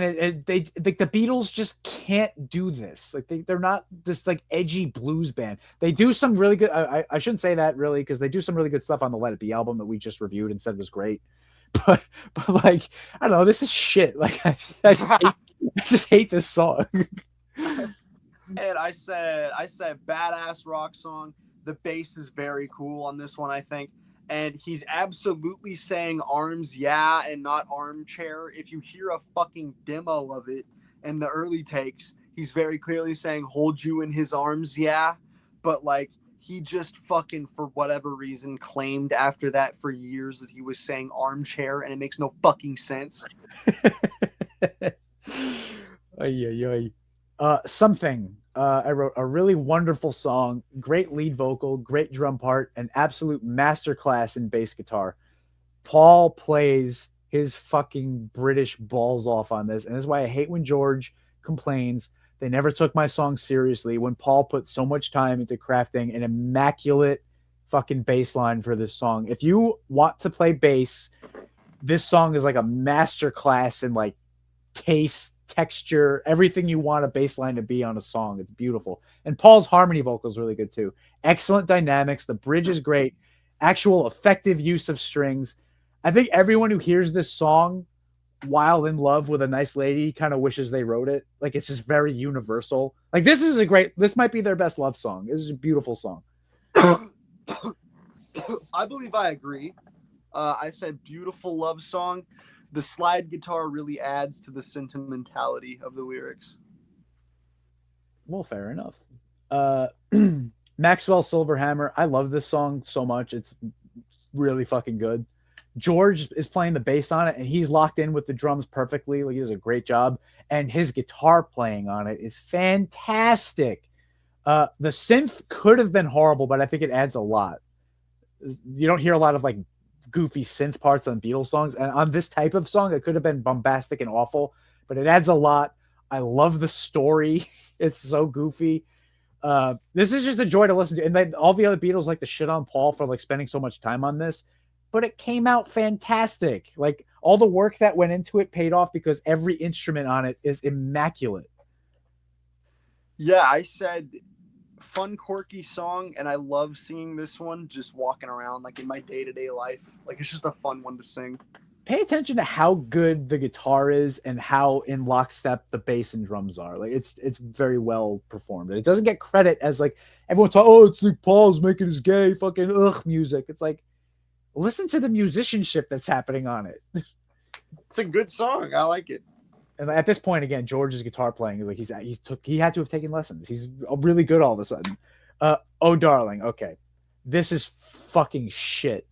This is another song that they should be fucking embarrassed by. I don't know what the fuck Paul was thinking, screaming like an asshole and trying to sell it to people. It's awful. And then aside from that, you get this plinky, cancerous guitar that comes in that's almost too horrible to describe. It's and I know Paul probably asked George to play that exactly like that. I don't know. Everything about it is just mega giga super ultra cringe. Like, I'll give them some credit. The bass has a wonderful round tone to it. I don't know I think it might be George playing bass on this. It's really good. And Ringo's drumming is great, but this is just hot ass. I can say I will never listen to this song ever again. Well, I fucking love Oh Darling. I think it is a great heartbreak song, and I love the guitar near the end where it goes wop wop wop wop wop wop. Like, but don't you think that this vocal is like just silly? Huh? The vocal, isn't it just silly that this guy's just screaming? No, it's awesome. Ugh. I'm a big fan of the screaming, bro. Fucking yeah, he's clearly upset. All right, Octopus's Garden. I give this like a meh.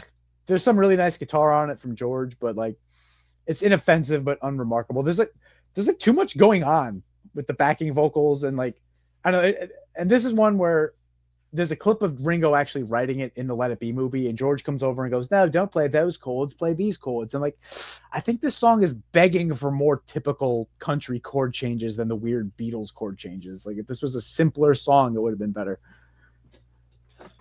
Perhaps. I said Octopus's Garden is a fun, adorable song, and it makes me want to chill with Ringo in the Octopus's Garden. It's very inviting.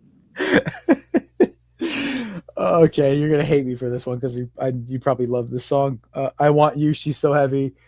I wrote a complete waste of everyone's time that was only given the time of day because Lennon was deep in the throngs of addiction and didn't bring anything else to the session beyond this meaningless, self-indulgent tripe. Get it? He wants Yoko because he loves her and mails naked pictures of him and her out to the whole world. This shit just goes on and yet goes nowhere. Fucking bite me. I can safely say I will never listen to this fucking shit fuck song ever again.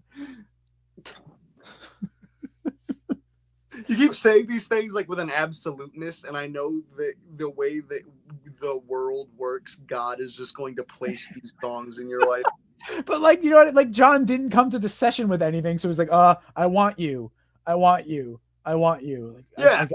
Listen, I'm not going to defend like the lyrics of this one. It's fucking stupid. But like, my blurb is badass song. I love how the instrumental just builds and builds until there's an absolute sense of impending doom. Like, that is what I love about the song. It's not like that, I want you so bad. Like, that's whatever. And like, that is fun to like try to sing along with, because he does like change the way he does it throughout. Like, it can be kind of fun. But like, it's the fucking like, it is like when the guitars start going, It's so fucking like you feel like you're being attacked. It doesn't even end. It just stops. Yeah, I know. That was the weirdest thing about it. There's no like fade out or anything. It just kind of and it's over. It's really gross. You go from that fucking hellacious thing of horseshit to Here Comes the Sun, which is just another beautiful song that I suspect everyone who hears kind of wishes they wrote, because it's just kind of universal. Acoustic guitar is wonderful. Bass and drums are just out of this fucking world. Like, they're so good. The strings are pretty, but the song, to me, I always heard it in my head. It's just begging to have a pedal steel on it somewhere. I know the Beatles never used that instrument, but this song is literally begging for it. Either that or pull out your old Rickenbacker 12-string and give us some jangle. Like, I don't know if the orchestra was really necessary. It's not bad, but it's not going to ruin this song. The song is lovely. Oh, yeah. I said classic song, and it's up there with All You Need Is Love as a quintessential Beatles song. It is very optimistic lyrically and instrumentally. Very optimistic. And this is kind of another one where I mentioned this earlier, where Ringo and Paul are kind of playing like an evil hard rock rhythm on this really beautiful song.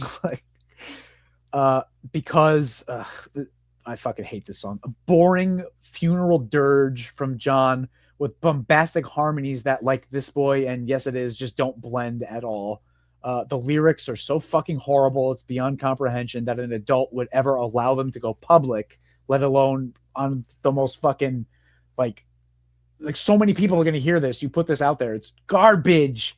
John reuses the same fucking arpeggios from I Want You that we just had to sit through for 7 minutes because he didn't have any new material planned. He's too busy mailing pictures of his cock out for the whole world. Yeah. You really shouldn't be doing that. No, it's horrible. It's Never degenerate behavior. Cock out to people.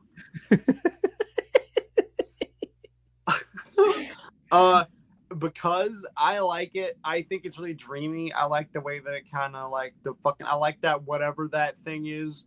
Is it an organ playing? Like, whatever the fuck that is really cool sounding, because it's kind of like lo-fi-ish while the vocals are like really like very high quality. It's got like a fucking certain vibe to it that I dig. And I love the harmonies on the song quite a bit. And I don't know. I think it's cool. The lyrics, again, like you said, they're very stupid.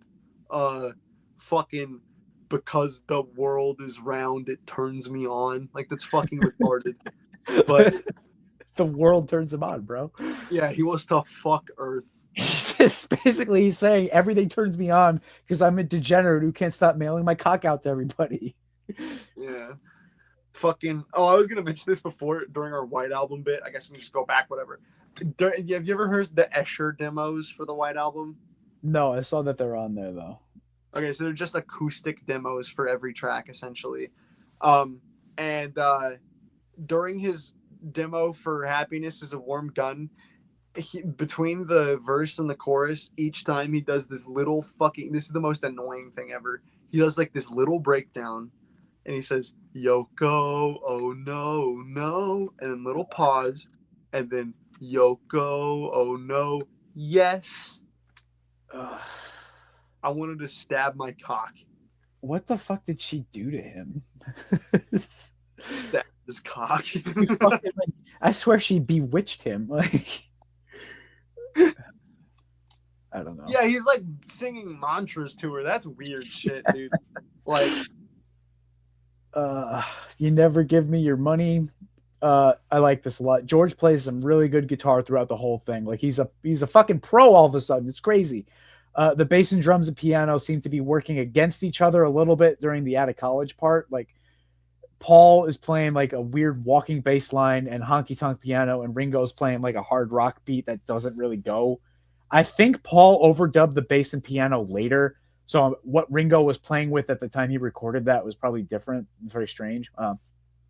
Paul uses 3 entirely different singing voices, which is kind of funny.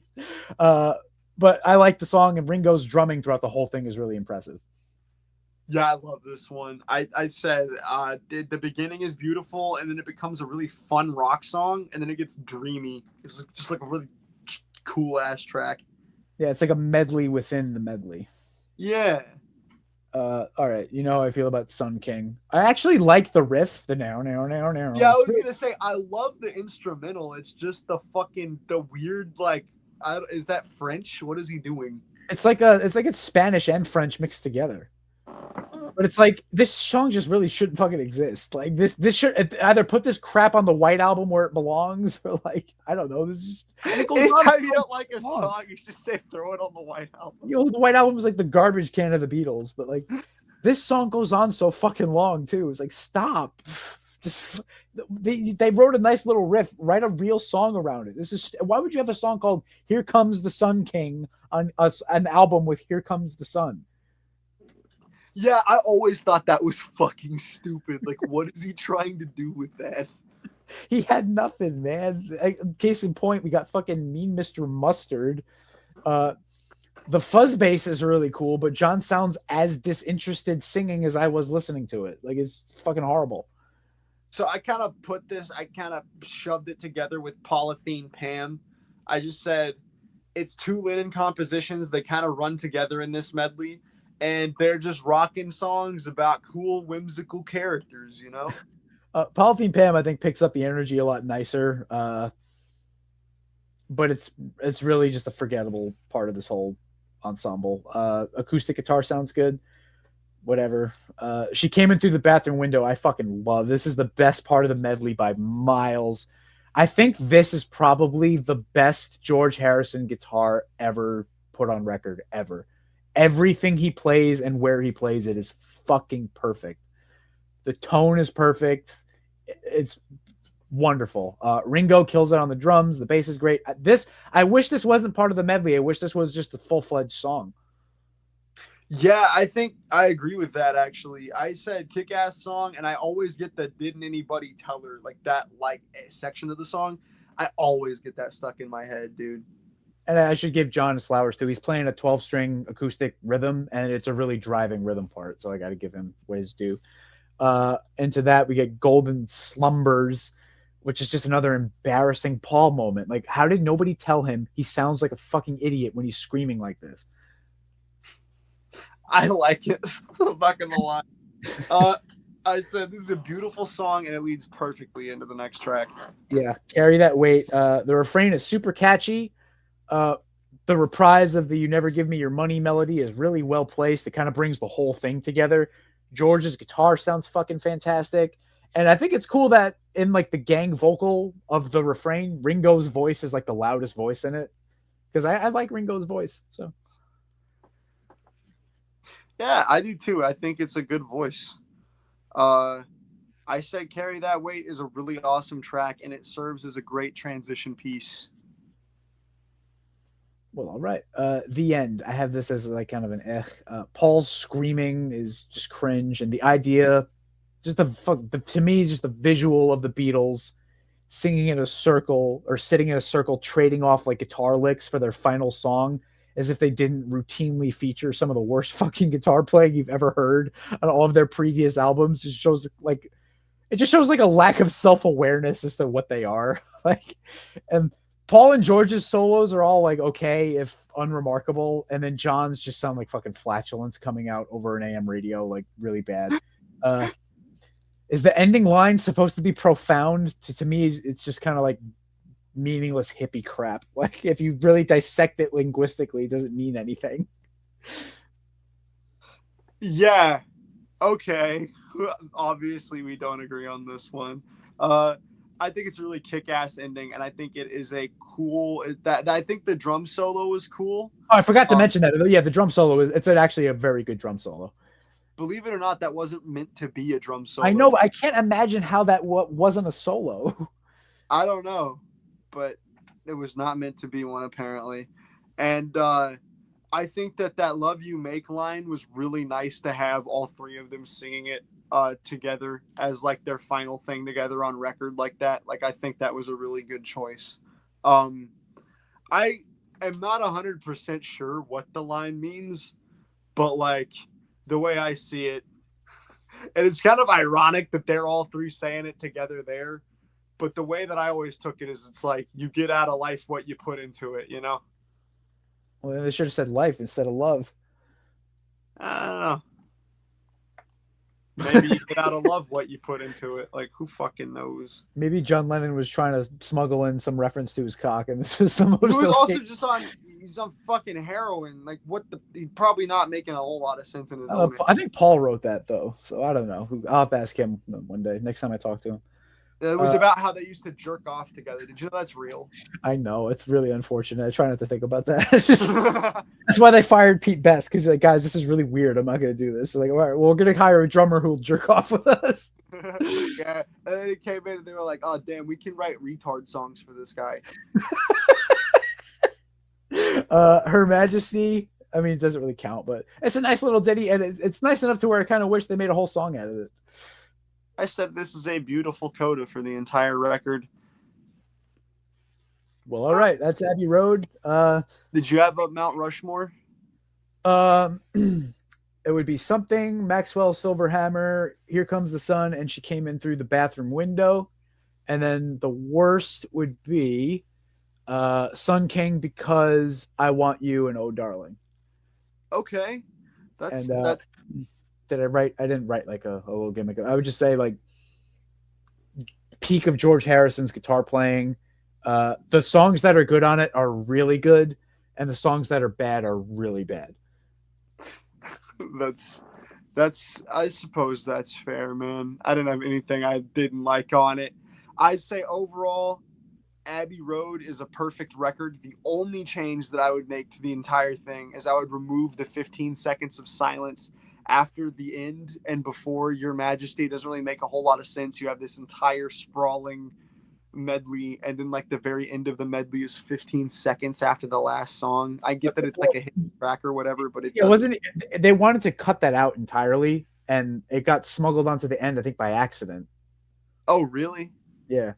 You could actually do the edit yourself. I think between Mean Mr. Mustard and Polythene Pam is where Her Majesty went. Or maybe it was any sense.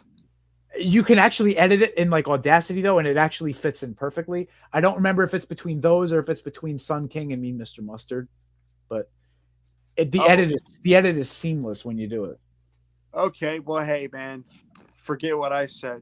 But I also said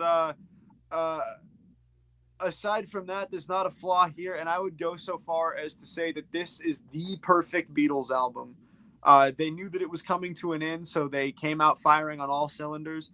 And if you only listen to one Beatles album in your lifetime, it should probably be this one, I think. It's not my favorite. It's probably my number 4. I like Rubber Soul, Revolver, and Help more.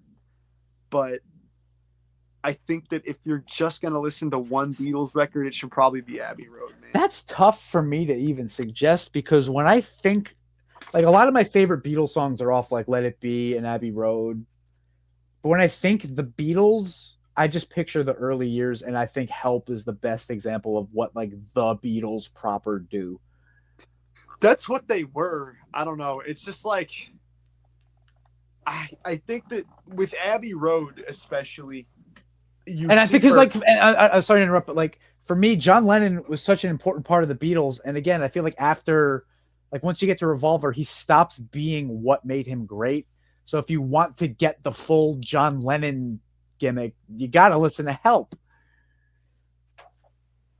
I mean, yeah, that makes, I get what you're saying. Yeah. Because his songwriting is much different. Like it's very clearly like, I don't know. It's so strange because it's like there are songs in that heroin period that I love the lyrics and I love his songwriting. But then like, yeah, there are things like, again, Because, which is like, what are you doing, bro? All right. We got one song left. We do. It's You Know My Name, Look Up the Number. And obviously I think this is dog shit. And I wrote self-indulgent bile that never should have been recorded. I like that everyone agrees this is garbage when it's what everything on the White Album sounds like. I think John wanted this to be the B, because it's the B-side of Let It Be. Mm-hmm. I think he wanted this as the B-side of Let It Be because he hated that Paul wrote a song about Mary and wanted to sabotage it. I swear to God, because he's that much of a fucking asshole. Paul said that this is his favorite Beatles song. I know he did, and I have no fucking idea what he's talking about. I said my review is this is a really fun track of the Beatles dicking around and having a great time together. And I feel like musically it functions perfectly as an in-credit song to the Beatles studio collection. So it was a great ending for the Past Masters compilation. And the reason that I fucking made sure that we reviewed this song last is because, well, we might do a Rolling Stones episode in the future, or two, because they have a lot of records. And Brian Jones actually plays saxophone on this one. Oh yeah, he's on a couple of Beatles songs. I think he sings background vocals on like "All You Need Is Love" or some shit. Yeah, he was there. Mick Jagger was there too. Oh fuck him. Yeah, ugly guy. All right, well, we did it though. That's everything. We reviewed every Beatles song, every Beatles album. Past Masters is good. I don't really want to give like a full review of that. Other than it's all their B-sides and singles. If you're gonna listen to every song, you should listen to that too. But yeah, although man, a lot of it is fucking. I would say skip that and just get like the Red album. You know? Yeah. Well, I think that like if you need to listen to Past Masters Volume 2, I think. Like the first half is rough. So that's where I would say get the Red album. But like, man, a lot of that stuff on the second one was really good. But then again, I guess you're right. But what bothers me about the Red and Blue album is just there's so much overlap with the studio albums, man. Yeah, tis true. The 2023 remix of the Red album sounds fantastic, though. It is very good, man. They used AI, I'm pretty sure, to like separate those songs. Well, they did a damn good job. I don't know. Should we do some kind of like gay? Like, what's your final assessment of the Beatles? I love the Beatles. They're good. I think that George Harrison is still my favorite Beatle, though I have come to realize my favorite Beatles songs always end up being the John Lennon ones. I think that, I mean, they're a great band. They were my first favorite band. I'm always going to love the Beatles. I'm always going to be nostalgic for them, even though I fucking realize I don't really like their early stuff as much as I thought I did. Yeah, that was kind of shocking for me going through these again. I guess if we could split their career into like, not quadrants, but like categories, like Please Please Me Through a Hard Day's Night is like an era, and it's kind of shitty. It's innocent, like it's unpretentious, but the songs that are good, but every song's got something shitty about it. That's like yeah. Then you got the Help Rubber Soul era. That's probably the sweet spot for me. As far as, because like, again, I like the later stuff quite a bit when it's good, but if you want to hear all four Beatles when they're alive and functioning and all writing really good, that's like the Beatles for me. Then you get, I don't know if I could put Revolver kind of stands on its own for me. It's got such a, Revolver has its own fucking voice and color. It's totally different from the other stuff after and before it. It's really interesting you say that, because George Harrison's assessment was that he felt like Rubber Soul and Revolver were like that. Like you said that, like you felt like Help and Rubber Soul were like the same, but he felt like Rubber Soul and Revolver had like the same DNA. I couldn't disagree with him more. There's nothing similar about Rubber Soul and Revolver. Yeah, they're not the same, really. Rubber Soul is really a continuation of they introduce some folk elements on Help, and then Rubber Soul kind of takes that a little further. And then, yeah, Revolver I would put on its own. Sgt. Pepper's and Magical Mystery Tour are obviously companion pieces in their just continuing descent into self-indulgence, which culminates in the White Album, which is like one of the worst listening experiences you could put. It's totally different from those two sonically, but the mindset behind it's exactly the same. Let's just indulge in nonsense because nothing we do could possibly be shitty because we're the Beatles, not realizing that they're producing a literal garbage can. And then I guess I would put Let It Be and Abbey Road, even though Abbey Road is much more of a production. I put them together just because they're going back to being like a guitar-based rock band. And they pull that off better than they had before because George Harrison took lessons, I guess. It's just weird. Like, I wish John Lennon stayed normal because like I love his songs on Help, and like he just got lost somewhere in the shuffle. So like, does his like, do you liking his early stuff like so much? Like, does that like add to the fact that like, does that make you not like him more because of how fucked up he got? You know what I mean?